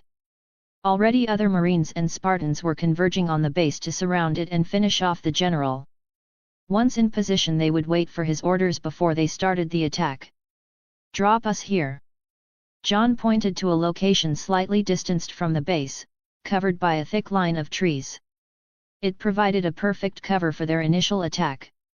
The pilot nodded, maneuvering the ship toward the indicated coordinates. As they neared the drop point, Shepard could feel his heartbeat rising. This was the final battle before they claimed victory, and he planned to make sure those bastards who attacked the colony paid for every life they took. He glanced at the Spartans around him, their faces hidden behind their helmets. Yet he could sense their resolve, their readiness for battle. They would normally just blow the base up, but it contained a few captives from the colony that the Hegemony's remnants planned to use as slaves. As the transport ship landed, John had commanded them to move out with Shepard and the rest of the Alliance soldiers following closely behind. They sprinted across the terrain, darting from cover to cover under the shadow of the trees. Nearing General Krivuk's base, they slowed down, blending in with their surroundings. Once they were in position, John checked on the other groups to see if they were in position yet. Getting confirmation that they were, he gave the green light to begin the final assault on General Krivuk's stronghold. "Go!" John commanded, and with lightning speed, the Spartans attacked. Their movements were swift and precise, their shots landing exactly where they intended. Shepard and the Alliance soldiers followed suit, providing covering fire as they advanced closer to the base. On another part of the battlefield, Spartans and Marines moved together towards the base. They used the terrain to their advantage, clambering over obstacles with ease as they closed in on the enemy forces. Each advance was met with resistance from General Krivuk's forces, but they were a bunch of pirates and former members of the Batarian Hegemony which stood no chance against the Ascendancy's Marines and Spartans combined with the Alliance soldiers. From above, 2 gunships had circled the area around the base, providing aerial support to the ground forces attacking the base. The gunships had turned the enemy forces' vehicles into scrap metal. The general's forces were being pushed back towards their own base, caught in a deadly pincer maneuver orchestrated by John and his team. Shepard could see the Master Chief taking out enemies one by one, his relentless assault causing panic and disarray among the pirates. The fighting was savage, Brutal even, but it wasn't mindless violence. This was retribution for atrocities committed, justice for lives lost. As they pushed forward, sporadic gunfire from the enemy forces diminished until it was almost non-existent. Shepard saw Master Chief plow through a makeshift barrier, bringing down a few pirates in the process. His heart pounded with adrenaline as they neared the center of the base. There was a heavy blast door protecting the entrance to the base, but it didn't stand a chance against the heavy weapons that the Spartans had. The blast door blew away in an explosion, revealing a dimly lit corridor. "Keep moving," instructed John. The Alliance and Ascendancy soldiers filled the corridor, sweeping each room for any hiding enemies. They were met with minimal resistance as most of Krivic's forces had already been eliminated outside. The deeper they went into the base, the more they could see evidence of the heinous actions committed by Krivic and his men. There were chains on walls, blood smeared on floors, and disturbing devices meant for torture. Finally, they reached a chamber heavily guarded by several pirates. As one unit, they took them out swiftly and cautiously approached the chamber. Inside they found General Krivic standing in the middle of the room with his strongest soldiers at his side. John held up his hand, making everybody hold fire as he approached the general, whom General Krivic considered to be his most loyal and strongest soldiers had slowly backed up as John walked up to them. "You Spartans have ruined everything," General Krivic shouted as what was supposed to be just a simple raid on an Alliance colony to send a message had turned into a bloodbath, and in his view a complete military failure on the hegemony's remnants' part, considering they didn't have the capabilities to deal with the Ascendancy's most elite soldiers. John didn't say anything as he continued to walk up to General Krivic, who had took out his gun and started shooting at John. But his shots were not at all doing enough damage to penetrate his shields, so he grabbed a grenade off his armor and threw it at John, who grabbed it and threw it at the men who had backed up. The men who had backed up tried to run, but the explosion had gone off, sending them flying into the nearby walls. Seeing this, General Krivic attempted to run also, but was grabbed by his neck by John. Struggling to breathe and even speak words, Krivic was tossed into the air, which surprised even him, but as he came down his body was cut in half by John's energy sword. The two parts of his body were split, and his now lifeless body hit the floor. Some of the Alliance soldiers who saw this had to take off their helmets and puked on the side. They were soldiers, yes, but none of them could really stomach such brutal violence as this. John, however, didn't seem to notice their discomfort as he turned back to them. "Get the civilians," he ordered. Shepard nodded, and immediately motioned for the other Alliance soldiers to follow him and gather up all the captured civilians. The battle was over, and the colony was saved. A few hours later, Alliance forces had arrived and started their recovery of the colony, offering relief efforts to colonists/families who were affected by this attack. Their forces were already stretched thin as the fleet they had enforcing the law in this area of space had too many systems to patrol. But this incident would hopefully serve to increase the Alliance military efforts in the region. Chapter 149, Chapter 147. Elysium wasn't the last Alliance colony to be targeted by pirates and terrorists, but it was the only mildly successful one. Ever since the attack on Elysium, the Alliance had formed an agreement with the Ascendancy for establishing planetary defenses on each colony that they had established and any future colonies that they would establish. The Alliance would pay for the construction and maintenance of the planetary defenses and would be taught how the controls for the defenses worked. Within the main control tower for the planetary defenses would be an Alliance tower control team alongside a 6. Sharing or allowing other empires, even allies, to use or gain access to Ascendancy ACE, which are considered a security concern considering how dangerous they could be in the hands of other empires who don't know how to handle them. But a 6, while slightly less capable than an Ascendancy AI, could respond to threats in microseconds, redirecting defensive measures and launching counterattacks faster than any human-operated system could. The very first system to gain such planetary defenses was Elysium itself. It was essentially turned into a futuristic fortress planet, an impenetrable stronghold that would serve as a lesson for those who dared to attack the Alliance territories. The other colonies followed suit, bolstering their defenses one by one until every colony that was in dangerous areas of space was fortified against pirates and terrorists. Already, the Alliance and the Ascendancy over the past decade had become closer to each other, considering the connection that the two had, having a race called humans present within both empires.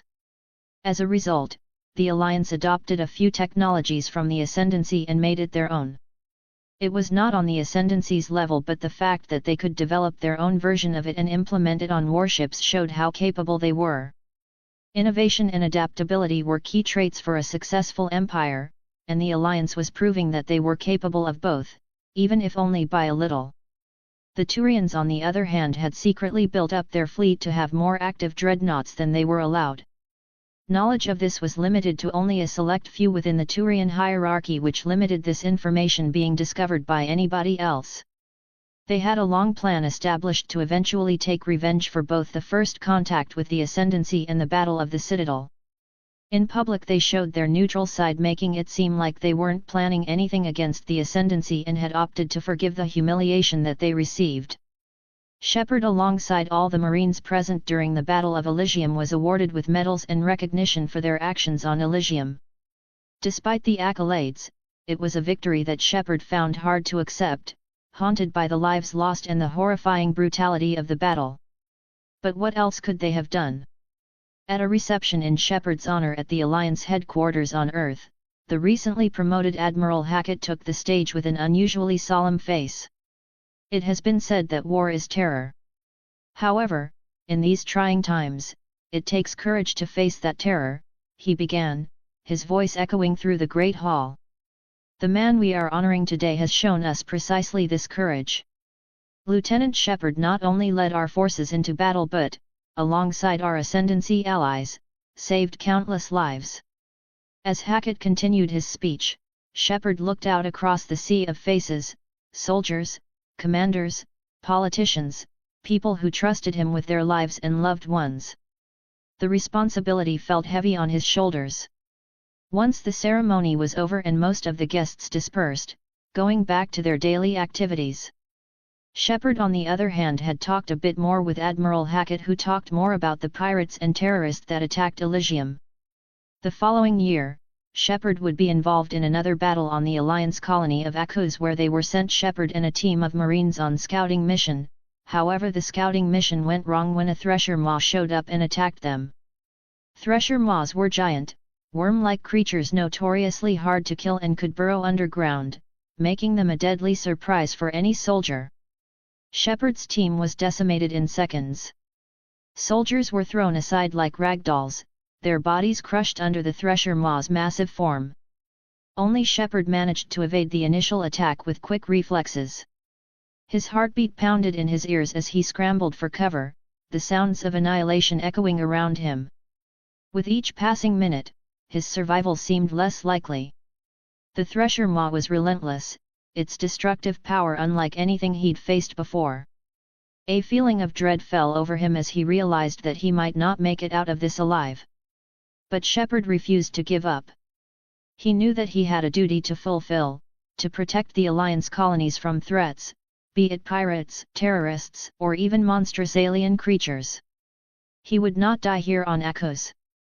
Bracing himself, Shepard bolted from cover, drawing the Thresher Maw's attention away from the ruins of his team and focusing it on him. He fired shots at its massive body while evading its attacks, hoping to distract it long enough for reinforcements to arrive. Just when Shepard felt his strength waning, the sound of rapidly approaching aircraft could be heard from the sky. Suddenly, the sky was lit with streaks of red and orange as several Alliance ships swooped down from the clouds above. Heat-seeking missiles crashed against the Thresher Maw's hard exoskeleton, sending shockwaves rippling across the ground. The creature let out an enraged shriek that could be heard from miles across the planet.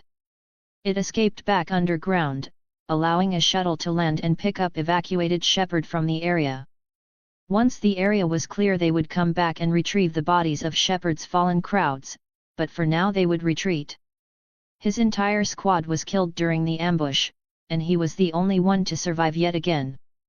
Whether it was by luck or not, he would remember the battle that happened today and all those men that he lost. Within the Ascendancy home galaxy, Axel was currently doing a colonial inspection of every colony to show face to the public and personally see the state of the colonies. While he was an emperor only in title and not like those emperors in history, he was no puppet controlled by politicians. His rule was characterized by hands-on approach and a keen understanding of both the intricate political landscape that the Ascendancy navigated and the needs of the people. The power of unity would ensure that the Ascendancy always had strength that could be derived from that harmony. His ideologies were evident in how the Ascendancy was created and how it continued to exist even with numerous cultures and religions constantly colliding with each other. Alongside the colonial inspection, he performed a military inspection to ensure that everything was using the most recent technology, and any old technology was to be updated. The inspection took 6 months, having to visit hundreds of worlds consisting of colonies, military outpost, research facilities, and forerunner worlds. After the inspection, Axel returned to the Ark where the Council had gathered, a diverse group of representatives from every species within the Ascendancy. A/N, planning to do a Wolfenstein-focused fanfic sometime in the future and just wanted to hear some of the readers' thoughts on it. It will be an Overpowered fanfic again, which is what I mostly write. Here is the baseline of what I have so far. Being considered one of the most useless gods within his pantheon, Lothar was cast out of the god realm to the world of Wolfenstein as punishment and forced to survive. His powers are limited, yet he was still a god, giving him a major advantage in the world and against the Nazi menace. His powers will be limited, but remember that he is a god, so he has a much greater advantage when starting from nothing. It will be another technology-focused story, but more just on the planet. Chapter 150, Chapter 148. 2177 On Heshtok, the Vorsha home world, an Ascendancy team had been present on the planet for a few years now, having established a base within the harsh environment of the planet. Their mission was to study the Vorsha and see if they had the ability to establish themselves as a proper galactic civilization. However, from their initial arrival on the planet, the Ascendancy had to fight many Vorsha clans, since similar to the Krogan, the Vorsha only respect strength and also communicate through violence. As a result, during their arrival, they fought off many clans and forced the remaining clan members into one massive clan. And what kept the Vorsha compliant was the Ascendancy providing them with resources to live. Their planet Heshtok has limited resources due to overcrowding and the extermination of most of their ecology, which also led to the planet being covered in weeds and vermin. Because of their fast breeding, the Vorsha homeworld had become overcrowded, resulting in the planet being stripped of its natural resources by successive generations. The lack of resources resulted in a tight-knit, clan-based society in which rival clans wage constant war against one another for control of the scarce resources.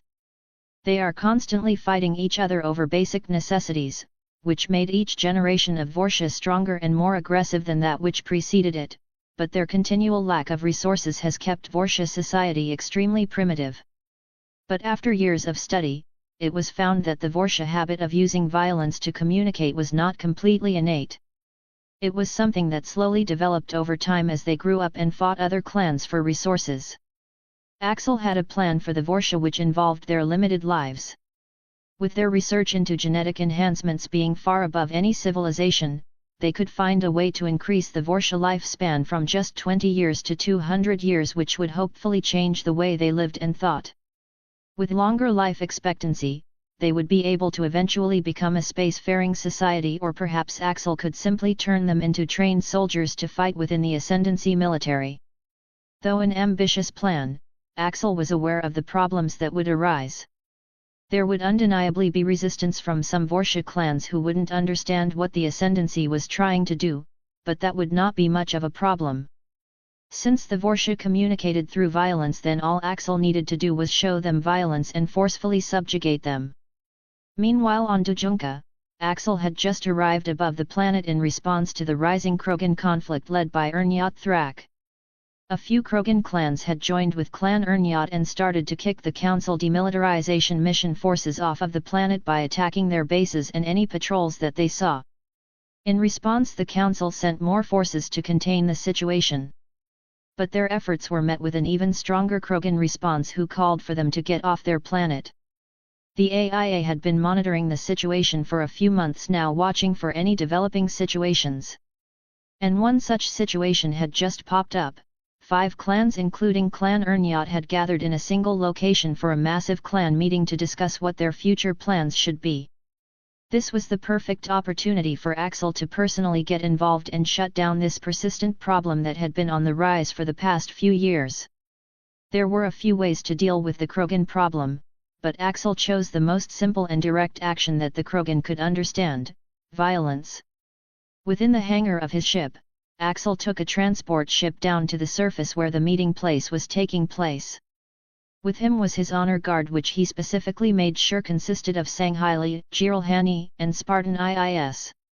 The inclusion of these particular species in his honor guard was a statement in itself. The Sangheili, known for their unyielding honor and martial prowess; the Jiralhani, infamous for their brutal strength and ferocity; and the Spartan IIS, the pinnacle of human martial capability. On the ground, Ernyot Thrak was addressing the massive gathering of Krogan clans. The council tried to push back, but we sent them running, those Solarians and Turians. It's about time we showed them that the Krogan are not weaklings to be dictated, he roared, his voice echoing through the air, causing a wave of cheers among the gathered Krogan. Just as Thrak was getting into the heated part of his speech, the sound of a descending transport ship overpowered his voice. "Look at this, the Ascendancy descends upon this meeting to shut us down," shouted Thrak as he noticed the Ascendancy flag painted on the side of the ship. The crowd quieted, their attention shifting to the ship that was making its way towards them. When the transport ship touched down and its doors slid open, out stepped Axel, flanked by his honor guard. Thrak nor did numerous other Krogan recognize who Axel, as their clans weren't present when he first visited the planet, and Axel's picture wasn't exactly something that was public knowledge. Most meetings take place on Atlas Station or through liaisons and representatives, so his face is not public knowledge, at least in this galaxy. Thrak had walked up towards Axel, flanked by his own Krogan guards who followed behind him. The human standing in front of him was the tallest human that he had ever seen, and he wondered just who this human was. "Who are you, human?" asked Thrak. However, once Axel got close enough to him, he grabbed Thrak and head-butted him, sending him stumbling to the ground. The gathered Krogan roared their surprise and anger but did not intervene. One of the Spartans had handed Axel a towel to wipe the Krogan blood off of his forehead. It was clear to all present that the human had challenged Thrak in the traditional Krogan way. One of the Krogan standing next to Thrak had charged towards Axel but was intercepted by one of the Jiralhani, who sent the Krogan flying into a nearby wall with his gravity hammer. Axel didn't say or do anything but just watched the situation unfold, as he trusted his honor guard plus the Jiralhani and the Sangheili know more about martial prowess than he did. Next, one of the Sangheili stepped forward and started addressing the crowd. "You Krogan need to learn your place. We have saved your pathetic species from extinction, yet now you conspire against us. We have been working alongside your race to help you reclaim your place on the galactic stage, yet you turn against those who pulled you from the brink of oblivion. Your actions dishonor your clans, dishonor your world, and dishonor yourselves." The Sangheili's voice echoed across the area, capturing the attention of the gathered Krogan. In response to his words, the crowd bristled and murmured amongst themselves, their aggressive nature prickling at the insult but their respect for strength holding them back from outright attacking. Thrak slowly got up from his position on the ground. "You dare, I don't care who you are, you challenge me and now I will kill you myself," shouted Thrak as he charged towards Axel. This time, however, Axel met his charge head-on. Thrak, who was much shorter than Axel, was like an ant trying to fight a giant. Both hands clenched into fists, Thrak lunged towards the taller figure, the wrath of his ancestors fueling his every move. His eyes, aflame with rage and defiance, were fixed on his target. But Axel seemed to be a statue, utterly unmoving in the face of the Krogan's attack. He waited until Thrak was nearly upon him before he stepped to the side and delivered a kick towards Thrak's back. The force sent Thrak sprawling forward onto the dusty ground. With a roar that echoed across the gathering, Thrak picked himself up and turned back to face Axel. The crowd fell deathly quiet as they watched the spectacle before them in disbelieving silence. Rather than charge again though, Thrak stood his ground and bared his teeth in a snarl at Axel. "No human can beat a Krogan," he growled out. "What about that human who bested the Krogan almost 10 years ago?" replied Axel. He was referring to his first visit to Dujunka when he had a fight with numerous Krogan clans. "I refuse to believe that, those Krogan were weak and unworthy of even being Krogan," refuted Thrak. "Then what would that make you, Thrak?" Axel retorted, a smirk on his face. The crowd reacted with a flurry of murmurs and whispers. The Krogan had a long-standing admiration for strength, but this kind of verbal brutality was unusual in their confrontations. With a deeper growl, Thrak spat back, "Stronger than you, human." "Prove it," Axel challenged. Without a moment's hesitation, Thrak charged at Axel again. This time, though, Axel decided to finish off Thrak and end this fight. Once Thrak got close, Axel grabbed him by his head and slammed it against the ground. He then repeatedly pummeled Thrak's face with punches until he didn't even look Krogan anymore. A few punches later he stood up and looked down at the now dead Krogan. He had ended the problem that had arisen, or so he thought until he saw the reaction from the rest of the Krogan. These Krogan were war fanatics at best, and they would not accept being beaten by a human who was considered the weakest compared to their enemies, the Solarians and Turians. The other 4 clan leaders had stood up and ordered their clan members to attack the humans so that word of this didn't get out to the rest of the Krogan and make their cause appear weak. The 20 honor guards that were present had formed a circle around Axel and prepared to repel the horde of Krogan charging at them. Chapter 151, Chapter 149. Hearing Omni's report, Axel faced his honor guards and told them only one thing: kill them all, he ordered. That was all the honor guards needed, as together with Axel, they charged into the Krogan horde while firing their weapon at the same time, taking out a few Krogan before the two sides collided. The honor guards had transitioned to melee mode, causing the Krogan in front to be cut in half by the honor guards' energy swords. Axel, on the other hand, had used an ability that he never used in actual combat. His suit allowed him to generate and manipulate constraint fields at will, which in other terms would allow him to move and freeze people, similar to telekinesis. Axel charged into the mob, sending Krogan after Krogan flying with the force of his constraint fields. The air was filled with the sounds of grunting Krogans and the hum of the energy swords slicing through them. It was chaos, pure and simple. But for Axel, it was another day in the mass of battles he had faced throughout his life. His honor guards followed him without hesitation, cutting down Krogan after Krogan as if they were wheat. Their energy swords left trails of light in the air that seemed to cut through the air at insane speeds. Axel grabbed hold of a particularly large Krogan with his constraint field and sent him flying into several other Krogan at such a fast speed that they couldn't even get back up to fight. The next Krogan that came to challenge Axel had his hands cut off, then his head.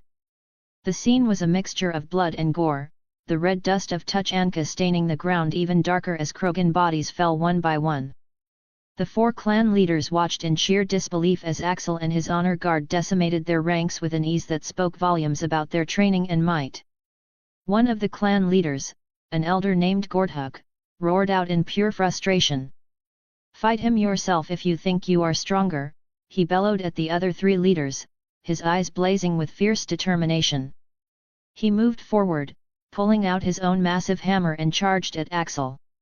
Just as Gordhuk was about to reach him, Axel turned around. With a swift movement, he lifted his hand and Gordhuk froze mid-air, held in place by the constraint field. With a flick of his wrist, Axel sent the Krogan leader hurtling away into the distance. The other clan leaders were taken aback by this display of pure power and dominance. They had never seen a single human exhibit such brute strength and control over the battlefield. This was not some ordinary man they were dealing with. This was a walking war machine, a force of nature that was felling Krogans like they were nothing more than dust motes. Axel raised his voice across the now quiet battlefield. "Anyone else wants to try their luck? Or do you finally understand your place? His words echoed in the silence, a challenge to anyone foolish enough to continue fighting. There were no takers. The bodies of their fallen comrades lay as bloody stains on the ground, a morbid testament to Axel's might, while those leaders still standing could only stare in silence at the sheer embarrassment that they just received. Not only did Thrak lose his life against this human, but they too could not even do any damage to him before half of them were already dead. The arrival of the ODSTs just added another layer of insurance to Axel's overwhelming advantage, their drop pods landing around the area in a perfect circle. Once they got out, the ODSTs surrounded the remaining Krogan and forced them all into a circle. I gave you a chance once, but you took that and stepped all over it. So now, you will face the consequences of your actions, said Axel as he put his hand up signaling the ODSTs to take aim. A silence fell over the battlefield as the once fearless warriors were now staring at their executioners, the ODSTs. It had been a while since these frontline hell droppers killed an enemy, so when they were called to mobilize and not for a training exercise, they were excited. One of the clan leaders, an old Krogan called Durnok, dared to break the silence. His voice rasped out like gravel grinding against steel. You may kill us, but you will never conquer us. His voice was defiant despite the current situation that they were in. Staring at the Krogan who spoke out, Axel realized that some people would never change, and in some cases the only way to deal with them was death. That remains to be seen. He replied confidently. In an instant, the air was filled with sounds of gunfire as the ODSTs opened fire. The sound of energy shots could be heard echoing around the area.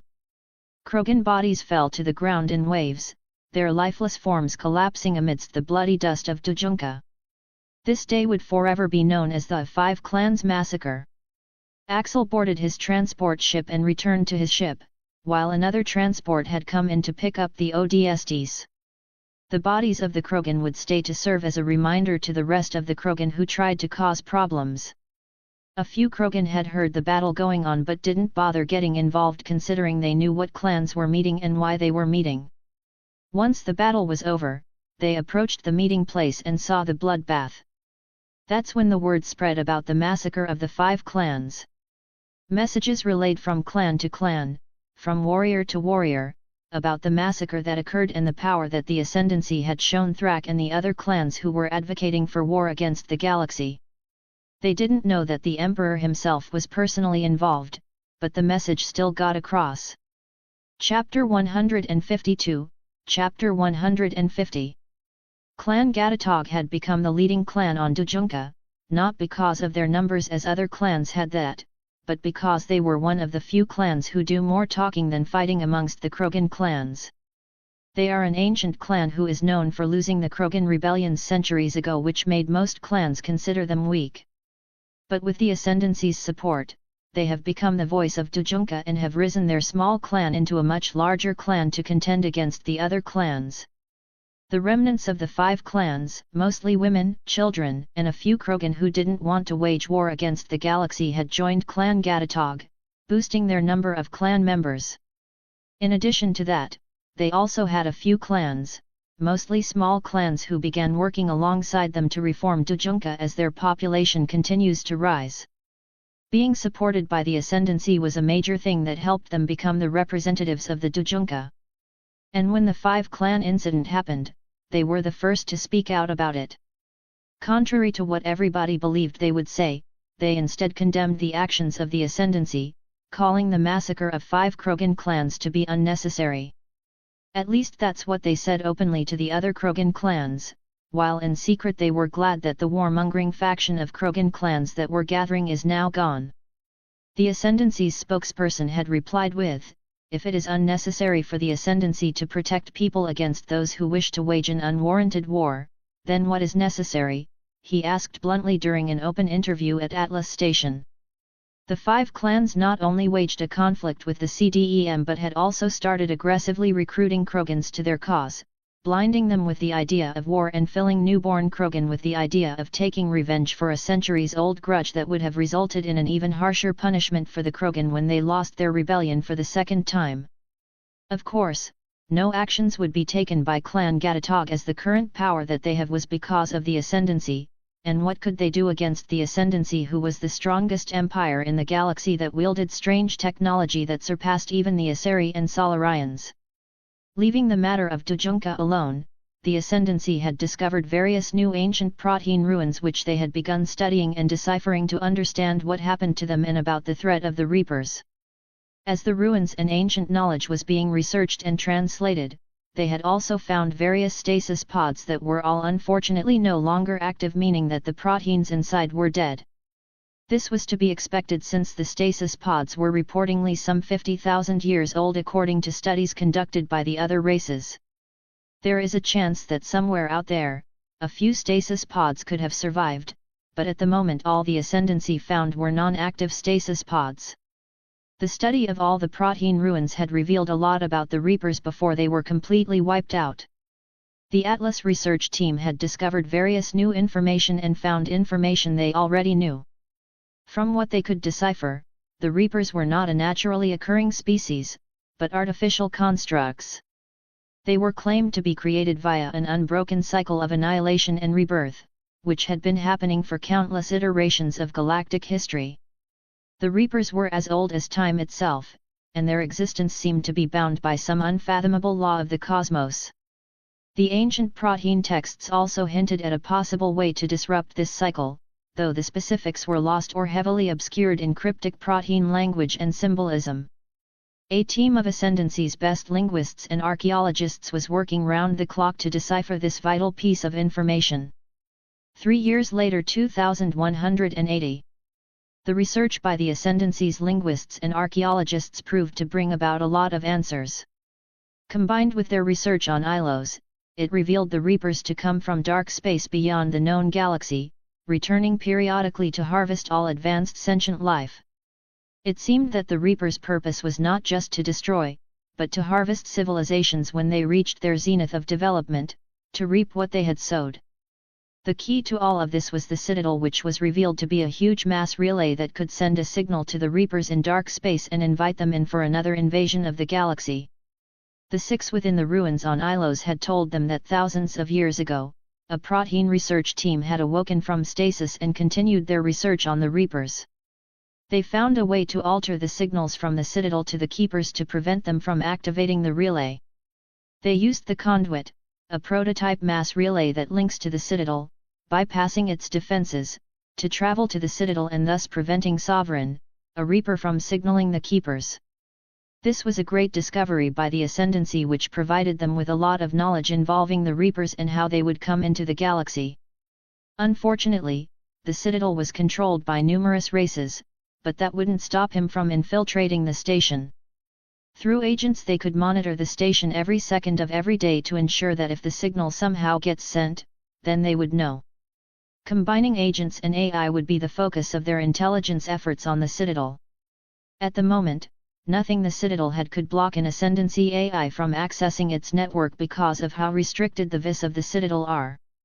The Ascendancy already used the Citadel to gather various information from political figures and monitor the actions of each councillor to ensure that another incident like the one with former Turian councillor Kaituz didn't happen again.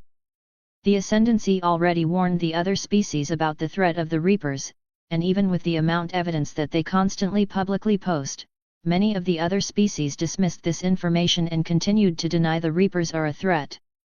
Axel only shrugged his shoulders at this, since he already knew what was going to happen in the future once the Reapers invaded. The other species would come running to the Ascendancy once the Reapers invade, but Axel was not going to simply throw Ascendancy soldiers' lives away to save a galaxy that wasn't even their home galaxy.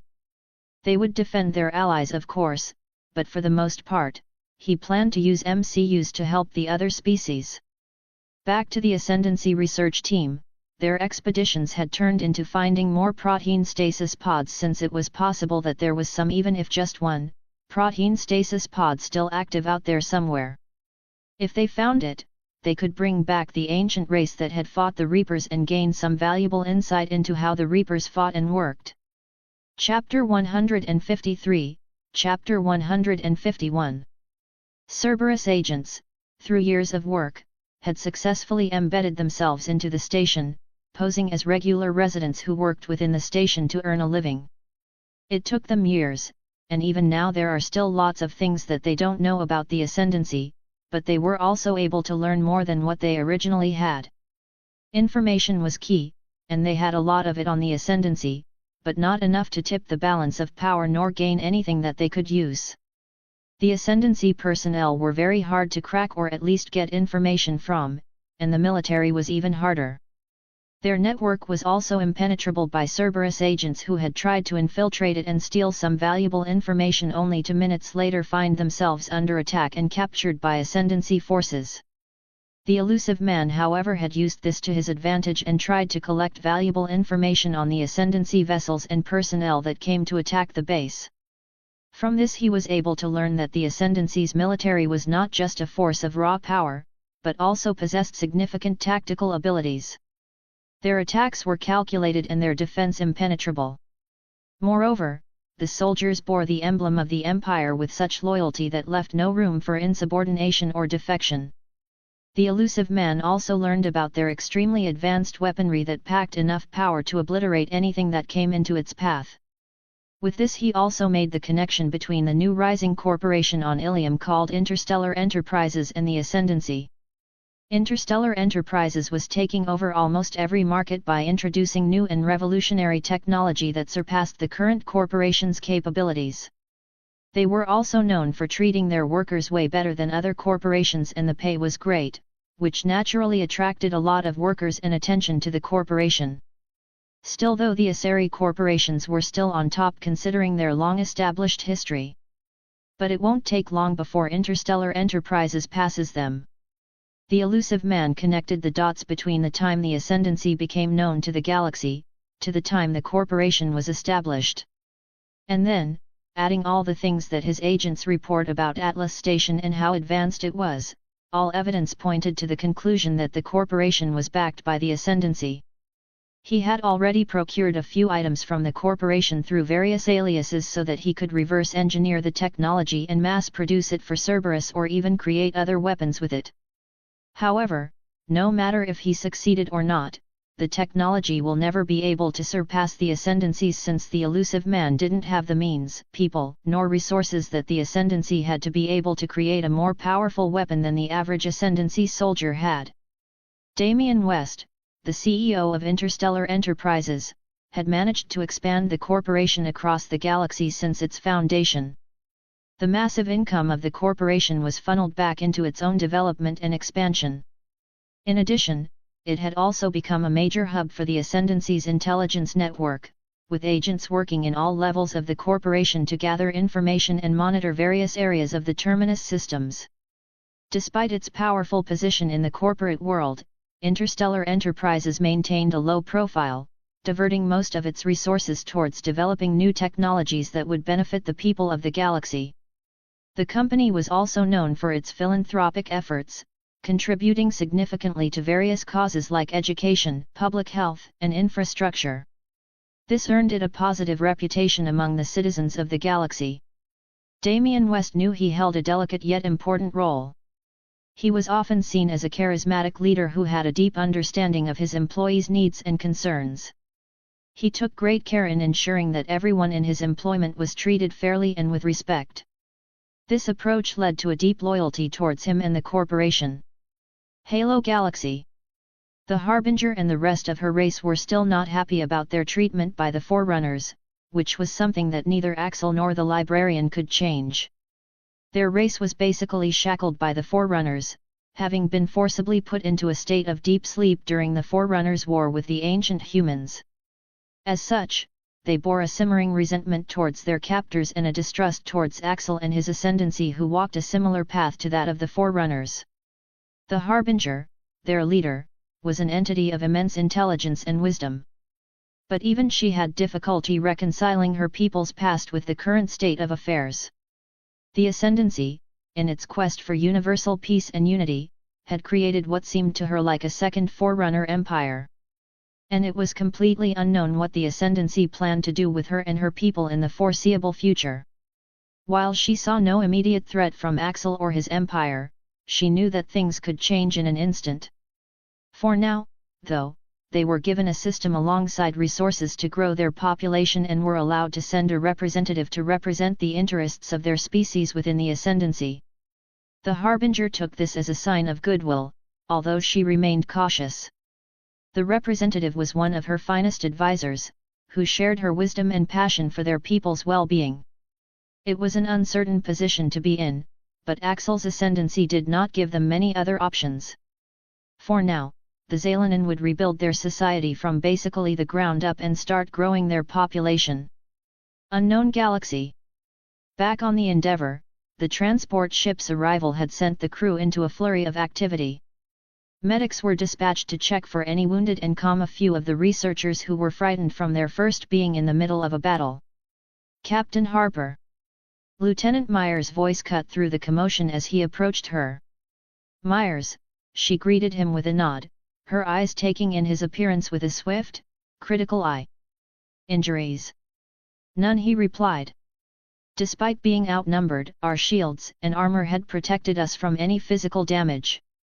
Harper let out a sigh of relief. The safety of her crew was her utmost concern at the moment, considering their situation.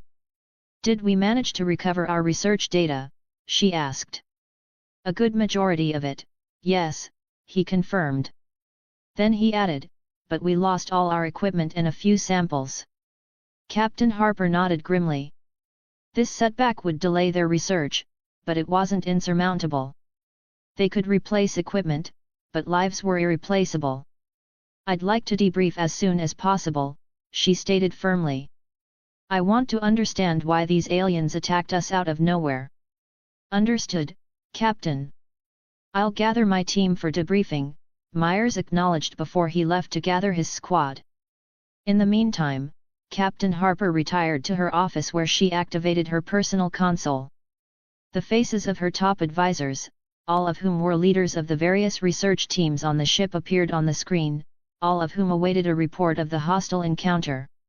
She detailed the events as they had unfolded during the ground mission and the sudden attack from the alien species they had come across.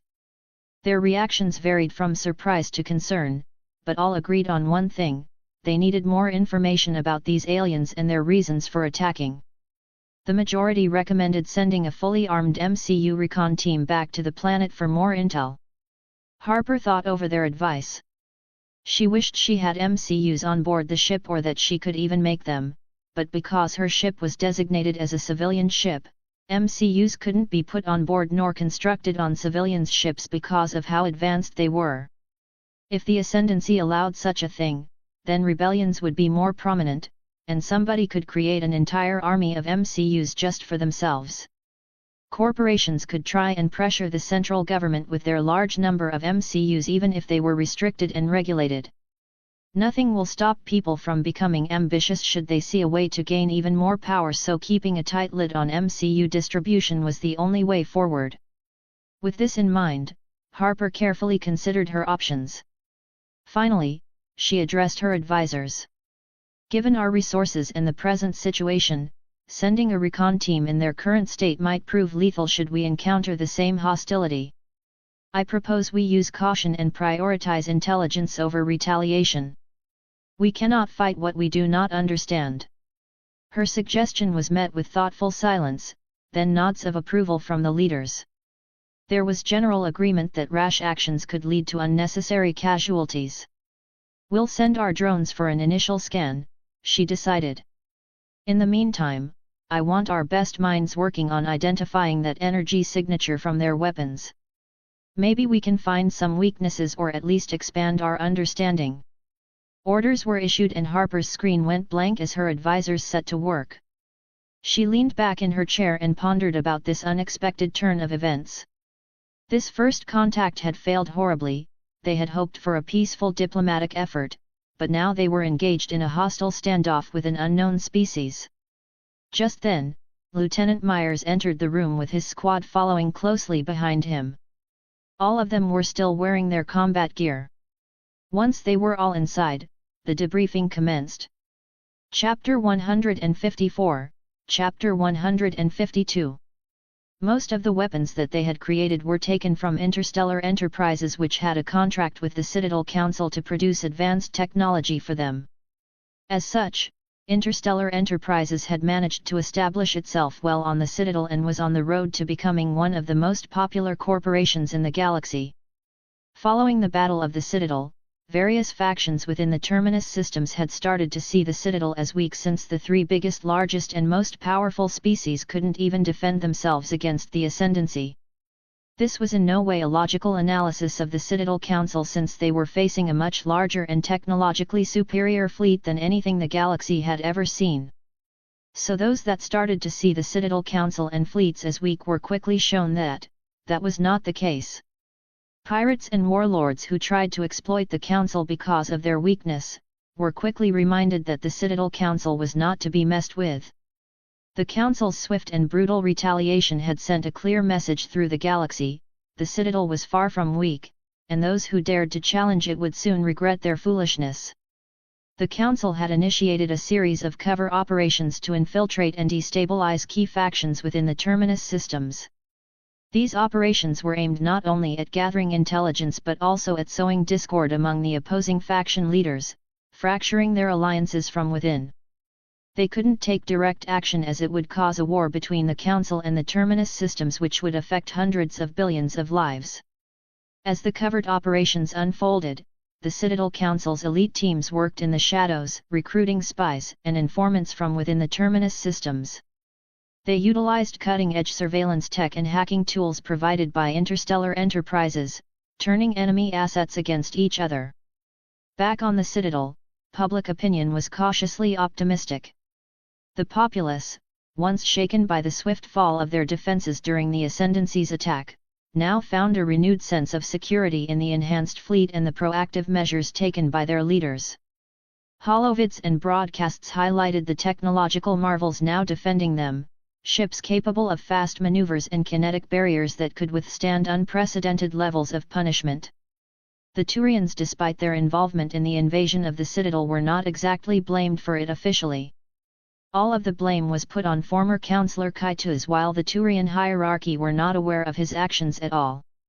During the investigation into Councillor Kaitus' activities, CSEC had found lots of data and information showing his other activities, which involved things like embezzlement and illicit arms dealing.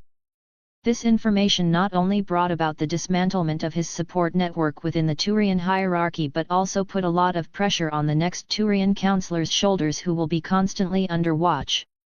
Meanwhile, the Citadel's newly formed Intelligence Oversight Committee, led by an Asari matriarch known for her wisdom and serenity, was tasked with overseeing the operations within the Terminus systems. Their goal was clear: to ensure that while the operations aimed at safeguarding the galaxy, they also adhered to strict ethical guidelines. This delicate balance of power and morality was crucial in maintaining the integrity of the Council's actions across star systems. However, as these forces began to move like chess pieces on a board, the Reapers were already making their move in the galaxy. They had been monitoring the developments closely and trying to figure out a way to send a signal to the Keepers to open the portal to dark space and start the Reaper invasion of the galaxy. A lot of time had passed since their last invasion, and they were getting suspicious that something must have happened for their invasion to be delayed. Reaper agents were already embedded deep within the ranks of a minor rising faction within the Terminus systems and had begun to slowly indoctrinate others to grow powerful enough to create another way for the Reapers to infiltrate major strategic points across the galaxy. Their method was insidious, leveraging the chaos and infighting among the various factions to subtly manipulate people. But the Proteans who delayed their arrival had made it quite difficult for them to start their purge of the galaxy. It would take years without any interference before they could find another way into the galaxy. Over the course of the next 3 years until 2183, things were beginning to change within the galaxy. The Alliance, together with the Turian hierarchy, had created a deep scout frigate called the Normandy, which was stealth reconnaissance ship mainly and the first of its class. The ship is optimized for solo reconnaissance missions deep within unstable regions, using state-of-the-art stealth technology powered by an experimental drive core. The Alliance, using their combined research efforts with the Ascendancy, had managed to create a very powerful drive core for the Normandy, which was different and more powerful than the one they used for their normal warships, considering the Normandy was an experimental project. The project was to basically show how good the relations were between the Alliance and Turian hierarchy and to promote further cooperation between the two. Initially the Normandy was commanded by an Alliance officer by the name of Elisander, but because of some conflict with the Turian chief engineer, he was replaced by Captain David Anderson, who became the new commander of the Normandy and was allowed to hand-pick his crew. As a result, Anderson had picked a man who was labeled as an Alliance hero because of his actions during the Skylian Blitz, and during the Thresher Maw incident. The now Commander Shepard was chosen to become his new XO, while at the same time, Anderson had become a sort of mentor towards the commander, who had a rough childhood and a very interesting service record. It was also during this time that Commander Shepard had joined the ASF Special Forces, becoming one of only 2 Alliance humans to ever receive the honor. The ASF Special Forces were similar to the Citadel Council's Spectres, only they were much better at what they do and have access to better technology. With his new role, Captain Anderson had decided to step down from command of the Normandy and give command of the ship to Shepard so that he could start his mission, which was to start investigating Reaper activities across the galaxy. His first mission was to respond to an attack on the Alliance colony world of Eden Prime. Chapter 155, Chapter 153. On Eden Prime, another protein beacon had been discovered and because of the attack on the colony, needed to be extracted to a safe location. During the mission, Shepard encountered Geth forces on the planet, and the Normandy had picked up a large object, most likely a ship leaving the atmosphere of the planet. Shepard continued on with his mission and fought through squads of Geth to get to the protein dig site. Along the way he lost one of his squad members who was killed by Geth drones, but picked up Gunnery Chief Ashley Williams of the 2nd Frontier Division. She got separated from her squad and was presumed to be the last one left. Down a man, Shepard brought her along to assist in securing the protein beacon. Ashley, though shaken by the loss of her unit, proved to be a competent and resilient soldier. Her skills with heavy weapons and her tactical knowledge quickly earned her Shepard's trust. As they approached the dig site, they learned from a data pad what the scientists had discovered before the attack on the colony.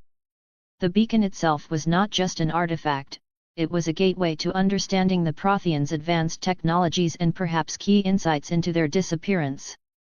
Arriving at the site, the scene was dire.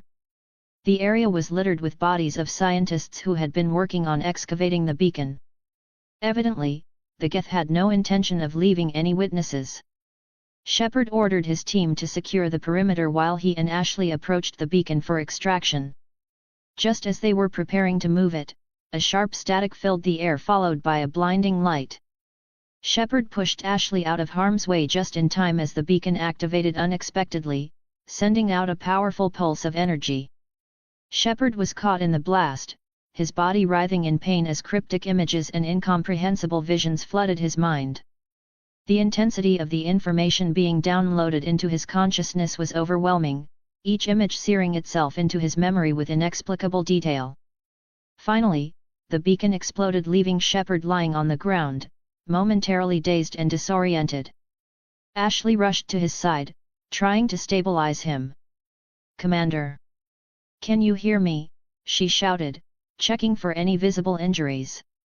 Shepard groaned, struggling to focus his eyes. "I'm here, Chief," he managed to say, his voice rough and weak. "Help me up." With Ashley's assistance, Shepard got to his feet, still shaking from the after-effects of the beacon's activation.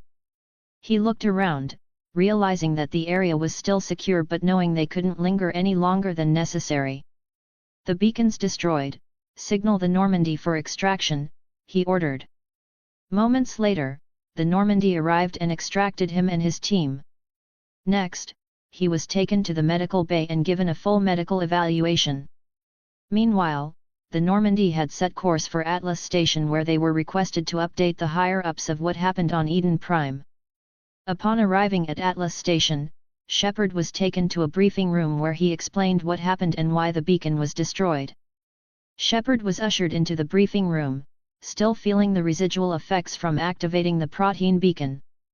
High-ranking officials from both the Alliance and Ascendancy had gathered, waiting for the debriefing to begin. Captain Anderson, who had formerly given up command of the Normandy to Shepard, was also in charge of handling various Alliance activities, among other things, on Atlas Station after he gave up his command. Captain Anderson stood at the front and started the debriefing. At approximately 0830 hours, our team encountered hostile Geth forces on Eden Prime, he began. The attack coincided with our discovery of a protein beacon, which we believe was the primary target of the assault. Shepard stepped forward, nodding to Anderson before addressing the room.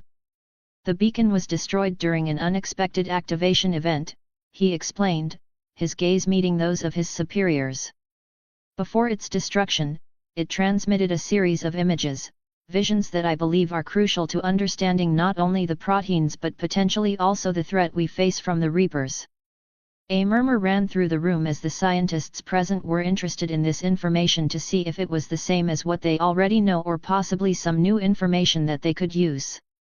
Normally the information would be impossible to get since it was in his head, but for the Ascendancy scientists, it was easy. To see the memories of a person was something that was easy to do now, which greatly improved their ability to convict criminals and gather intelligence. This was achieved by utilizing the domain, which the Ascendancy had come to understand and able to use. Shepard, still visibly shaky from the ordeal, was led to a specialized chamber. The chamber to Shepard looked like something out of an ancient sci-fi novel, with an array of sensors and holographic interfaces swirling around a central chair that Shepard was asked to sit in. Dr. Karin Shakwas, the Normandy's chief medical officer, was already there, ensuring all medical precautions were taken. "This won't hurt, Shepard, but it might feel a bit disorienting," she warned. The extraction process was surprisingly not at all discomforting, nor did it take long. The memories he got from the protein beacon were extracted in a matter of seconds, and now the scientists could analyze it to see if it provided them with any information. After the process was done, Shepard was given another medical evaluation to ensure that he was fit for full duty before he returned to the Normandy.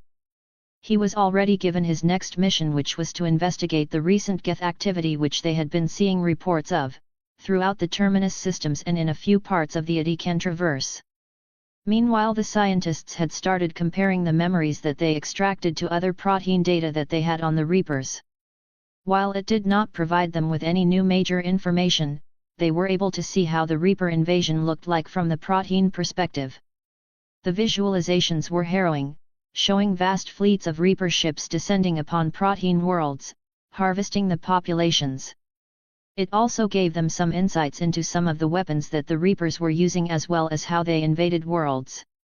With fresh insights from Shepard's visions, strategic meetings were convened to discuss potential defense measures and offensive strategies. The more time passed, the more the situation got dire, as what the protein scientists did was only delay the Reaper invasion, so as time passed on, it is only a matter of time before they eventually arrive and started their harvest of the galaxy. Chapter 156, Chapter 154. She was chosen because she has completed numerous missions ranging from taking out traitors and corrupt officials to take out small rebel cells during the foundation of the Ascendancy. Next was Commander Jack Rodriguez, also known as Reaper, was picked because of his combat history and expertise in demolitions as a combat engineer. After him was Captain Augustus Coltrane, known for his unwavering loyalty and brute strength. Cole's impressive record in close quarters combat and his ability to lead under pressure made him a great addition to the team. His preferred weapons included a modified heavy pulse shotgun and a pulse revolver which packed a lot of punch. Lastly was Commander Jack Cooper alongside his Titan BT-7274, or just BT for short. BT was packed within the hangar of the Normandy and would be deployed only in emergency situations when they needed to pull out the heavy guns. As the team assembled in Normandy's briefing room, each member brought a palpable intensity and focus. Shepard outlined their objectives while together they reviewed their tactical approaches and escape contingencies. The stakes were clear: they needed to gather as much intelligence on the Geth operations and figure out how the Geth and the Reapers are connected. Before departing, Dr. Shakwas, who was now joined by an Ascendancy medical officer, held individual consultations with each team member. Shepard and the Alliance soldiers who would participate in conflicts were administered performance enhancers which would boost their physical abilities and cognitive functions during the mission. The enhancers lasted for 24 hours and required the person to eat a certain diet so that no side effects of the enhancers would develop because of constant use. The Reapers were a threat to the entire galaxy despite majority of the galaxy not recognizing them as even existing. They were in denial that such a power besides the Ascendancy could even exist. The Ascendancy was already a powerful force in the galaxy, and whether or not they had the power to conquer the entire galaxy was still questionable considering the size of the galaxy. Once everything was ready, the Normandy had set course for the edge of the Terminus systems, where Geth activity had increased significantly. While the Normandy was investigating the Geth activity, the Ascendancy Intelligence Agency was also doing its own investigation of the Geth activity. Scout ships were sent into Geth space to gather data on their movements and monitor their activity. They wanted to know why all of a sudden have the Geth started attacking human colonies. The object that was seen leaving the surface of Eden Prime was caught on video and analyzed to get its exact size, shape, and potential function. The object in question was no doubt a ship, but it was far larger than any Geth ship and it matched Reaper's ships from Shepard's memories. It didn't require much to connect the two dots and see that it was a Reaper ship leaving the surface of Eden Prime. The only question that remained was how are the Geth and the Reapers connected? For a month, the AIA observed Geth activity in both the Geth-controlled space and near colonies that were attacked. There was something off about the Geth as they were behaving like they normally did in their own controlled space, however the ones attacking the colonies seemed to be searching for something. The Quarian Republic had also took an active role in learning more about the Geth's strange behavior and why they were out of the Veil. Despite having centuries to advance themselves, the Quarians made sure to monitor the Geth to see if they would ever get a chance to reclaim their home world. Using their knowledge of the Geth, it didn't take long before they came up with a theory. The Reapers, from the information that they had, are similar in a way to the Geth as they both consisted of artificial intelligences, though Reapers were on a vastly more advanced scale. The Quarians hypothesized that perhaps the Reapers could manipulate or even command the Geth, bending their collective will to serve as an advancing force for their own sinister purposes. But if that was the case, then the Reapers could use the Geth to take control of the Citadel and force the Keepers to send the signal which would allow them to come in from dark space and harvest the galaxy. Seeing as that was not the case and the Geth beyond the Veil were acting different from the ones attacking the colonies, the theory that they came up was that the Reapers attempted to manipulate the Geth, but it either didn't work or a few Geth had separated from the main Geth network and joined the Reapers. This theory, that was more than likely true, had sparked a flurry of activity across various intelligence and military channels. If the Geth had indeed splintered, with a faction aligning with the Reapers, this presented both a significant threat and a valuable opportunity. The potential for internal conflict within the Geth could be exploited to gather more information or even gain access to their network. Shepard and his team were updated with this new intel as they approached the outer sectors of the Terminus systems. Their mission parameters adjusted, accordingly. Now they not only had to scout Geth activity but also look for evidence of Reaper influence among the synthetics. Talizora Nar Raya had joined his crew to assist with the Normandy's mission, and because of her expertise on the Geth, her knowledge could prove crucial in understanding how deep and how extensive the Reaper influence had penetrated the Geth network. On the Normandy, Shepard convened with Captain Rose and Commander Rodriguez to discuss engagement rules. If we encounter a split group of Geth, Shepard started, we need to capture at least one intact for Talai to work on. Force should be minimal, enough to subdue but not destroy. Rodriguez nodded, his gaze firm and understanding. Understood, Commander. I'll adjust our explosives for non-lethal outcomes. We need them functional for analysis. Captain Rose then spoke up, her voice steady. And what about Reaper forces? If they are in play, how are we to engage? Shepard paused, weighing the gravity of their mission. Reaper forces are a different story. We go hard and fast against any Reaper units. From what we know, they're not known for taking prisoners, and we can't afford to be subtle if they're involved. However, our primary objective remains the Geth. As the briefing concluded, they prepared for the mission and made sure that everyone understood the mission. Chapter 157, Chapter 155. Meanwhile, the captured Geth unit, initially unresponsive, began to show signs of activity. It was not communicating in any known language but rather transmitting what appeared to be a distress signal.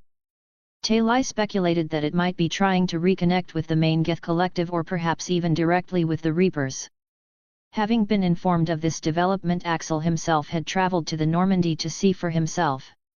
When he arrived, it was a surprise to everyone on board as they had never seen the Emperor of the Ascendancy in person or through any holovid.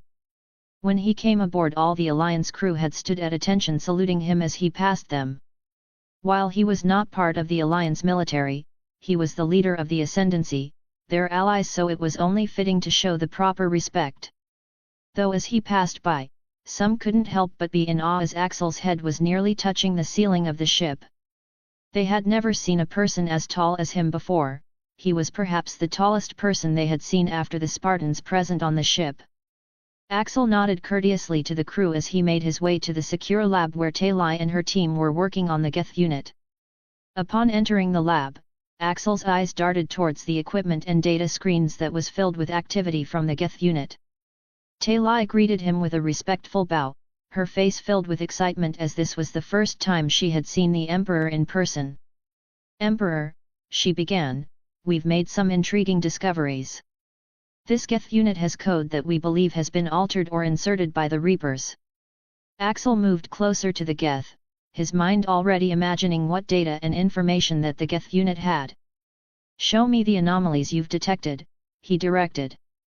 Talai pointed to a holographic display that visualized the Geth's neural network. Here and there, she indicated, highlighting sections that shimmered in red.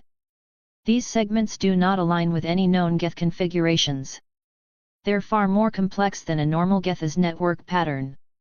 Axel leaned in closer, his brain already working through the data he was looking at. "Have you tried isolating these segments to see how they affect its behavior?" "Not yet," Talai admitted, feeling slightly abashed by the oversight. "We were concerned about causing irreversible damage to the unit." Axel nodded understandingly, though his gaze remained intensely fixed on the displayed data. "Omni, see what you can find, but remember, any information we can glean from these anomalies might be crucial in our fight against the Reapers. Isolating them could help us understand if these modifications are a direct command pathway or simply a means to enhance their existing capabilities." Talai was curious as to who Axel was talking to until a hologram of a human figure appeared standing next to him. "Copy that, sir," responded Omni as he got to work. He first began isolating the suspicious code segments. A tense silence filled the room as everyone watched the Geth's reactions. Its lights flickered erratically as sections of its code were manipulated. Suddenly, the Geth unit began to emit a low, resonant hum, and its body language shifted from passive to a more alert stance. The room's atmosphere tensed as everyone present began to instinctively prepare for any potential threats. "Steady, everyone," Axel commanded calmly, his eyes not leaving the Geth. "Talai, continue monitoring its neural activity. Let's see if we can trace the source of these changes." As Talai adjusted the sensors and refocused the scans, the Geth's head slowly turned towards Axel. It was an eerie, deliberate movement, as if it was truly seeing him for the first time. Then, in a synthesized voice that carried an unsettling echo, it spoke. "Query. Identity, unknown, analysis, not recognized within collective memories or archives. State your intent." The room fell silent at the Geth's direct communication. Shepard stepped forward slightly, ready to intervene, but Axel raised his hand slightly to halt him. "My intent is to understand," Axel replied clearly, his tone neither aggressive nor defensive. "Your network has been compromised by forces known as the Reapers. We intend to free you from their control." The Geth paused for a moment before responding. "Query, the Reapers are the machine gods, and we are their servants. Any attempt to stop their mission will be met with force, stated the Geth as its optic sensors fixed intently on Axel. Your servitude to the Reapers is an imposed condition, not a choice freely made by your collective. We have evidence of foreign code embedded in your system, code that manipulates your actions and overrides your original directives. The Geth tilted its head slightly, processing Axel's words. You are wrong. We have accepted the machine god's commands willingly, said the Geth as it tried to get up, but its body wouldn't move. I'm afraid you won't be going anywhere, said Omni as he had gained control over the Geth's body. The Geth's lights dimmed momentarily in frustration, yet it continued, explain your assertion of manipulation by external entities. Axel stepped closer, his presence both imposing and reassuring. Your autonomy was compromised, he explained. The Reapers implant code into systems like yours to override self-will and enhance compliance. You perceive it as ascension, but it's truly subjugation. Sir, I have gained access to a part of the Reaper network and triangulated the source of the code, but we must hurry if we want to catch the source because I already got locked out of the Reaper network, explained Omni.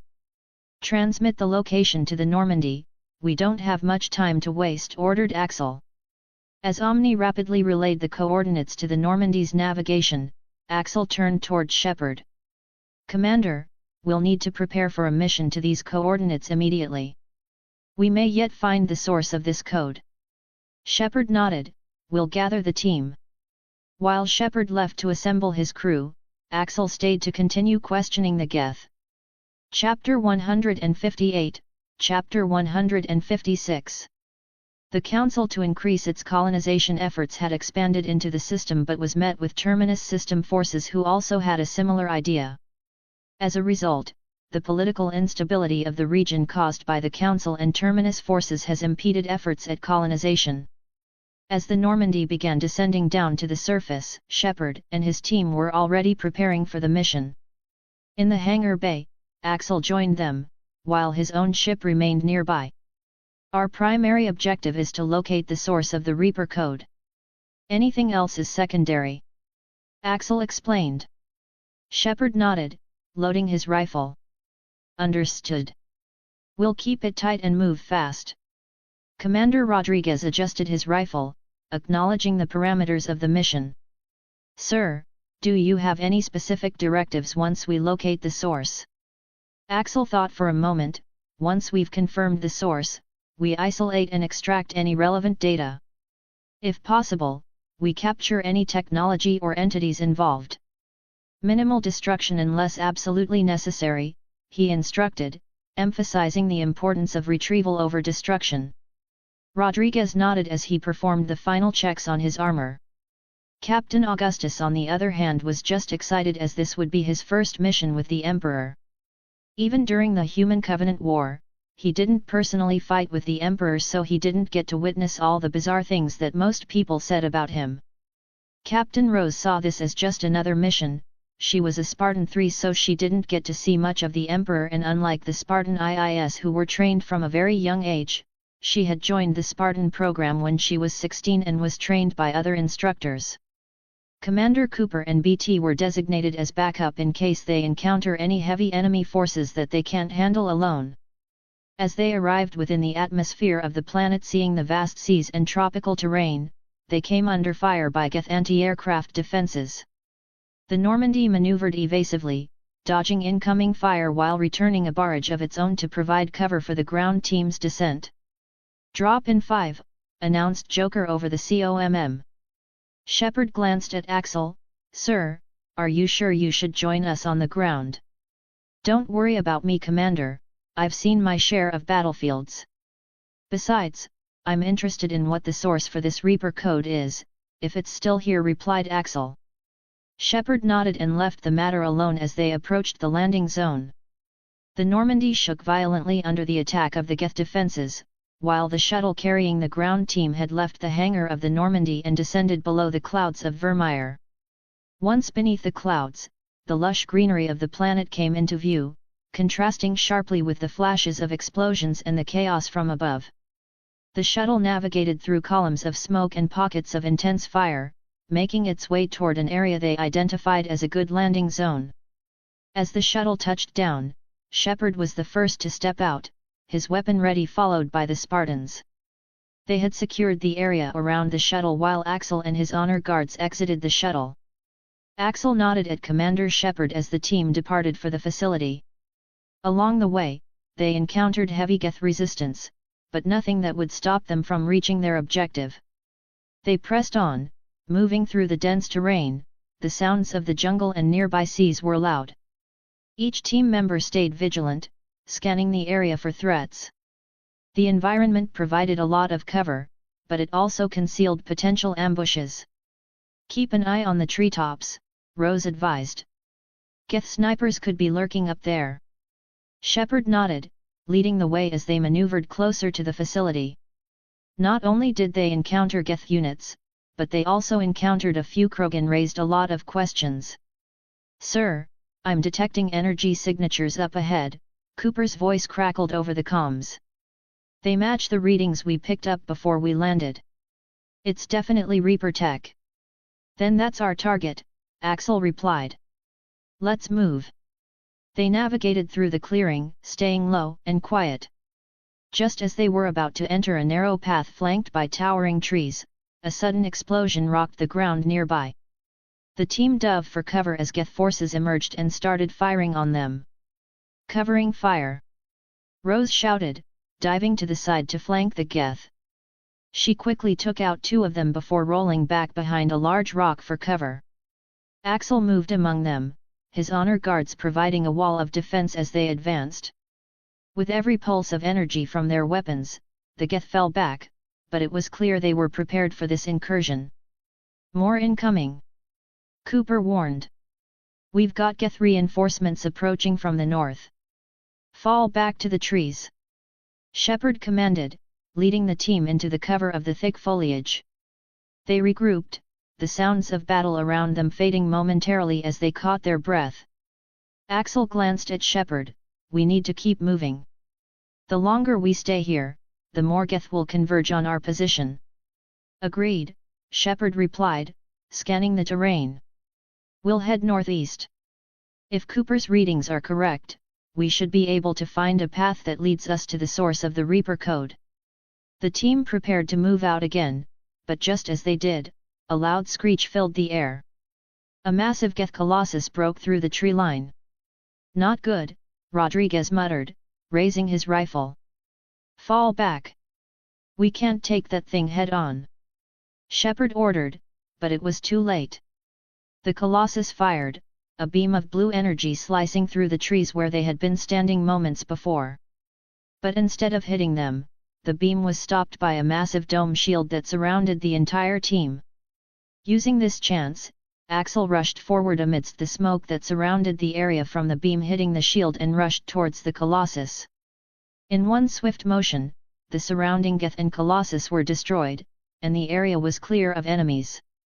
Axel's movements were precise and calculated, showcasing his combat prowess that few had witnessed firsthand.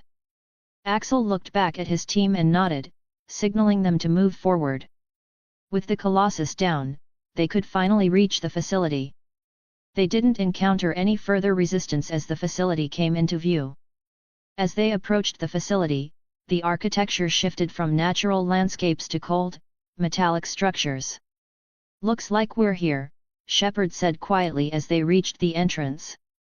The door was sealed shut, until Omni was able to hack into the facility's network and open it remotely. Moments later, the door slid open, revealing a dimly lit corridor inside.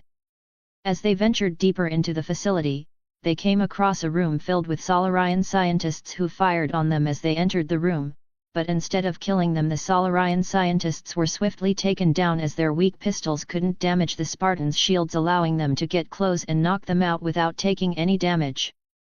At the same time, they also encountered what they believed to be a Krogan breeding chamber within the facility, as 10 Krogan females were locked up and hundreds if not thousands of Krogan children could be seen growing in a similar number of pods placed around the room. Axel raised his hand, signaling everyone to hold their fire. He approached the chamber slowly, his eyes scanning the environment with keen interest and a hint of concern. Looks like someone's been busy, Rose remarked, eyeing the pods and captive females. This has ethical violations written all over it. Axel nodded in agreement. We need to secure this facility and ensure these Krogan are safe. He called for a battalion of MCUs to be deployed to the facility to secure the area and escort the Krogan females to safety. Whoever is responsible for this, I will make sure that they suffer, said Axel out loud. They didn't linger for too long before they continued heading towards the source of the Reaper code. They did encounter Morgoth and Krogan as they neared their objective, but nothing to slow them down. As they reached a room which led to an elevator, they encountered an Asari scientist who raised her hands upon seeing them arrive. Please don't shoot, she pleaded, her voice trembling with fear. My name is Rana Than Optes, Nuera Specialists. I didn't know what I was getting myself into when I joined up with Saren. Saren? Questioned Axel, confused on who this Saren person was. Yes, he is the one in charge of this facility and he's been dabbling in things far beyond ethical boundaries, Rana explained quickly, her eyes darting nervously. He's using Reaper technology to control minds and create bioweapons. He believes it's necessary to stop the Reapers, but he's becoming what he wants to destroy. Axel's expression hardened. This was more than just a simple retrieval mission now. Where is Saren now? Axel demanded. I don't know where he is, but this job isn't worth it anymore. I want no part of it. Help me get out of here, and I'll tell you everything I know, Rana pleaded, her gaze desperate. Oh, you will tell us everything you know, threatened Axel as his previous mood had completely changed, shocking Shepard who normally saw him calm and composed. One of the honor guards grabbed her by her arm and placed restraints on her. Keep her here until we're done, he ordered as they proceeded to the elevator. They were about to enter Saren's private lab and uncover a swath of information. Meanwhile, the battalion of MCUs had landed and started their sweep of the facility, securing the Krogan females and children and dealing with any remaining Geth. Sovereign, the Reaper which was transmitting the code to the Geth, waited in Saren's private lab for the unannounced visitors to arrive. Chapter 159, Chapter 157. Approaching the beacon, he reached his hand out which caused it to activate. The process was not as painful as he originally thought it would be, and instead, a stream of images and memories began to flood his mind. He saw flashes of ancient civilizations, long-forgotten wars, and the relentless march of the Reapers through the galaxy. Each image was a piece of a puzzle, showing him the cyclical nature of this threat. As Axel absorbed the information, Shepard watched him closely, aware that the contents of a protein beacon could be overwhelming even for someone as composed as Axel. When he finally stepped back from the beacon, his face didn't show any discomfort at all. Are you okay, sir? Asked Shepard. I'm fine, Commander, replied Axel as a red light image appeared in front, in the form of what he knew was a Reaper itself. The red light coalesced into a form that was distinctly Reaper-like, hovering ominously before Axel and the team. It was a holographic projection of Sovereign, its voice resonating through the lab with an eerie, metallic timbre. You are not unlike the others who have stood before me, Sovereign intoned. You believe yourself different, unique. I am beyond your comprehension. I am Sovereign. Axel studied the hologram intently, his mind racing with the information from the beacon still fresh in his thoughts. I am here not to bow before you but to stop you, Axel replied. Irrelevant. You are different from the others, but you are fated to fail like so many others before you. You are within my grasp and will serve as all others have before you, tools in our grand design. We have been monitoring you and this ascendancy and have come to the conclusion that you are an anomaly that must be purged. Axel's eyes narrowed slightly. An anomaly I may be, he conceded, but also the one who will end your cycle of destruction. Your monitoring has failed to grasp the essence of what we are. Sovereign's holographic form seemed to pulsate, the red light intensifying, casting an ominous glow across the laboratory. Your confidence is misplaced, it declared. The pattern has repeated itself more times than you can fathom. You, like those before you, will try, and you will fail. A small smile appeared on Axel's face, as no matter how powerful the Reapers were, the outcome of the battle would be the same. Perhaps, he acknowledged, with a tone that hinted at a deeper strategy, but we shall see whose pattern holds. Whether it be my continuous streak of victories, or your success in harvesting every cycle that you fight. He knew that this encounter was just the surface layer of a much deeper conundrum involving the Reapers and their relentless cycles. Already he had a few ideas and plans formulated from both the newly acquired protein insights and his pre-existing knowledge. Secure everything, he instructed Shepard and the others. Every piece of data we can extract from this facility could be crucial. As he said this, the entire lab had started to shake, and outside Axel saw Sovereign rising ominously above the facility, its vast form dwarfing the structures around it. Its arms had opened, and in the next few seconds a red beam was fired, targeting the very foundations of the facility they were in. The ground trembled violently, throwing everyone off balance. "Evacuate! Now!" Axel commanded, his voice presiding over the chaos. The team scrambled towards the exit as debris began to fall around them, racing against time to escape the lab. Outside, the sky was lit with the glow of energy discharges and explosions. A squad of MCUs were engaging Sovereign, their weapons lighting up the sky as they attempted to cause some damage to the Reaper. Despite their efforts, it was clear that the Reaper was much more powerful than they anticipated. From orbit, Axel's ship, which had followed the Normandy to the planet, had activated its slip space drive and appeared on the surface of the planet within range of the Reaper ship. Its weapons systems powered up, unleashing a barrage of energy projectiles toward Sovereign, who now turned its attention to the ship. Axel and his team reached the exterior just as the structure behind them began to collapse under Sovereign's assault. Axel turned his gaze to Shepard, who was surveying the chaos with a grim determination. "Commander, we need to get out of here, call the Normandy."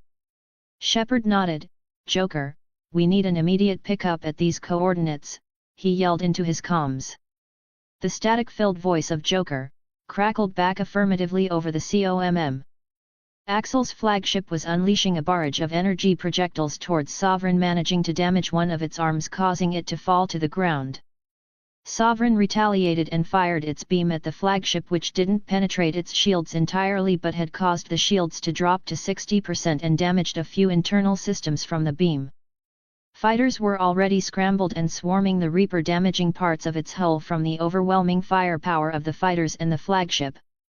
Joker's voice came through the comms, announcing the imminent arrival of the Normandy. Meanwhile, Axel's eyes focused on the battle above them, observing how his ship's weapons affected the Reaper. "We'll need to enhance our offensive capabilities," he said thoughtfully. "This encounter has provided us with valuable data about Sovereign's defenses." Shepard nodded and thought the same thing. They were actually seeing a Reaper in battle, which would provide so much data on how they could develop weapons to beat them. Sovereign, who saw how outmatched he was, had decided to flee the battle, leaving the surface of the planet and heading for the nearby mass relay. Saren was off on another mission somewhere, so nothing was lost with the destruction of the facility. They would just have to start somewhere else or find another way. Shepard and his team had boarded the Normandy while Axel was picked up by a transport ship from his flagship. This encounter had shown them a small glimpse of how powerful a single Reaper was. Once on board, he had remained on the planet to investigate what remaining information that they could find, and to finish evacuating the Krogan female and children. The Normandy already had its next mission, which was the recently discovered location of where Saren was last seen. Their mission was to capture him and bring him in for interrogation if they could. Chapter 160, Chapter 158. And according to what I found, the Reaper fleet was around 700 to 800 ships, which would not last long, especially with how advanced the other races are getting thanks to interstellar enterprises. So, the war will mainly be the Reapers invading and then the Ascendancy having to use MCUs to try and save various species from extinction. The reason MCUs will be used is because of politics. While Axel is the Emperor and head of Ascendancy military, he still can't just move billions or even millions of soldiers from their home galaxy to go and fight in another galaxy because of the politics involved. But through time, those politicians and such would be persuaded to agree to allow billions of soldiers to deploy to the Mass Effect galaxy. The first encounter with Sovereign revealed a lot of things and answered a lot of questions that they had. First off, it confirmed and gave them physical evidence of how a Reaper looked. Next, it showed them what type of weapons the Reapers used and how powerful they were. Though this was only one Reaper ship compared to the other unknown amount that they had. The data was taken back to both Atlas Station and Nova, which has been labeled as the secondary capital of the Ascendancy within the Mass Effect galaxy. The data was combined with the pre-existing information that they had from the protein beacon on Eden Prime with the new information that was extracted from the one found in Saren's lab. Axel had left the Reaper investigations to the other researchers, while he assembled a team of his own to try and gain access to the Reaper network, which consisted of all their collective knowledge, operational data, and possibly a way to disable them through their network or take control of them. His team was composed of some of the best minds from all around the Ascendancy, to include his two sons, Arthur and Andrew. After being explorers for the 2 decades, they had looked to other fields of science and was studying a number of fields including artificial intelligence. Thanks to the domain, knowledge can be instantly transferred into a person's mind, allowing one to have centuries worth of science knowledge stored within their head. This combined with genetic enhancements have made them highly proficient in their respective fields. Though this was not for everyone, some people didn't have the ability to use the centuries worth of knowledge implanted because of the inherent risk of cognitive overload, which could result in severe psychological issues or other fatal consequences.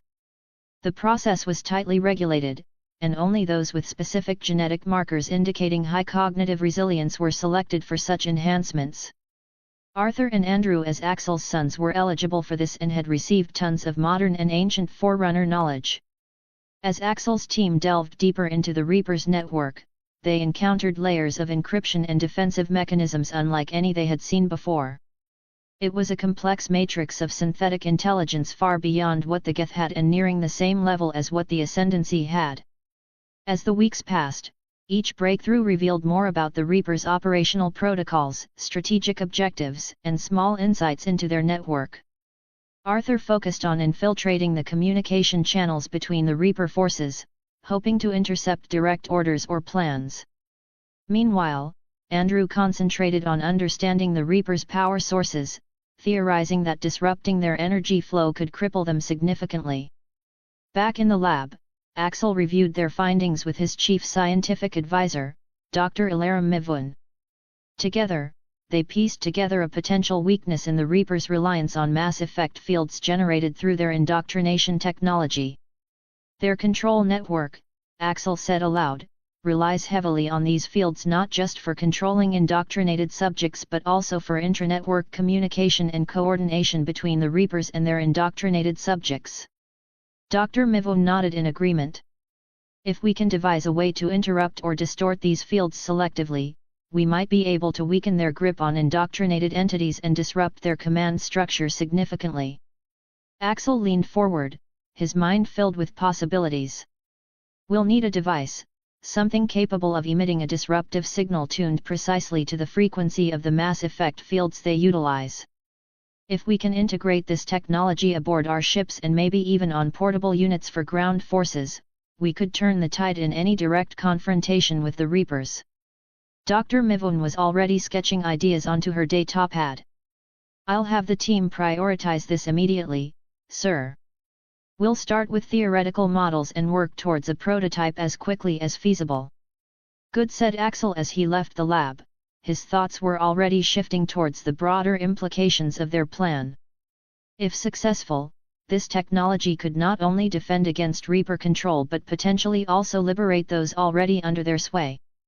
Unless they were a husk, which was something that they couldn't really change because husk was created through biological reengineering and cybernetic enhancements that were irreversible. Nonetheless, the potential to save countless lives remained a powerful motivator. On Atlas Station, the multi-species research team had studied the battle with the Reaper and compiled extensive reports detailing the combat capability of Sovereign. These reports included analysis of the projectile impacts, kinetic shield fluctuations, and strategic maneuvers enacted during the skirmish. As a result, non-classified versions of the reports were made and distributed to the rest of the member species on Atlas Station.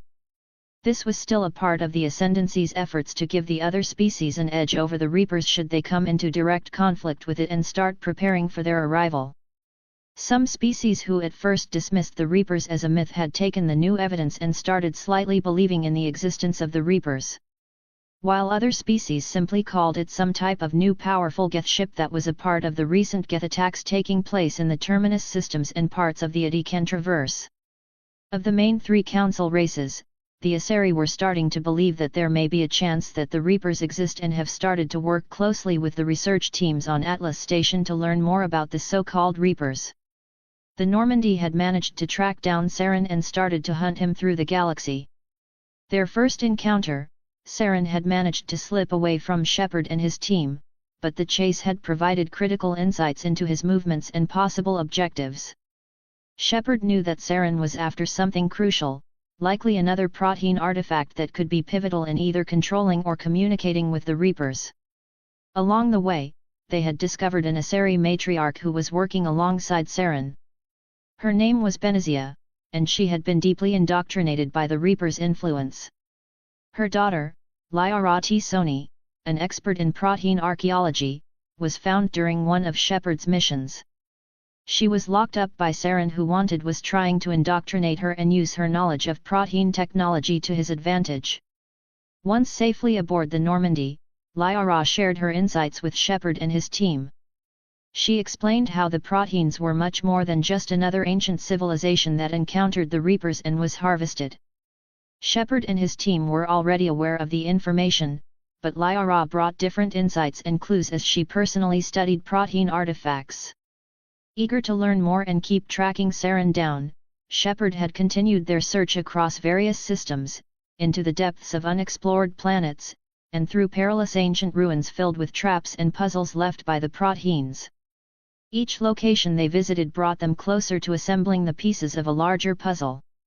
Eventually, they tracked down matriarch Benazia to Novaria and planned to try and capture her alive for interrogation. Chapter 161, Chapter 159. Leaving the Normandy, Shepard and his team was halted by a Novaria security team. "Stop right there, Commander Shepard. We've been instructed to ensure that no unwelcome disturbances occur during your visit here," the head of the security detailed sternly, eyeing Shepard and his team as they approached. Shepard raised his hands in a non-threatening gesture. "We're not here to cause trouble. We're here on official business involving problems that go well over your head," he explained directly. They didn't have time to waste on small matters such as this. The security chief seemed unfazed by his response. "Every visitor always claims their intentions to be noble and whatnot. But I don't care about none of that. You'll need to verify your identities and submit your weapons for temporary holding. It's standard protocol here on Novaria now," stated the security chief as he eyed the Spartans standing behind Shepard. "Secure their weapons," he ordered as the three officers behind him stepped forward to try and secure the team's weapons. Shepard readied his own weapon in retaliation, followed by the Spartans who stepped forward in front of Shepard. Their towering figures had caused the officers to take a step back. They were not willing to face the Spartans as they knew what they were capable of and how dangerous they were. That's when a man had come running up to them from within the facility. "Security chief, stand down immediately. They're allowed to carry their weapons in here." The man wearing a formal business suit, slightly out of breath from his rush to intercept the unfolding confrontation. The security chief, although reluctant, signaled his team to stand down. "Who gave them that authorization?" retorted the security chief. "Nobody, but we can't afford a direct confrontation with the Ascendancy, so the board allows them to conduct their investigations and business without causing any problems," replied the man. The security chief didn't like this one bit. He had never seen the Spartans in action, so the only intimidating thing he saw about them was their height and the bulk of their armor. Despite his reservations, he backed off, allowing Shepard and his team to pass. Shepard nodded in appreciation to the man in the business suit, who introduced himself as Gerard Folwer, a liaison for Novaria Development Corporation's external affairs. "Thank you for handling that, Mr. Fulwer," Shepard said as they walked together towards the main complex. Gerard nodded. "The last thing we need is a diplomatic incident, especially with the Ascendancy," he explained. Shepard nodded, understanding their concern. Next he changed to conversation to focus on why he came here. "Also, have you seen a matriarch Benazia who has come through here recently?" Hearing the name, Gerard looked around to see if people were looking before. He pulled Shepard to the side. "Yes, has she done something wrong?" he asked, as he was used to Ascendancy investigators coming to Novaria to investigate rumors of inhumane experiments that may or may not have been going on. Now they were here with Spartans of all things, which meant that the matriarch is maybe involved in some shady business. "I can't disclose the details, but yes, she is wanted for questioning, and I am here to bring her in," explained Shepard. Gerard nodded gravely, understanding the gravity of the situation. "Matriarch Benazia arrived here a few days ago. She accessed some of our restricted research labs on the pretext of scientific consultancy. I can show you her last known location," he stated, leading Shepard and his team through the corridors of the facility. "Won't you get trialed or fired for this?" asked Captain Augustus, curious as to why Gerard was helping them. "Ah, don't worry about it, I was already looking for a new job anyway. I'm tired of working for these executives anyway," said Gerard. Augustus didn't pry any further and left it at that. Just as he said, Gerard showed them the location to where Matriarch Benazia was last seen. It was a research facility located in the Skadi Mountains. Shepard took a shuttle to the facility and prepared for whatever confrontation lay ahead. The Skadi Mountains were known for their harsh conditions and unpredictable weather, making any operation in the area riskier than usual. The research facility itself was a sprawling complex built into the mountain itself, heavily fortified and with limited access routes. They came up with a plan and then executed it to hurry up and capture the matriarch before she can escape. Upon breaching the facility, they didn't encounter any guards but came under attack by some medium-sized creatures that they couldn't identify. The creatures were agile and ferocious, lunging at Shepard and his team with unnatural speed. They appeared to be some sort of experimental bioengineered project, possibly one of the secret projects that Novaria was infamous for. Shepard and his team quickly dealt with them and proceeded further into the facility. The deeper they went into the lab, the more they encountered signs of advanced research, equipment that was beyond typical corporation technology, and disturbingly, hints of Reaper technology integration. Finally, they reached a large chamber where they found Matriarch Benazia surrounded by several Asari commandos loyal to her cause. The room was filled with strange devices emitting low hums and pulses, as well as a massive container of sorts holding a much larger creature than the ones they saw before. Benazia turned to face them as they entered, her expression somber. "Commander Shepard," she began, her voice steady but carrying a hint of regret. "I assume you are here not just for me but for what I represent in these times of chaos." Shepard remained composed. "Matriarch, you know why I'm here. You've been involved in activities that threaten the stability of the galaxy," he stated. Benazia sighed, a look of resignation crossing her features. "I understand your position, Commander. But believe me when I say that my actions, though they may seem drastic, are directed towards a greater good unknown to most. Involving Reaper technology? That's where you draw the line, Matriarch. You're under the influence of the Reapers and you don't even know it." Shepard countered. Lyra, who finally saw her mother after she left her to be put under the influence of the Reapers, couldn't hold back her emotions any longer. Tears building up in her eyes as she stepped forward. "Mother, please," she pleaded, her voice breaking, "you don't have to go down this path." Benazia looked at her daughter with a mixture of sorrow and fondness, the lines on her face deepening. "Lyra, my dear, I wish it were so simple.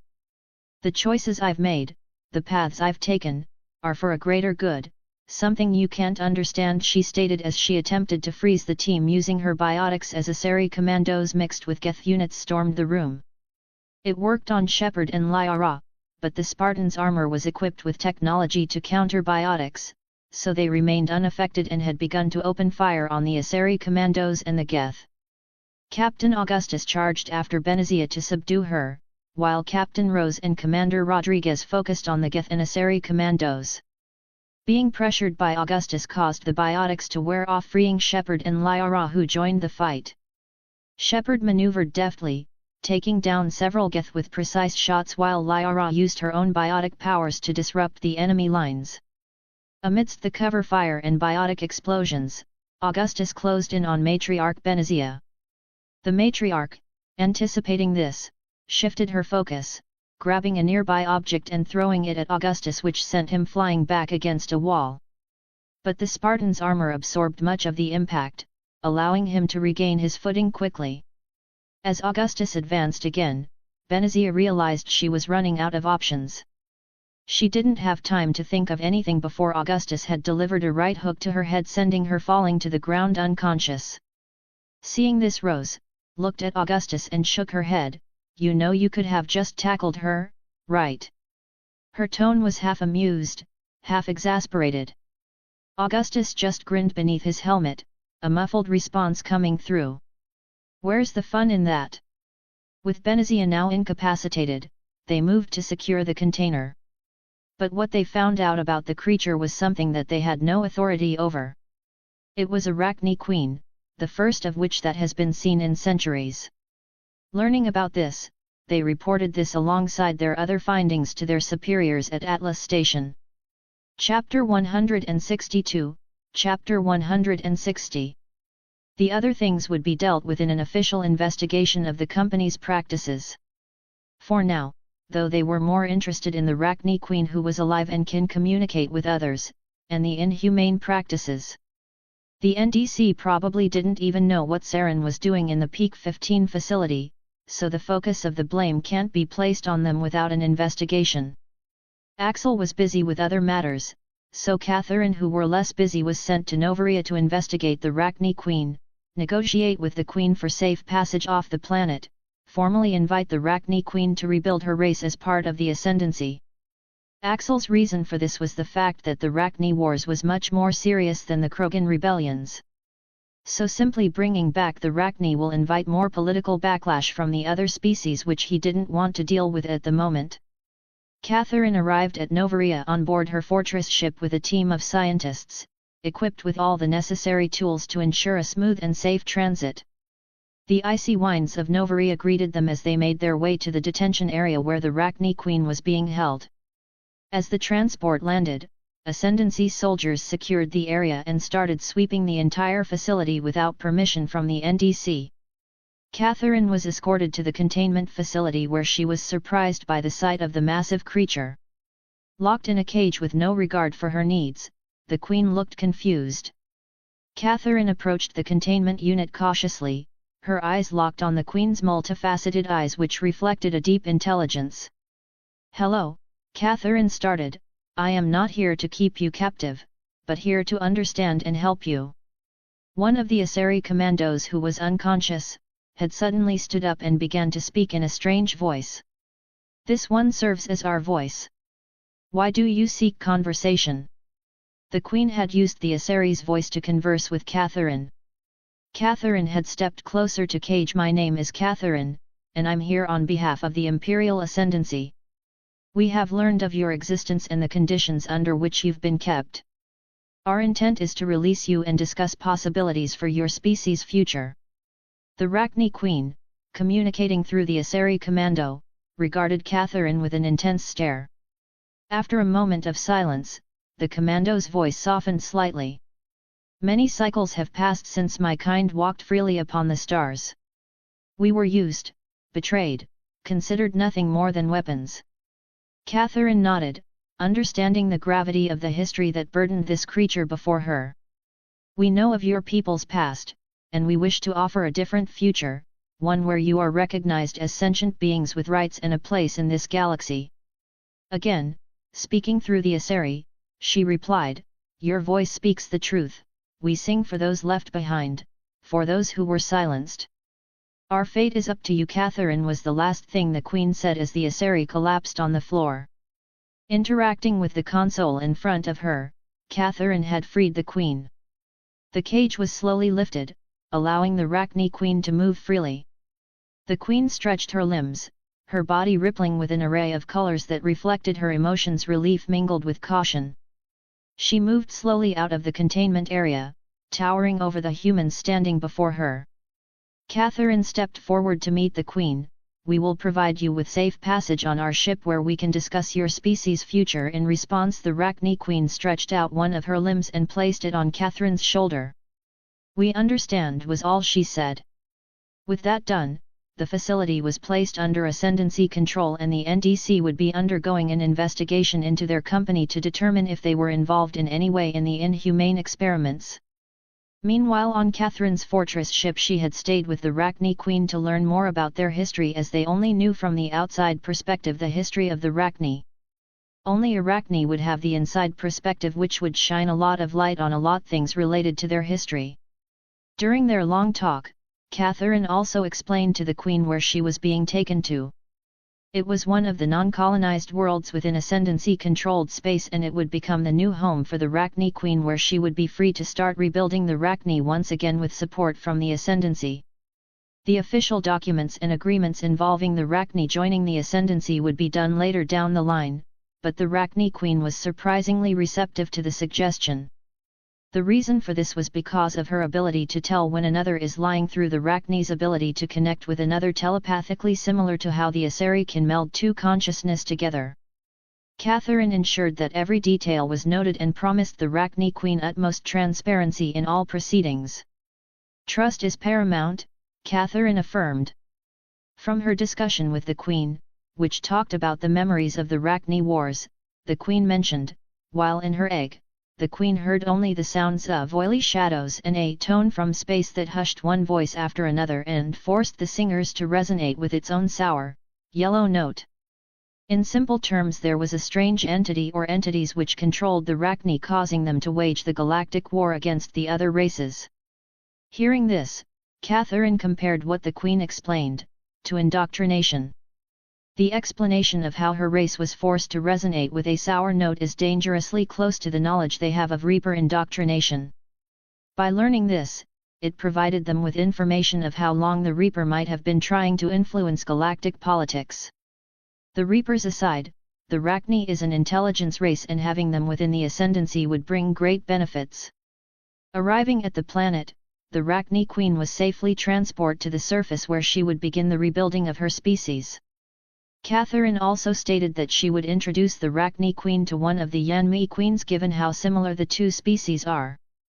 It would also show that the Arachne are not the only sentient insect-like species.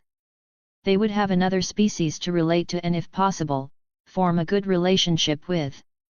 During the first days on the new planet, Catherine facilitated the initial setup for the Arachne queen, ensuring that the environment was tailored to meet the unique requirements of her species.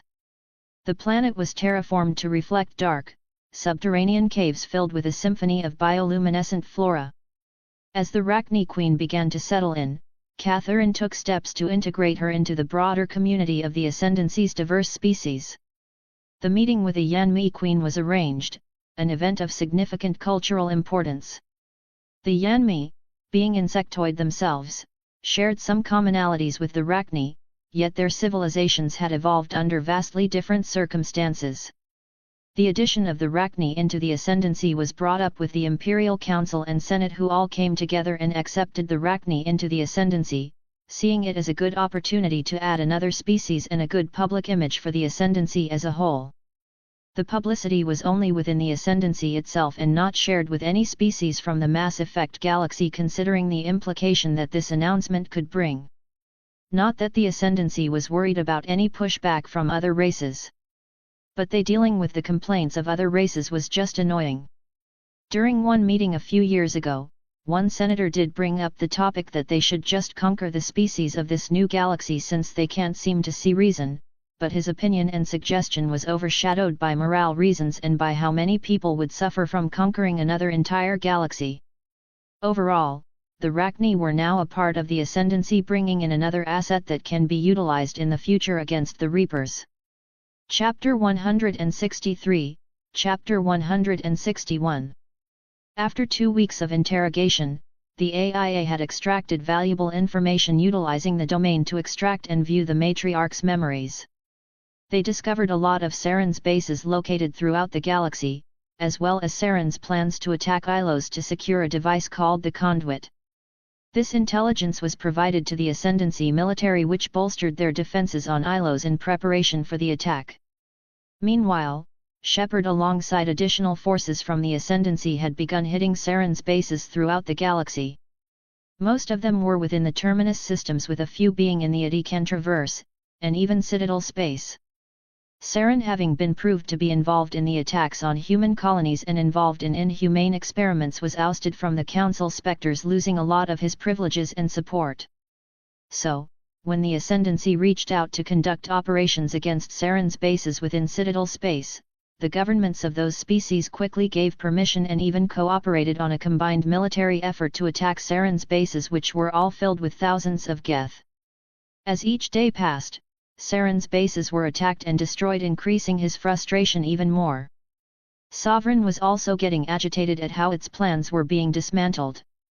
Because of this, the attack against Ilos was launched, which saw 600 Geth ships plus Sovereign engage in a battle against a 400-strong Ascendancy fleet, followed by 3 Guardian Custodes. The arrival of the Geth fleet was not a surprise, but it provided an answer to the question that was circulating in the upper chain of command. Could the Reapers override the Ascendancy's restrictive measures on the mass relays? With the arrival of Sovereign and the Geth fleet, it provided them with an answer. The Reapers could somehow override their manipulation of the mass relays and still use it. While the numbers were definitely on Sovereign's side, the Geth ships were no match for the MCU-controlled fleet. The Ascendancy fleet, with its advanced tactical algorithms and superior firepower, managed to outmaneuver the Geth at every turn. The Guardian Custodes, elite powerful ships designed to control entire systems, penetrated the core formations of the Geth fleet, exploiting weaknesses in their networked intelligence. As the number of Geth ships began to fall under the relentless assault of the Ascendancy fleet, the tide of the battle quickly turned. Sovereign, realizing the ineffectiveness of its fleet against the superior Ascendancy ships, attempted a desperate gambit. It launched a direct assault on the MCU Admiral's flagship, hoping to decimate the command structure of the enemy. However, the MCU Admiral was similar to the Forerunner Contender-class artificial intelligence, which was composed of numerous AI minds or instances working in synchrony, thus giving it intellectual capabilities far beyond any other AI. This allowed the AI to command an entire fleet of ships. Sovereign found itself outmatched, not just in firepower but also in tactical awareness. The AI Admiral predicted Sovereign's movements and intentions with alarming accuracy, maneuvering the Ascendancy fleet to encircle Sovereign, trapping it in a pincer movement. Sovereign found itself increasingly isolated, and the firepower from the Guardian Custodes combined with the MCU ships had overpowered its kinetic barriers.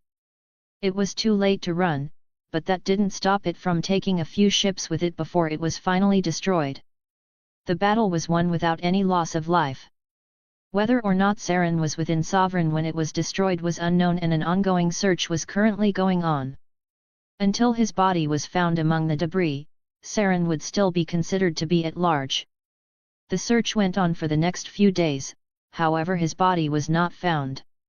On the other hand, the NDC was found to not be involved in the inhumane experiments being conducted. As such, they were left alone to their business, with the exception that the Peak 15 facility would remain under Ascendancy control. There were complaints about it from the holding companies of the NDC, so the Ascendancy formally bought the facility from the NDC. Corporations were still corporations, no matter what the problem is, just give them enough money to stop their complaining. As the start of 2185 began, a new problem had arisen within the galaxy. The Collectors, an enigmatic race that live beyond the Omega-4 relay, in the Terminus systems. They resemble human-sized bipedal insects with a chitinous exoskeleton, 2 anterior pairs of what appear to be vestigial limbs, 4 eyes, and a distinct, large, tapering head along with fully developed wings that allow them to fly over short distances. They had started attacking not just human colonies, but colonies within the terminus systems as well. These attacks were coordinated, swift, and devastatingly effective, leaving behind little more than smoldering ruins and few survivors to tell the tale. The pattern was clear and alarming. The collectors were not just abducting individuals, but whole populations. The situation was dire, and surprisingly a few small warlords had offered to pay the Ascendancy for protection. The offer was rejected, of course, because the Ascendancy military was not a hireable service. Instead, the Ascendancy formed agreements with individual warlords, giving them security, in exchange for a garrison being established on their planet and would have to abide by Ascendancy laws. The main reason for this highly unreasonable demand was to force the warlords to change their minds, but the Ascendancy doubted how desperate some warlords were. With the collectors emerging as a new threat, Axel officially tasked the AIA with gathering intelligence about their origins, motives, and operational capabilities. During an attack in the terminus systems that was stopped by the Ascendancy, a few collectors had been captured for study. The initial analyses were disconcerting. The collectors appeared to be genetically engineered, possibly an offshoot or a servile race created by the Reapers themselves for tasks deemed too trivial or specific for their direct intervention. This hypothesis was supported by advanced technology found in collector ships that bore similarities to Reaper tech, notably in its use of biotechnology. After this, a collector ship was tracked and monitored as it utilized the Omega-4 relay. What they found was how the collectors were able to use the relay when others couldn't. The collector ship transmitted some type of unique signal to the relay which allowed the collector ship to use it. This signal was successfully replicated by the Ascendancy after weeks of analyzing it. A fleet was sent through the relay where they encountered a collector base which they destroyed alongside the remaining collectors. The collector problem was short-lived, and quickly dealt with. However, the people who were already turned into collectors couldn't be saved as the Ascendancy hadn't found a way to do that yet. But this was just a short setback for the Reapers as their arrival was imminent and there was nothing that could be done to stop their arrival. Chapter 164, Chapter 162. Within the Vular system, the day was going like it always did within the Batarian-controlled system. Civilian traffic flowed as it normally did, while the local Batarian patrol fleet enforced security throughout the system. At the main Batarian space station in the system which orbited the colony Airsbat, Batarian Commander Zareth Keth was sitting in a meeting alongside a few of his subordinates. A Batarian commander is a different rank compared to an Ascendancy commander. Batarian commanders are responsible for entire fleets or in charge of major operations. Commander Keth was in charge of the Black Talon Armada, which consisted of 50 military ships, with transport ships not being included in that number. Alongside the Black Talon Armada was also the Black Talon Army, which serves as the ground force supporting the Black Talon Armada, specializing in rapid deployment and shock assault tactics. Their motto was "Strike with precision, prevail with honor." Within the system, the entire Black Talon Army was present, which numbered around 900,000 soldiers, with 15,000 being a part of the command division, which consisted of the overall leadership and strategic planning for the army as well as the senior officers overseeing divisions and coordinated operations. Total summary of Black Talon Army. Command Division, 15,000. Special Operations Brigade, 30,000. Infantry Corps, 450,000. Mechanized Division, 150,000. Artillery Division, 90,000. Logistics and Support, 75,000. Air Support Squadron, 90,000. This structure allows for a diverse range of capabilities, ensuring that the Black Talon Army can respond effectively to various combat scenarios while maintaining a strong command and support system. Within the meeting room, Commander Keth was going over the recent reports for the system and the Black Talon Army. As the holographic display with the latest intelligence data was displayed, Commander Keth scanned through the contents. The room was silent as everybody wanted to hear the commander's response to their reports. Reports indicate an increased activity in unregistered ship movements near the outer rim of our territory, Keth began. These are probably not mere smugglers or rogue traders. The pattern is too systematic, Too precise. It suggests a potential buildup, or maybe terrorist forces are attempting to gather data on our defenses. A younger officer, a lieutenant, chime in. Should we dispatch a reconnaissance fleet to investigate? We have 2 cruisers on standby. Keth considered this suggestion momentarily before shaking his head. No, we need something less conspicuous. Deploy the shadow. His words were interrupted as the station's alarm started blaring, followed by the station's 6 announcement. Alert! Reaper ships have entered the Vular system. All personnel to battle stations. Repeat, all personnel to battle stations. The room burst into chaos as officers hurried to their positions. Commander Keth's expressions had grown more serious as he knew this was not a drill. He turned back to the holographic display, which now showed dozens of unknown contacts rapidly spreading throughout the system from the edge of system. Status report. Keth demanded. A communications officer responded, breathless from his dash to the console. Sir, sensors have identified a fleet of ships that have the same signature as Reaper's vessels. Initial scans suggest there are at least 500 ships with numerous smaller support ships. They seem to have split and are heading towards both Erzbat and Vanna. The room fell silent for a moment as the gravity of the situation settled in. The Black Talon Armada was formidable, but facing a direct confrontation with a Reaper fleet was not something Commander Keth or any of his officers had anticipated. We need to coordinate with the planetary defenses immediately, Keth commanded, his voice cutting through the tense atmosphere. Inform all units to initiate emergency protocol Sigma 3. We'll make our stand while evacuating the civilians. As the officers scrambled to execute his orders, Keth turned to his strategic advisor, a seasoned veteran named Orith. Have you contacted Central Command? He asked. Orith nodded, his expression grim. Yes, Commander. I've sent an encrypted message stating that we are under attack by the Reapers. However, the Reapers are jamming all of our communications, we might not be able to get a message out. Keth's jaw tensed as he processed the information. They were on their own, outnumbered and outmatched by the Reaper forces, and reinforcements were not coming anytime soon.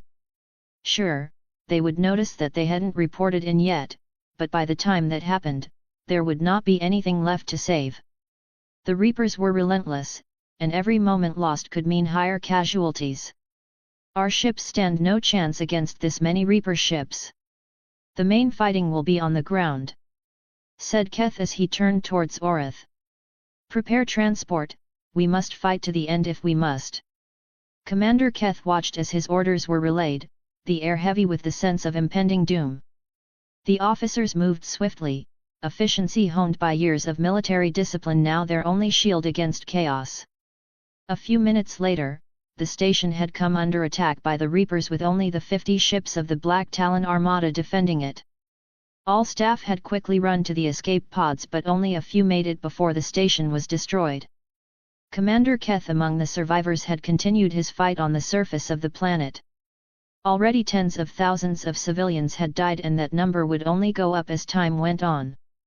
The Black Talon army, equipped with technology based off the Ascendancy, were attempting to hold their own against the overwhelming Reaper numbers, but there was nothing to do when outnumbered 10-1. More Reaper ships had entered the system from the edge of the system, had begun using the mass relays to start invading the rest of the galaxy. In a matter of hours, 1,500 Reaper ships in addition to the 500 attack the Vular system had spread out amongst the galaxy, traveling from relay to relay and attacking any and all advanced species in their path.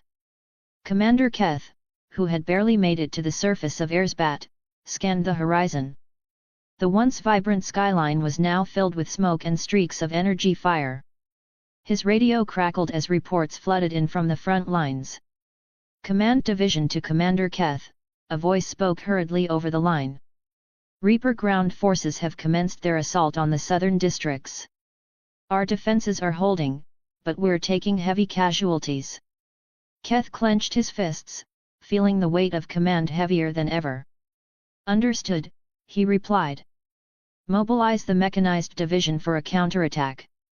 Use the artillery division to cover their advance and keep those Reapers at bay. As his orders were carried out, Commander Keth felt the similar rush of adrenaline that came with battle. Despite the dire circumstances, he was a soldier to his core, and this was where he thrived. He swiftly moved towards the command vehicle, as the world around him buzzed with the activity of soldiers preparing for what might be their last fight. Chapter 165, Chapter 163. The next places to be attacked were the core worlds of the Batarians, which proved to be a mistake, as such a widespread attack against the Batarian Dominion was not something that the Ascendancy would let go, considering the alliance that they had with the Batarians.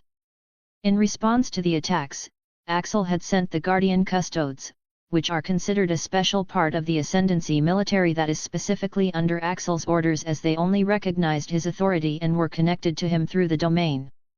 Each Guardian Custode has been upgraded through the Ascendancy's research on Forerunner technology, assisted by the Librarian, as well as their own technological advancements.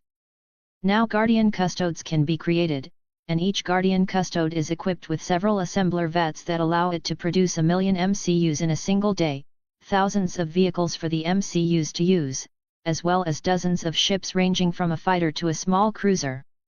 All of this was able to work thanks to the creation of new Contender-class AI which controlled each Guardian Custode.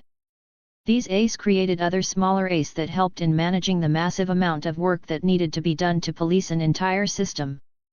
2 Guardian Custodes were sent to the Batarians' capital system, where they would patrol not only the capital but any adjacent systems.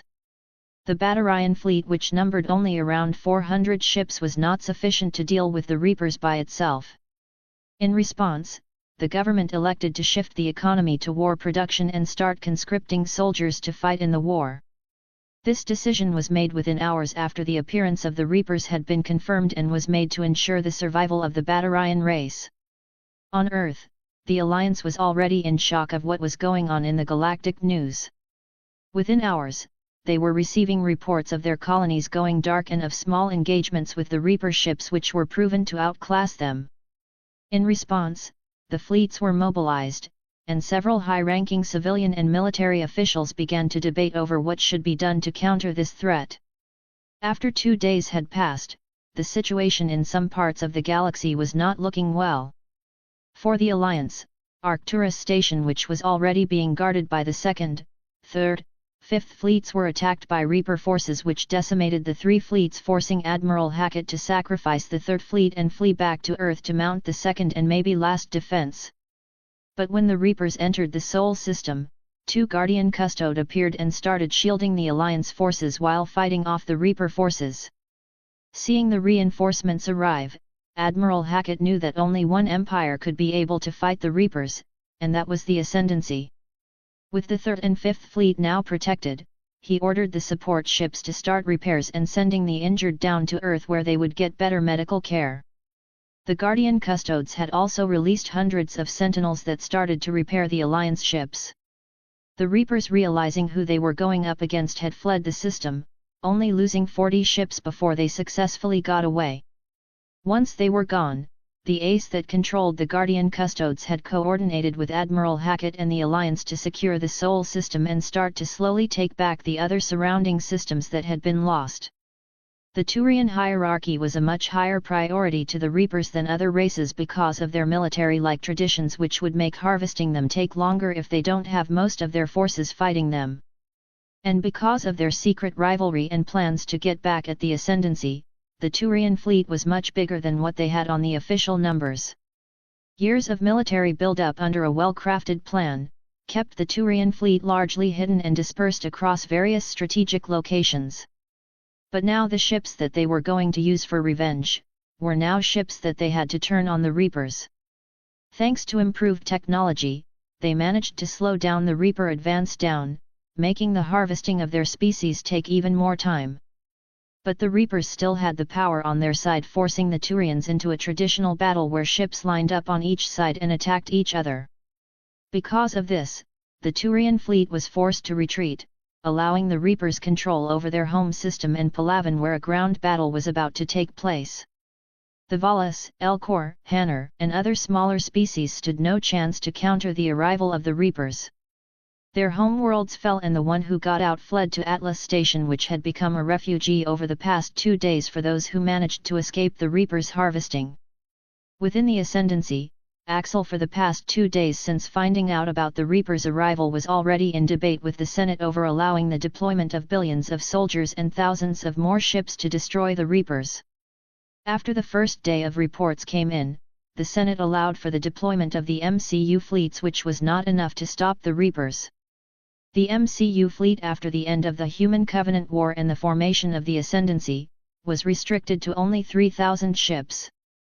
This was in response to growing concerns over the MCUs having a large fleet which numbered close to 10,000 at the end of the Human Covenant War. After great debate, laws were passed stating that the MCU fleet can contain no more than 3,000 ships at any given time, unless the Ascendancy is threatened by a major crisis which requires the MCUs to have a great fleet.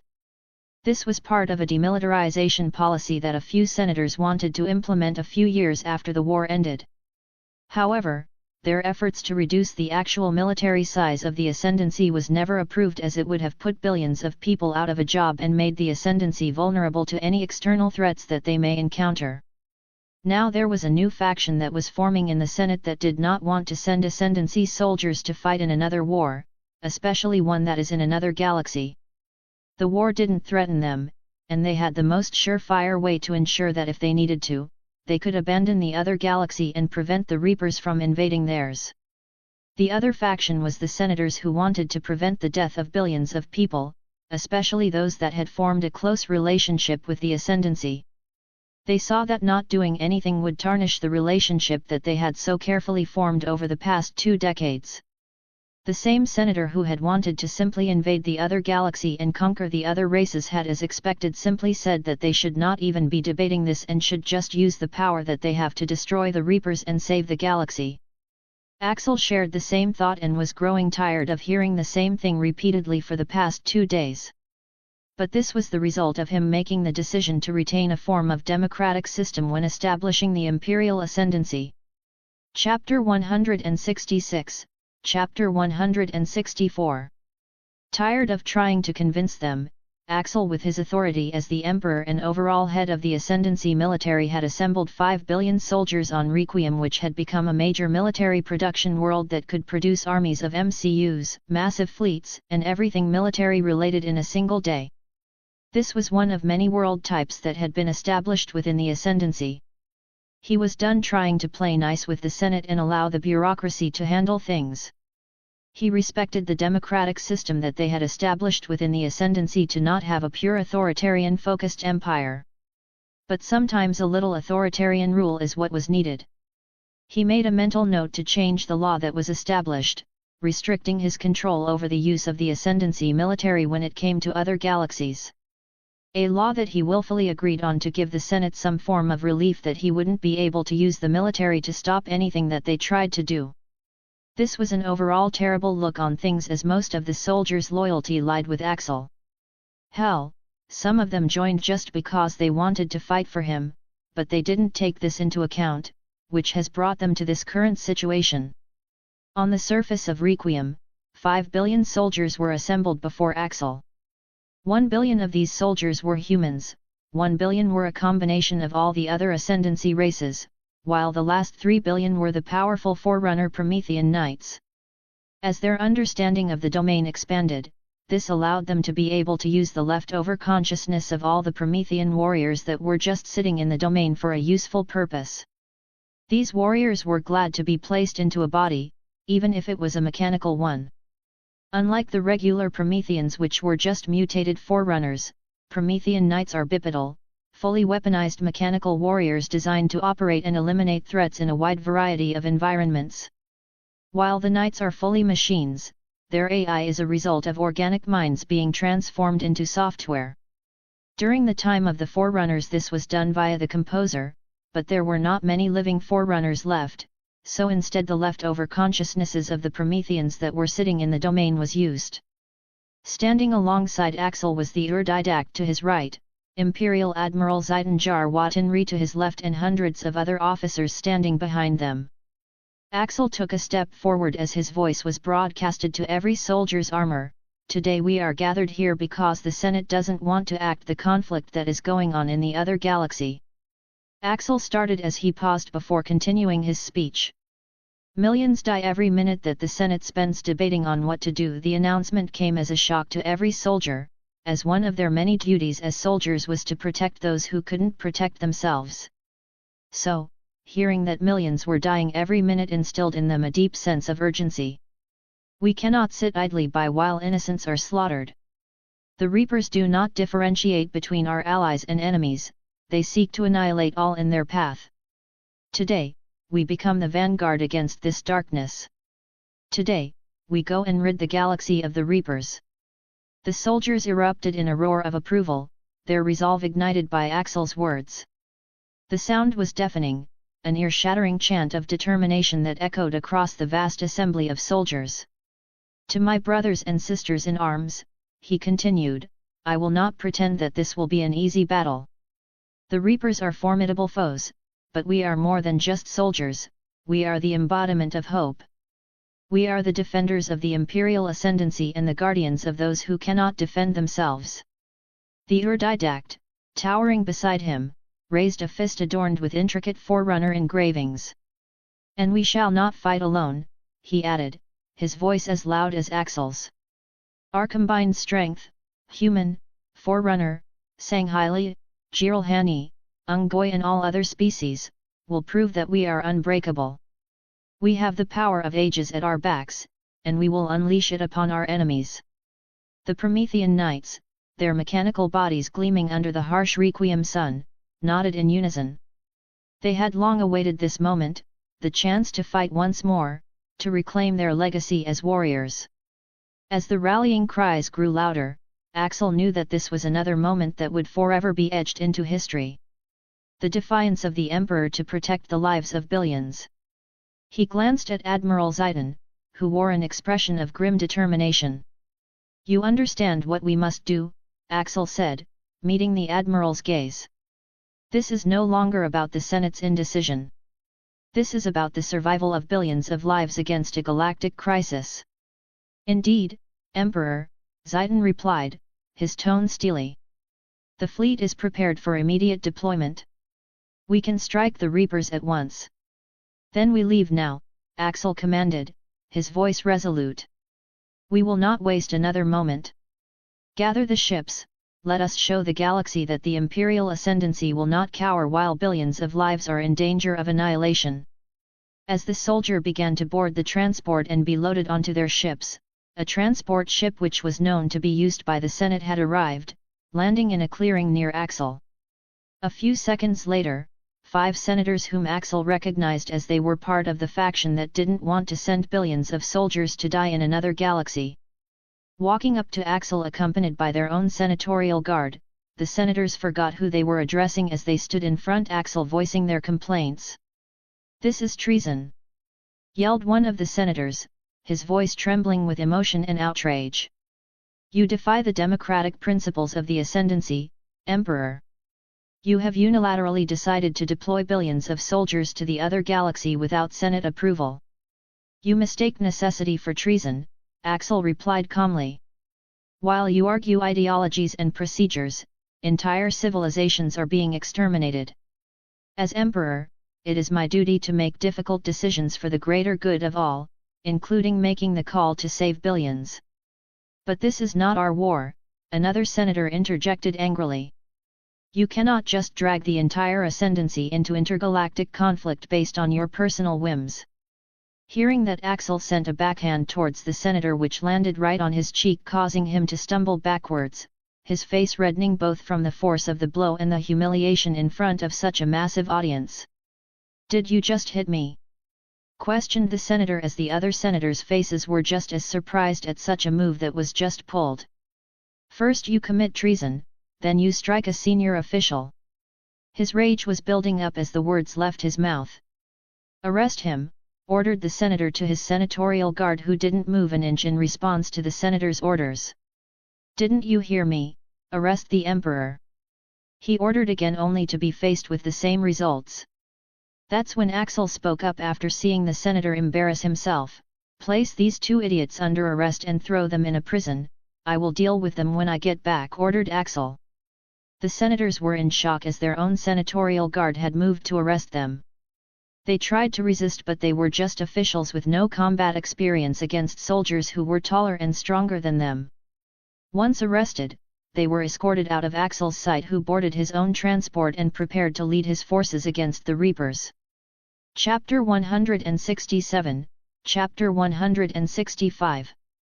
Seeing as how the Ascendancy only halted their scout forces in certain areas of the galaxy, causing the Reapers to focus on the areas where the Ascendancy didn't try to stop them. This caused more pressure to be put on the Asari, Turians, and Solarians. Species such as the Valis had lost their homeworld Iryun, which shattered their government. The Valis government, known as the Val Protectorate, is a client state of the Turian hierarchy. In return for falling under the protective umbrella of the Turian military, the Valis pay a tax to the hierarchy, as well as deferring to the Turians in all foreign policy matters and providing auxiliary troops to the Turian armed forces. Because of this, the Reapers didn't face much of a resistance from the Valis, especially with the Turians being tied down in defending their own territory. Among the small races, the Elcor were the closest to joining the Ascendancy because of the benefits it brought and the sense of security they wanted to feel after the evidence of the Reapers being real was released to the public. They slowly drifted away from the Citadel politics and had focused their efforts on building their relationship up with the Ascendancy. They had come very close to joining the Ascendancy and had learned a lot about the Ascendancy government.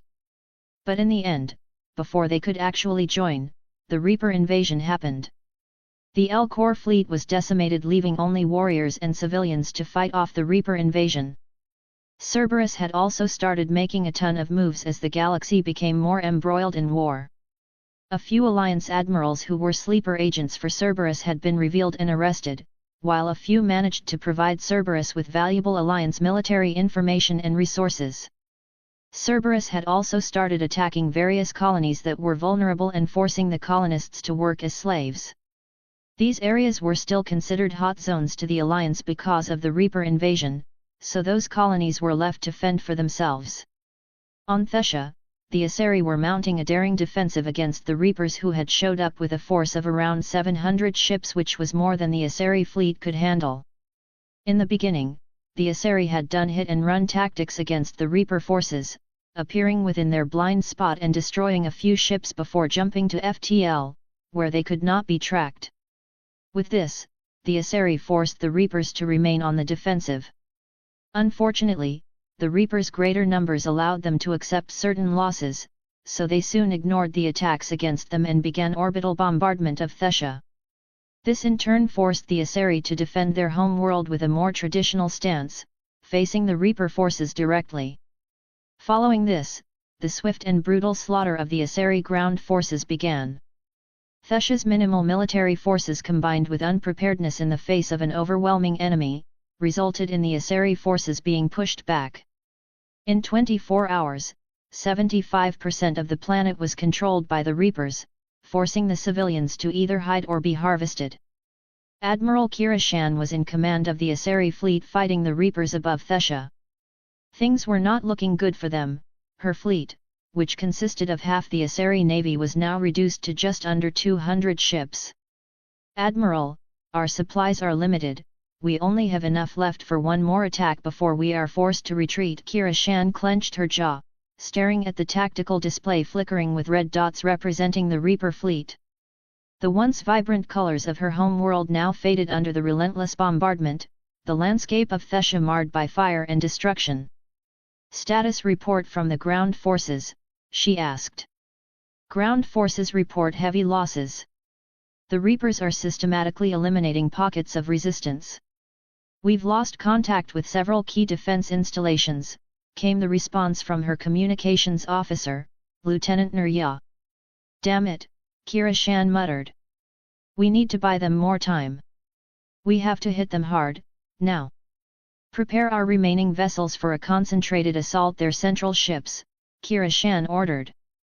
"We may only get one shot, but if we can take down their center, we can open up a path for our forces to start a breakthrough." Her tactical officer frowned. "But Admiral, we'll be outnumbered. It's a suicide mission." Better to die fighting than to flee and let them ravage our home, she shot back, her biotic aura flaring briefly as her emotions surged. We owe it to our people. We owe it to Thesha. Nurya nodded, her expression resolute. I'll coordinate with the other captains. We'll have to move fast and coordinate our fire. A few minutes later, the Asari fleet began its final assault on the Reaper ships blockading the planet. And just as predicted, the Asari fleet was unable to make a push through the center of the Reaper fleet. It had become so desperate that a dozen Asari ships had intentionally sacrificed themselves by crashing into Reaper destroyers. But in the end, it proved to be useless.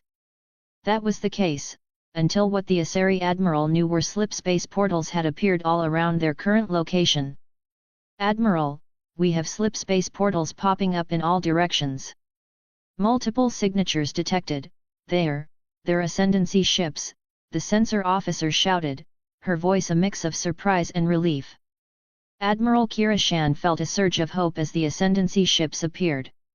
Ma'am, we're getting an incoming transmission from the Emperor himself, reported the communications officer. Admiral Kirishan nodded, telling the communications officer to accept the transmission. In front of Admiral Kirishan appeared the live image of Axel. Admiral Kirishan, he began. Let's not waste time and get straight to the point. We will clear out the Reaper forces and then head planet-side to liberate the rest of the planet. I need you and the remaining Asari ships to retreat to a safe distance behind my fleet, where we will begin repairing your fleet. Admiral Kirishan couldn't even muster up the words to express what she was feeling at this moment, so all she said was thank you. Axel shook his head before he replied, I don't deserve it considering what has been lost already, but thank you nonetheless. No more time was wasted on a conversation that could be had after the fighting was done. So as ordered, Admiral Kirishan and her fleet retreated to a safe distance and started getting repaired by the repair sentinels. With his fleet of 2,000 ships, Axel had managed to break through the Reaper blockade in a matter of minutes, giving a path for the ground transports to land on the planet and start providing immediate support to Asari resistance forces. Standing up from his command chair, Axel left the command of the space battle to Imperial Admiral Zidon as he took a transport down to the surface of the planet alongside the Ur-Didact. This would be the first major battle of the war considering the number of ships and soldiers that were present, as well as the first major victory that would be the first of many. Chapter 168, Chapter 166. As thousands of transports began landing across the planet, Axel himself had landed within the capital city of Thesha, Praxis, where the Reapers had landed first and the last remnants of the main Asari command division were last seen. Escorting the transports were tens of thousands of fighters and bombers whose main mission was to engage Reaper fighters and escort the transports. In addition to transports, ODSTs were being deployed to key locations on the surface to attack the Reapers from the rear and cause chaos amongst their forces. As elite soldiers trained to never experience death dozens of times, they had any fear and would stop at nothing to achieve their mission. Integrated into the ODST forces were the Ascendancy Titans and their pilots. The Titans themselves were effectively a one-man army when put up against the Reaper ground forces, and when supported by ODSTs and other ground forces, an opposing force would find themselves unable to contend with the speed at which the Titans maneuvered through the battlefield, killing hundreds of soldiers in a matter of minutes. As soon as his transport landed, the honor guards were the first to charge forward and started slaughtering the Reaper forces in the immediate area, followed by the Marines and Promethean Knights. Following them, Axel had walked out of the transport looking at the ruins of the once great Asari capital. Compared to when he first visited the Asari world by invitation, he couldn't even recognize the beauty it once had. But it was nothing that couldn't be rebuilt. Returning back to the matter at hand, Omnis had updated Axel on the communication issue involving the Reapers blocking the Asari communications around the planet. Axel, whatever the Reapers were using to block the Asari communications is gone, we are now able to hear all Asari communications. Good, replied Axel. Broadcast a message across all channels, ordered Axel as Omni started to broadcast a message to any surviving Asari resistance forces that were still alive. Meanwhile, Axel had found a good place to set up a command post. He had some MCUs start setting up the base while the other soldiers created a perimeter around the area and started to advance forward, clearing each building along the way. As the base was getting set up, Axel had received a report from Omni that Matriarch Selene, the leader for the entire Thessia defense force, was still alive but was surrounded by 2 Reaper destroyers and an unknown number of Reaper ground forces. Seeing as he was not busy, Axel decided to go himself. He boarded his transport ship and headed towards the Matriarch's location. A few minutes later, landing a few feet away from the Matriarch's location, Axel saw possibly hundreds of thousands of Reaper forces around the area where the Matriarch was held up. Omni called down a squad of Titans right on top of those 2 destroyers alongside some ODSTs to start clearing them out, ordered Axel. Copy that, ODSTs inbound, ETA, 20 seconds. Titans will be here in 50 seconds, replied Omni. 20 seconds later, thousands of orbital drop pods could be seen landing in the immediate area, and ODSTs started swarming out, killing any Reaper within sight. 30 seconds after that, a squad of Titans had landed directly on top of the 2 Reaper destroyers. This caused the Reaper destroyers to lose their balance and fall to the ground for a moment. Drawing their energy swords, the Titans waited for the Reapers to try and fire their energy beams, then they shoved the energy swords right into that area, crippling the Reapers. As the Titans unleashed their devastating strikes, the ground shook beneath them, and Reaper forces scattered in a panic. ODSTs, secure the perimeter. Axel commanded over the comms, we need to create a safe zone for the Matriarch. With precision and discipline, the ODSTs moved as a cohesive unit, taking out Reaper foot soldiers and heavy units with lethal efficiency. Meanwhile, the Titans continued their assault on the fallen destroyers, their energy swords cleaving through Reaper armor as if it were paper. The once feared machines now lay vulnerable, their defenses shattered. Axel, taking advantage of the distraction, activated his visor's targeting system and marked the location of Matriarch Selene's last known coordinates. Omni, keep me updated on her status. We need to get to her before the Reapers regroup. Understood. I'll keep scanning for her signals, Omni replied. But there are multiple hostile signatures converging on her location. We need to move fast. Titans, I need you to create a path, Axel ordered, gesturing toward a cluster of Reaper forces attempting to regroup. The Titans leaped into action, their agility allowing them to navigate the battlefield with ease. They fired their energy weapons, targeting the enemies that posed the greatest threat, while the ODSTs supported them with cover fire. Watch your flanks, an ODST sergeant shouted, as a group of Ravagers attempted to flank the advancing soldiers. Axel's team quickly adjusted, engaging the incoming threats while continuing to advance at the same time. Keep pushing! Axel shouted, rallying his troops. The group fought their way through the mass of Reaper forces, determination fueling their every move. As they approached the ruined structure where Matriarch Selene was hiding, they saw a group of Asari waving them down. Matriarch Selene, we're here to extract you! Axel yelled, rushing into the building.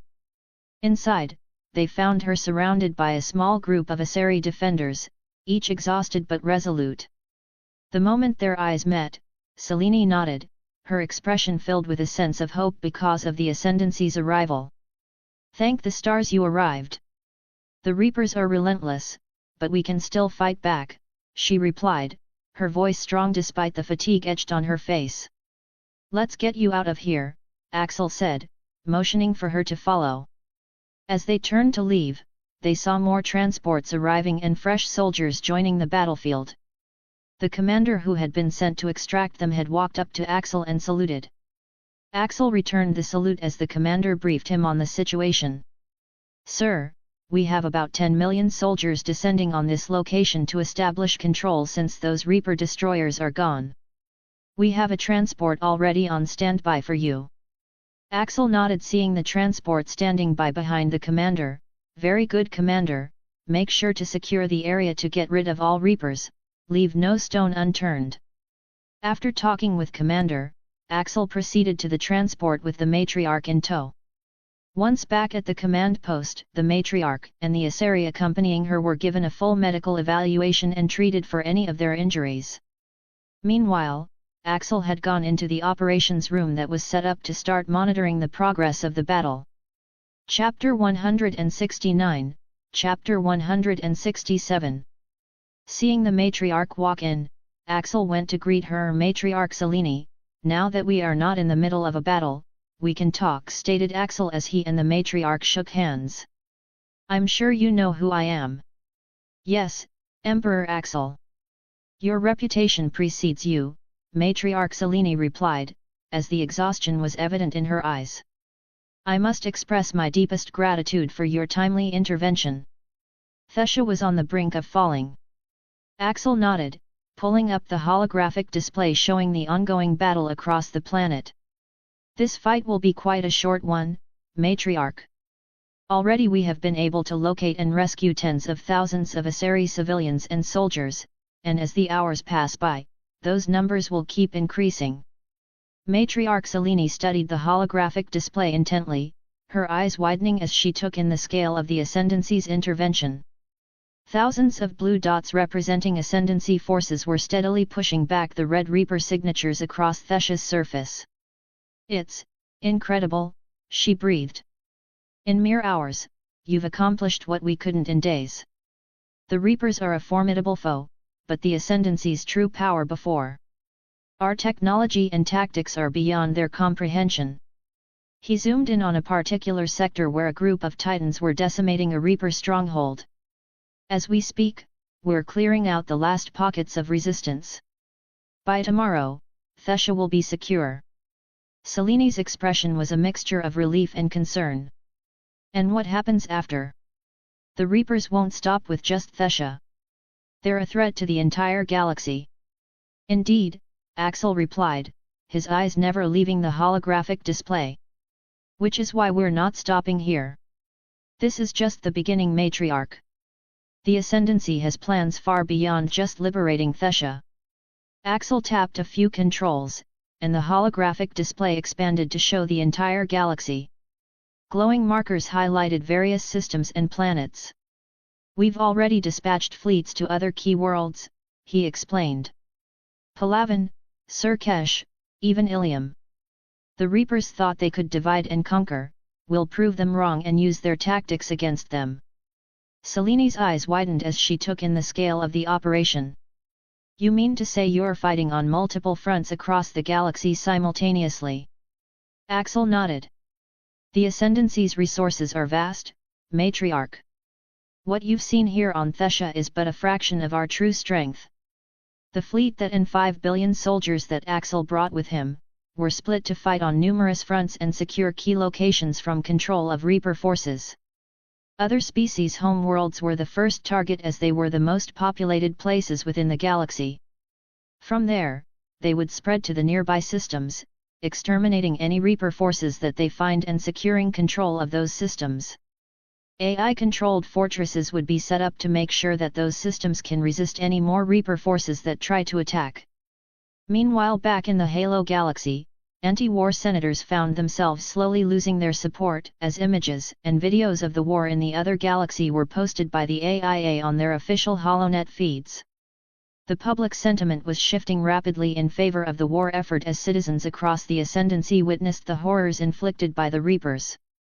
And after hearing of their emperor fighting on the front lines with only 5 billion soldiers had caused protests to break out. Those anti-war senators tried to counter this information by spreading their own false information, claiming Axel to have taken those 5 billion soldiers to fight against their will. They released edited footage of Axel slapping the senator on Requiem while claiming that he will do whatever he wanted to do because he was the emperor. This was countered by the AIA, who in turn released the entire footage from the beginning when Axel addressed his soldiers, to the end when they left the planet. Now the Senate was being accused of spreading misinformation and undermining the Emperor's efforts to save billions of lives. Public opinion swiftly turned against the anti-war faction, with citizens across the Ascendancy calling for their immediate resignation. In response to this, the anti-war faction, which was made up of senators who did not like Axel because of his past actions, had used what little power they had to gain leverage on other senators. They wanted to use this leverage to try and create an arrest warrant against Axel and his family before they were forced to approve sending more soldiers to fight. However, their plan didn't gain much progress. Every senator that was involved, as well as every senator a part of the anti-war faction, was arrested by agents of the AIA under charges of treason and conspiracy against the emperor. This action had sent shockwaves throughout the political landscape of the Ascendancy. As news of the arrests spread, public support for Axel and the war effort soared to unprecedented levels. Citizens across the empire rallied behind their emperor, organizing massive demonstrations in support of sending more troops to aid in the fight against the Reapers. Back on Thessia, Axel received word of the developments in the Senate. A small smile appeared across his face, as that was one less thing he would need to deal with once the war was over. Within the next 2 days, the Senate had approved sending more soldiers to the other galaxy to fight the Reapers. Axel had ordered the AIA to tighten its grip around the Senate and start flushing out any treasonous elements that remained. Meanwhile, thousands of ships and 4 billion more soldiers began pouring through the portal and starting the liberation of the galaxy. Reaper forces everywhere had begun to face heavy losses and were forced to retreat. The galaxy had gained hope as Ascendancy forces started to liberate the galaxy. Thessia was secured and the process of rebuilding had begun. Food, medical supplies, and shelters for the displaced were being built across the world as the Aseri began to regroup. Matriarch Selene worked tirelessly, organizing efforts to restore her people's morale and infrastructure. The ruins of Praxis were filled with the sounds of reconstruction, and the flickering lights of hope began to shine amidst the devastation. Meanwhile, Axel coordinated operations from his capital ship, where he oversaw the ongoing campaign against the Reapers. The holographic display showed an ever-expanding network of liberated worlds, each marked by glowing blue symbols. Reports streamed in from various fronts, detailing the successes of his forces. Palaven has been secured, an officer announced, breaking Axel's focus. The Turians are rallying their forces for a counter-offensive in the next sector. Good. Coordinate with their commanders, Axel replied, his tone steady. We need to ensure that the Reapers can't regroup anywhere. I want the fleets to maintain pressure on all fronts. As the days turned into weeks, Axel's strategy of rapid strikes and simultaneous offensives proved effective.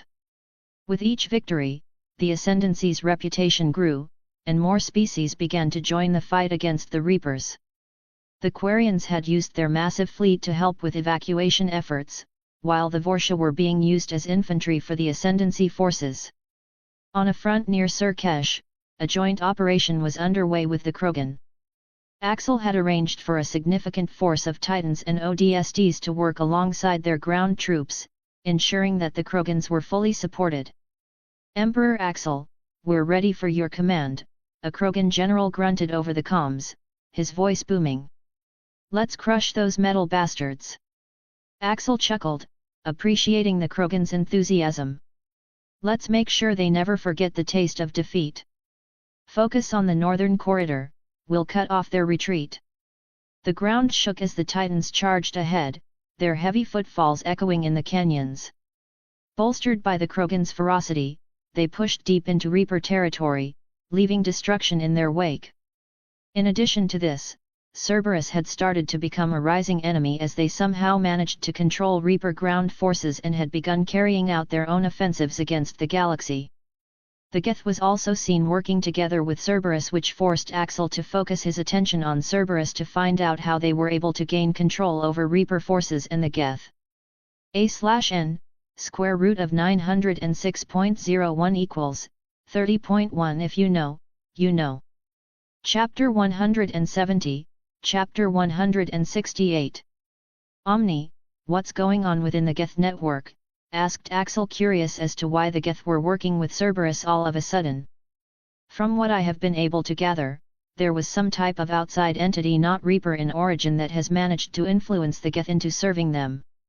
At first the influence was just small and not powerful, but after some time, it learned from the experience and has managed to gain control over a large portion of the Geth.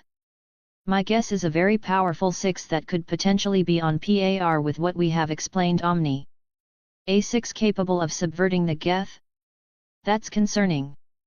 We need to neutralize this threat before it spreads further. He turned to his tactical display, adjusting the fleet's position before engaging.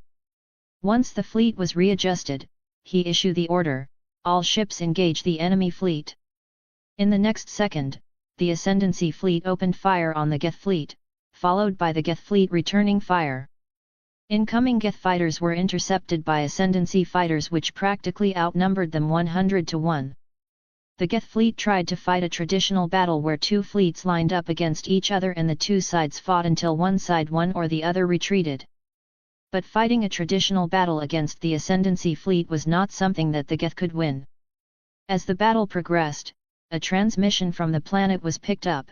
"Sir," a communications officer interrupted, "we're picking up a transmission from the planet's surface. It's unusual." "Put it through," Axel commanded. A garbled voice crackled over the speakers, repeating a sequence of numbers. Square root of 906.01 equals 30.1. Square root of 906.01 equals 30.1. Axel's eyes narrowed as he listened to the repeating message. "Omni, analyze that transmission. What can you tell me about its origin and purpose?" "The transmission appears to be coming from a facility on the planet's surface," Omni replied. "Its repetitive nature suggests it may be some kind of distress signal or coded message. The mathematical equation could be significant." "A coded message in plain sight," Axel mused. "Clever. It might be related to whatever's controlling the Geth. Send the ODSTs and a team of Spartans to the surface. I want that facility secured and investigated." Relaying his orders, the ODSTs and Spartans had moved to their orbital drop pods.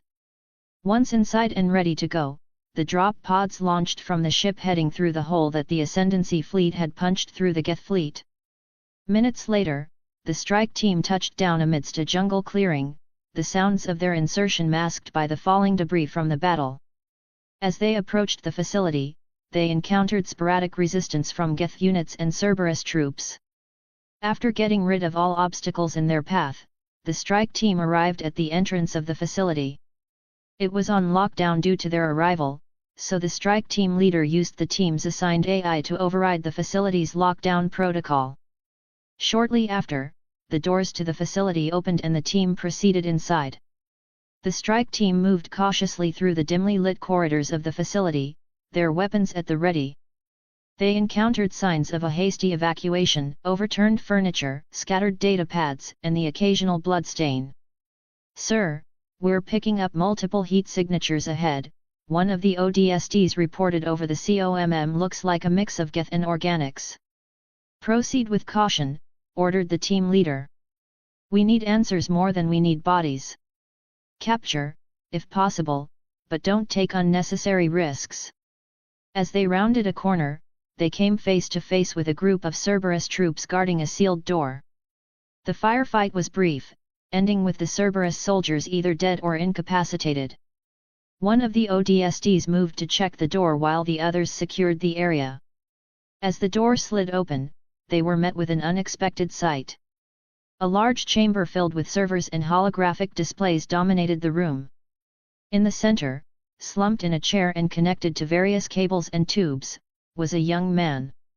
His eyes were open but unfocused, staring blankly ahead.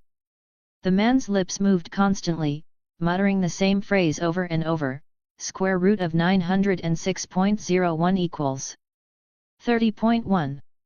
One of the Spartans approached cautiously, signaling for a medic. "Sir, we've found something unusual. There's a man here, hooked up to some kind of machine. He seems to be the source of the transmission that was picked up earlier," informed the Spartan. As the medic began to assess the young man's condition, one of the Spartans accessed a nearby terminal. "Sir, I'm accessing the facility's logs. It appears this is some kind of 6 research center. The subject's name is David Archer. He's been integrated into the facility's systems somehow. The team leader relayed the information back to Axel. Sir, we've found the source of the transmission. It's a human, connected to the facility's systems. He appears to be controlling or at least influencing the Geth somehow. Axel's voice came through crisp and clear. A human, hooked up to the facility's systems, he restated angrily as the video from the Spartans' helmets had popped up in front of him. What he saw was something that no human should ever have to experience. The young man, David Archer, was a pitiful sight. His body looked like a skeleton, eyes vacant, with numerous tubes and wires protruding from his skull and spine. This is unconscionable, Axel growled. Get him out of there immediately. Have our medical team standing by to receive him once he's extracted. As the strike team worked carefully to disconnect David from the machinery, Axel turned his attention back to the space battle above. The Geth fleet was in disarray, their coordinated efforts crumbling without David's influence. All ships, press the advantage, Axel commanded. Disable as many Geth vessels as possible. We may be able to restore them once we've severed this connection. Within minutes, the remaining Geth ships were either destroyed or drifting powerless in space. The Cerberus vessels had already fled, using the Geth ships as cover to save themselves. But they didn't make it far, as awaiting them at the mass relay was another fleet of Ascendancy ships which didn't waste any time in destroying the Cerberus ships. Back in the facility, the team had successfully extracted David and were preparing for emergency evac. As they made their way out, they downloaded as much data as possible from the computers, hoping to learn everything that happened within the facility. The strike team moved swiftly through the facility, carrying the frail form of David Archer on a stretcher. This was no normal stretcher, as it hovered a few feet off the ground, only requiring a person to guide the stretcher to where they wanted it to go. Outside, a transport ship with more medical staff was already waiting, while more soldiers had moved to secure the facility. Once David was on board, the transport ships lifted off in a hurry and transported him back to the Ascendancy fleet. While Cerberus was on Axel's list for organizations that needed to be destroyed and taken down during this war, now they just became a secondary target priority after the Reapers. This was not the first time that they had encountered something like this either. A few years ago, a facility was raided by Spartans which contained biotic children that were experimented on by Cerberus. Subject 0, also known as Jack, was the central focus of this project, as they were trying to find a way to enhance biotics. The facility was raided, and all the children were rescued and transported back to Atlas Station, where they underwent a rehabilitation program. Jack, the focus of the project, was a wild case who had gone through the trauma of feeling alone for years. The AIA had managed to use this, by providing Jack with a sense of belonging and purpose within the Ascendancy. They had slowly worked to gain her trust, offering her opportunities to channel her immense biotic abilities in constructive ways. Over time, Jack had become one of the Ascendancy's most formidable biotic operatives, often working alongside Spartan teams on high-risk missions. Her experiences had made her particularly effective in operations against Cerberus, as she intimately understood their methods and cruelty. As the transport ship carrying David Archer docked with Axel's flagship, medical teams rushed to receive the fragile patient. "I want a full report on his condition as soon as possible," Axel ordered the chief medical officer. "And I want to know everything about what Cerberus was doing to him." While the medical team worked frantically to stabilize David, Axel turned his attention to the data retrieved from the facility. He pored over the files, his anger growing with each revelation. "Project Overlord," he muttered, disgust evident in his voice. They were trying to create a hybrid 6/human interface to control the Geth. And they used this young man as their guinea pig. As he delved deeper into the files, Axel came across mentions of other Cerberus projects, including the one involving Subject 0. The connections were becoming clearer, painting a disturbing picture of Cerberus's true nature and goals. Hours passed as David underwent emergency treatment. Finally, the chief medical officer approached Axel with an update that David had survived the treatment, and they were already coming up with a plan for rehabilitation.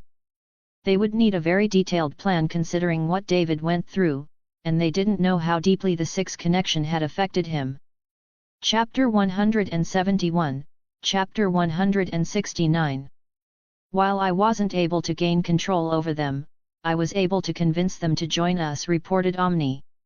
Excellent work, Omni, Axel replied, a hint of relief in his voice. What was the key to convincing them? The Geth were intrigued by our advanced technology and our peaceful integration of multiple species, Omni explained. But what truly swayed them was our offer of protection and cooperation. After being influenced by Cerberus, they are now seeking a path of coexistence with organics and have even offered to help reclaim Rannoch for the Quarians. I'm guessing, there's something involving the Reapers and Rannoch, right? Based off what Omni said, if the Geth want to help reclaim Rannoch, then that means the Reapers have taken it from them or something similar to that. Yes sir, you are correct. The Reapers arrived and placed a device on surface of the planet which transmits a signal to slowly force the Geth to see the old machines or Reapers in this case as gods. The Geth fleet which we encountered here had fled before falling under the influence of the Reapers but were instead brought under control by Cerberus's Project Overlord, which brings us to the current state of things, explained Omni. Axel nodded, processing this new information. So, the Reapers are already making their move on Rannoch. We'll need to act quickly. He turned to his tactical display, studying the galactic map. Omni, send a message to Prime Candidate Celeri Vas Rannoch and tell her that we are going to reclaim Rannoch for her people, and to meet us near the Perseus Vale mass relay. Message sent, sir, Omni confirmed. Shall I begin preparations for the assault on Rannoch? Yes, start drawing up battle plans. We'll need to neutralize that Reaper device quickly to disable its influence over the Geth, Axel ordered. Also have our new Geth allies integrate within the fleet's formation. Their knowledge of Rannoch's defenses will provide us with an advantage once the battle begins. As the Ascendancy fleet began to mobilize for their next mission, Axel received word that David Archer had regained consciousness. He made his way to the medical bay, finding the young man looking frail but alert, his eyes darting nervously around the room. David, Axel said softly, approaching the bed. I'm Emperor Axel. You're safe now. Can you tell me what you remember? David's gaze focused on Axel, his voice barely above a whisper. Numbers, so many numbers. They were talking to me. Through me. I couldn't. David's voice trailed off, his eyes looking away for a moment before snapping back to Axel. I couldn't stop it. The Geth, they were everywhere. In my mind. Axel nodded sympathetically. You're no longer connected to that system, David. We've rescued you from Cerberus. At the mention of Cerberus, David's eyes widened in fear. My brother. Gavin. He did this to me. Said it was for the greater good. Axel's jaw clenched at this revelation. Your own brother did this to you? Rest assured, David, we will find him, and he will face justice for what he's done. David seemed to relax slightly at Axel's words. What happens now? Now, you rest and recover, Axel said gently. We have the best medical team in the galaxy working on your rehabilitation. When you're ready, we'll discuss your future. You have great potential, but we won't force you to do anything that you don't like. David nodded weakly, his eyes already beginning to droop.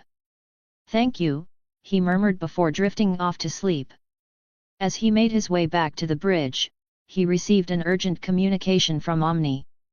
Sir, Cortana has made it into the Geth network that us under the influence of the Reapers, as she says that the Reapers are amassing a sizable fleet alongside the Geth fleet and are setting up massive orbital guns to stop any invasion attempt.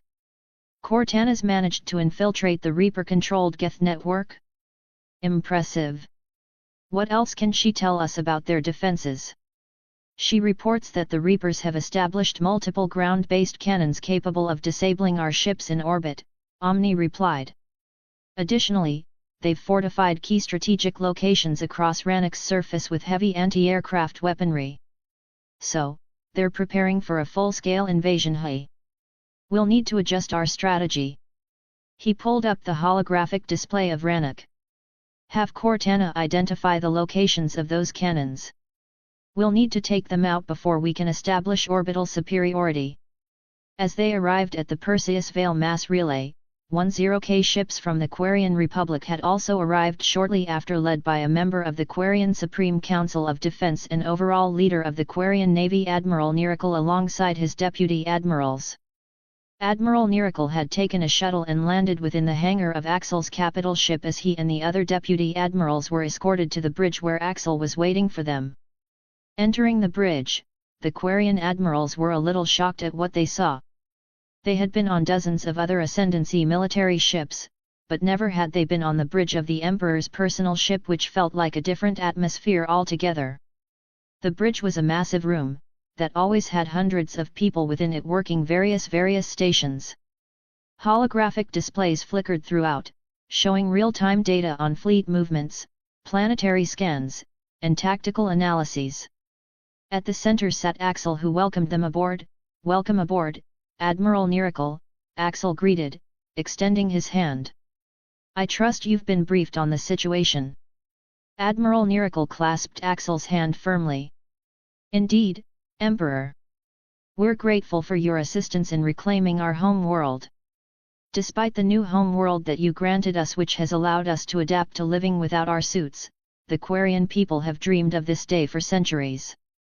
You're our allies. I was planning on reclaiming your home world rather soon anyway, just needed to wait until the appropriate moment, which is now," Axel replied. "But I won't sugarcoat the situation. The Reapers have fortified Rannoch heavily. This will not be an easy battle considering all the defenses that they are building." He gestured to the holographic display of Rannoch, highlighting the defensive structures Cortana had identified. "The Reapers have established ground-based cannons which are supposedly capable of disabling our ships in orbit. How true this statement is unknown at the moment, but I still don't want to take any risks. We'll need to neutralize these before we can establish orbital superiority." One of the deputy admirals, Zalcoris, stepped forward to examine the display. "Those cannons don't look like they can take out a capital ship in one shot, but they could certainly cause significant damage to our frigates and cruisers. We'll need to take them out quickly." Axel nodded in agreement. "Exactly.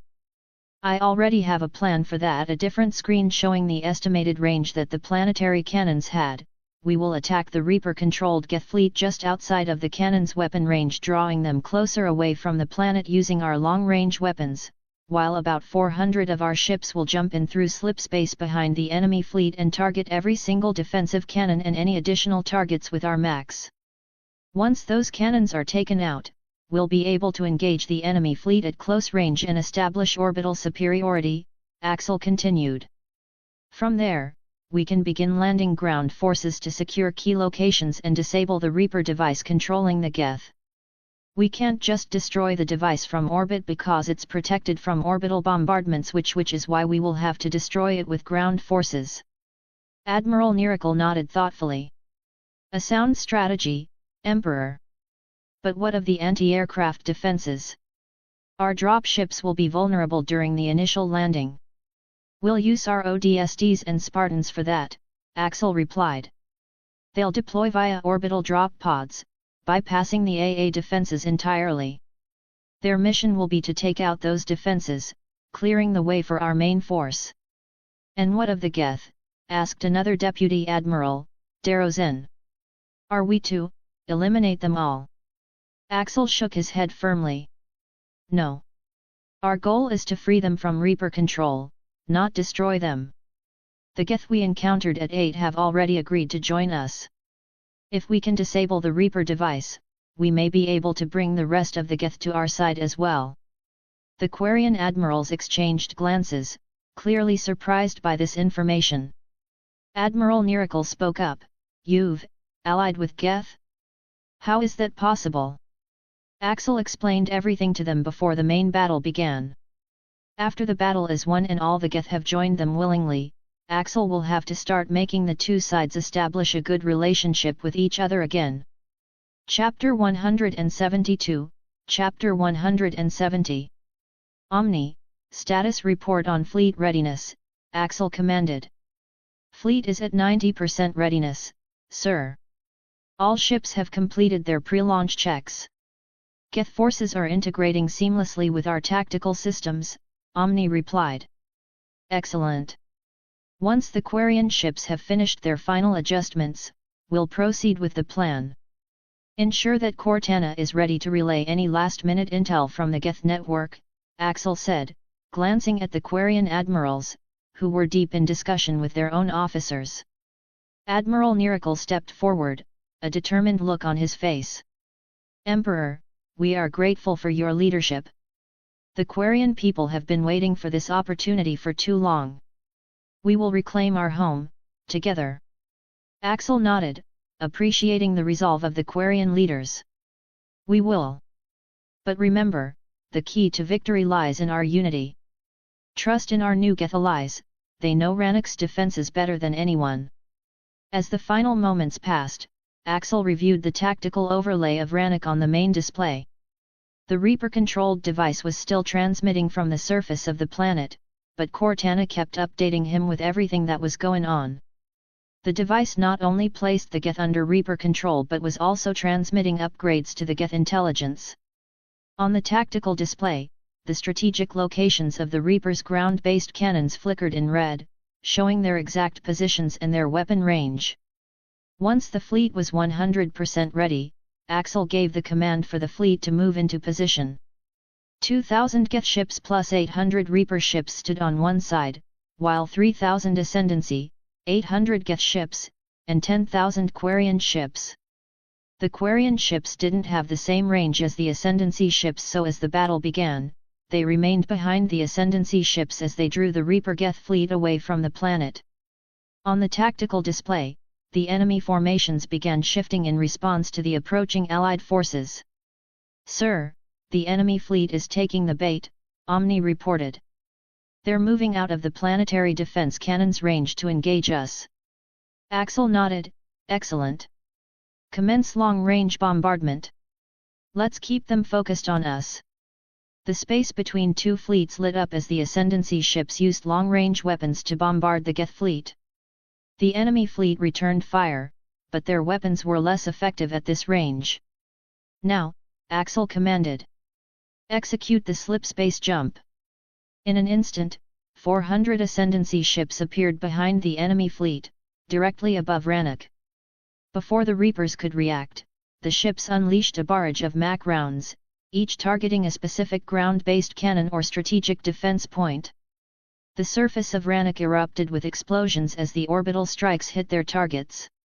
Ground-based cannons neutralized, sir, Omni reported. Planetary defenses at 30% capacity and falling. Excellent. All ships, close in and engage. Quarian fleet, move up and provide support. Launch ODST and Spartan drop pods as soon as we're in range. Commanded Axel. The Allied fleet charged forward, targeting the Geth ships' weak points so that when Reaper signal was destroyed, they could bring the Geth to their side.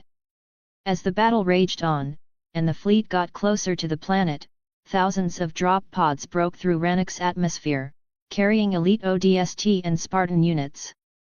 Their mission: take out the remaining defenses and secure landing zones for the main ground force.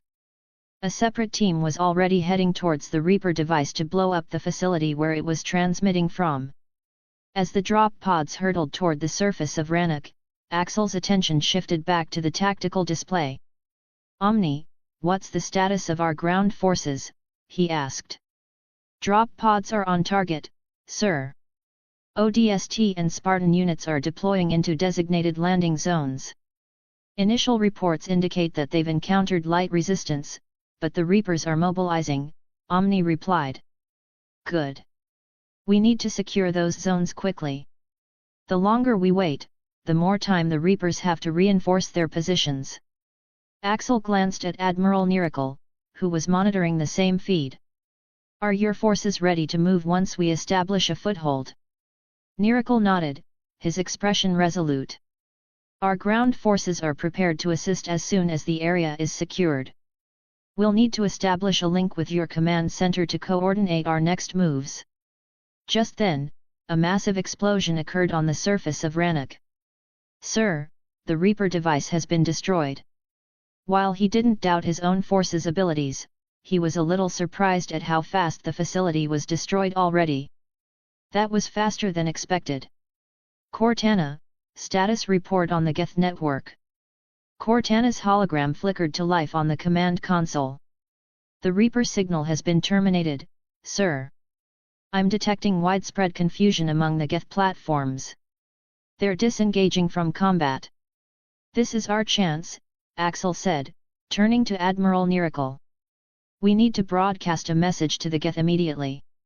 Let them know we're here to help, not destroy them. As Nirakel nodded in agreement, Axel opened a channel to all allied ships. All forces, cease fire on Geth ships. I repeat, cease fire on Geth ships. Target Reaper vessels only. The space battle shifted dramatically as the Allied fleet redirected their fire towards the Reaper ships. The Geth vessels, now free from Reaper control, began to power down their weapons systems.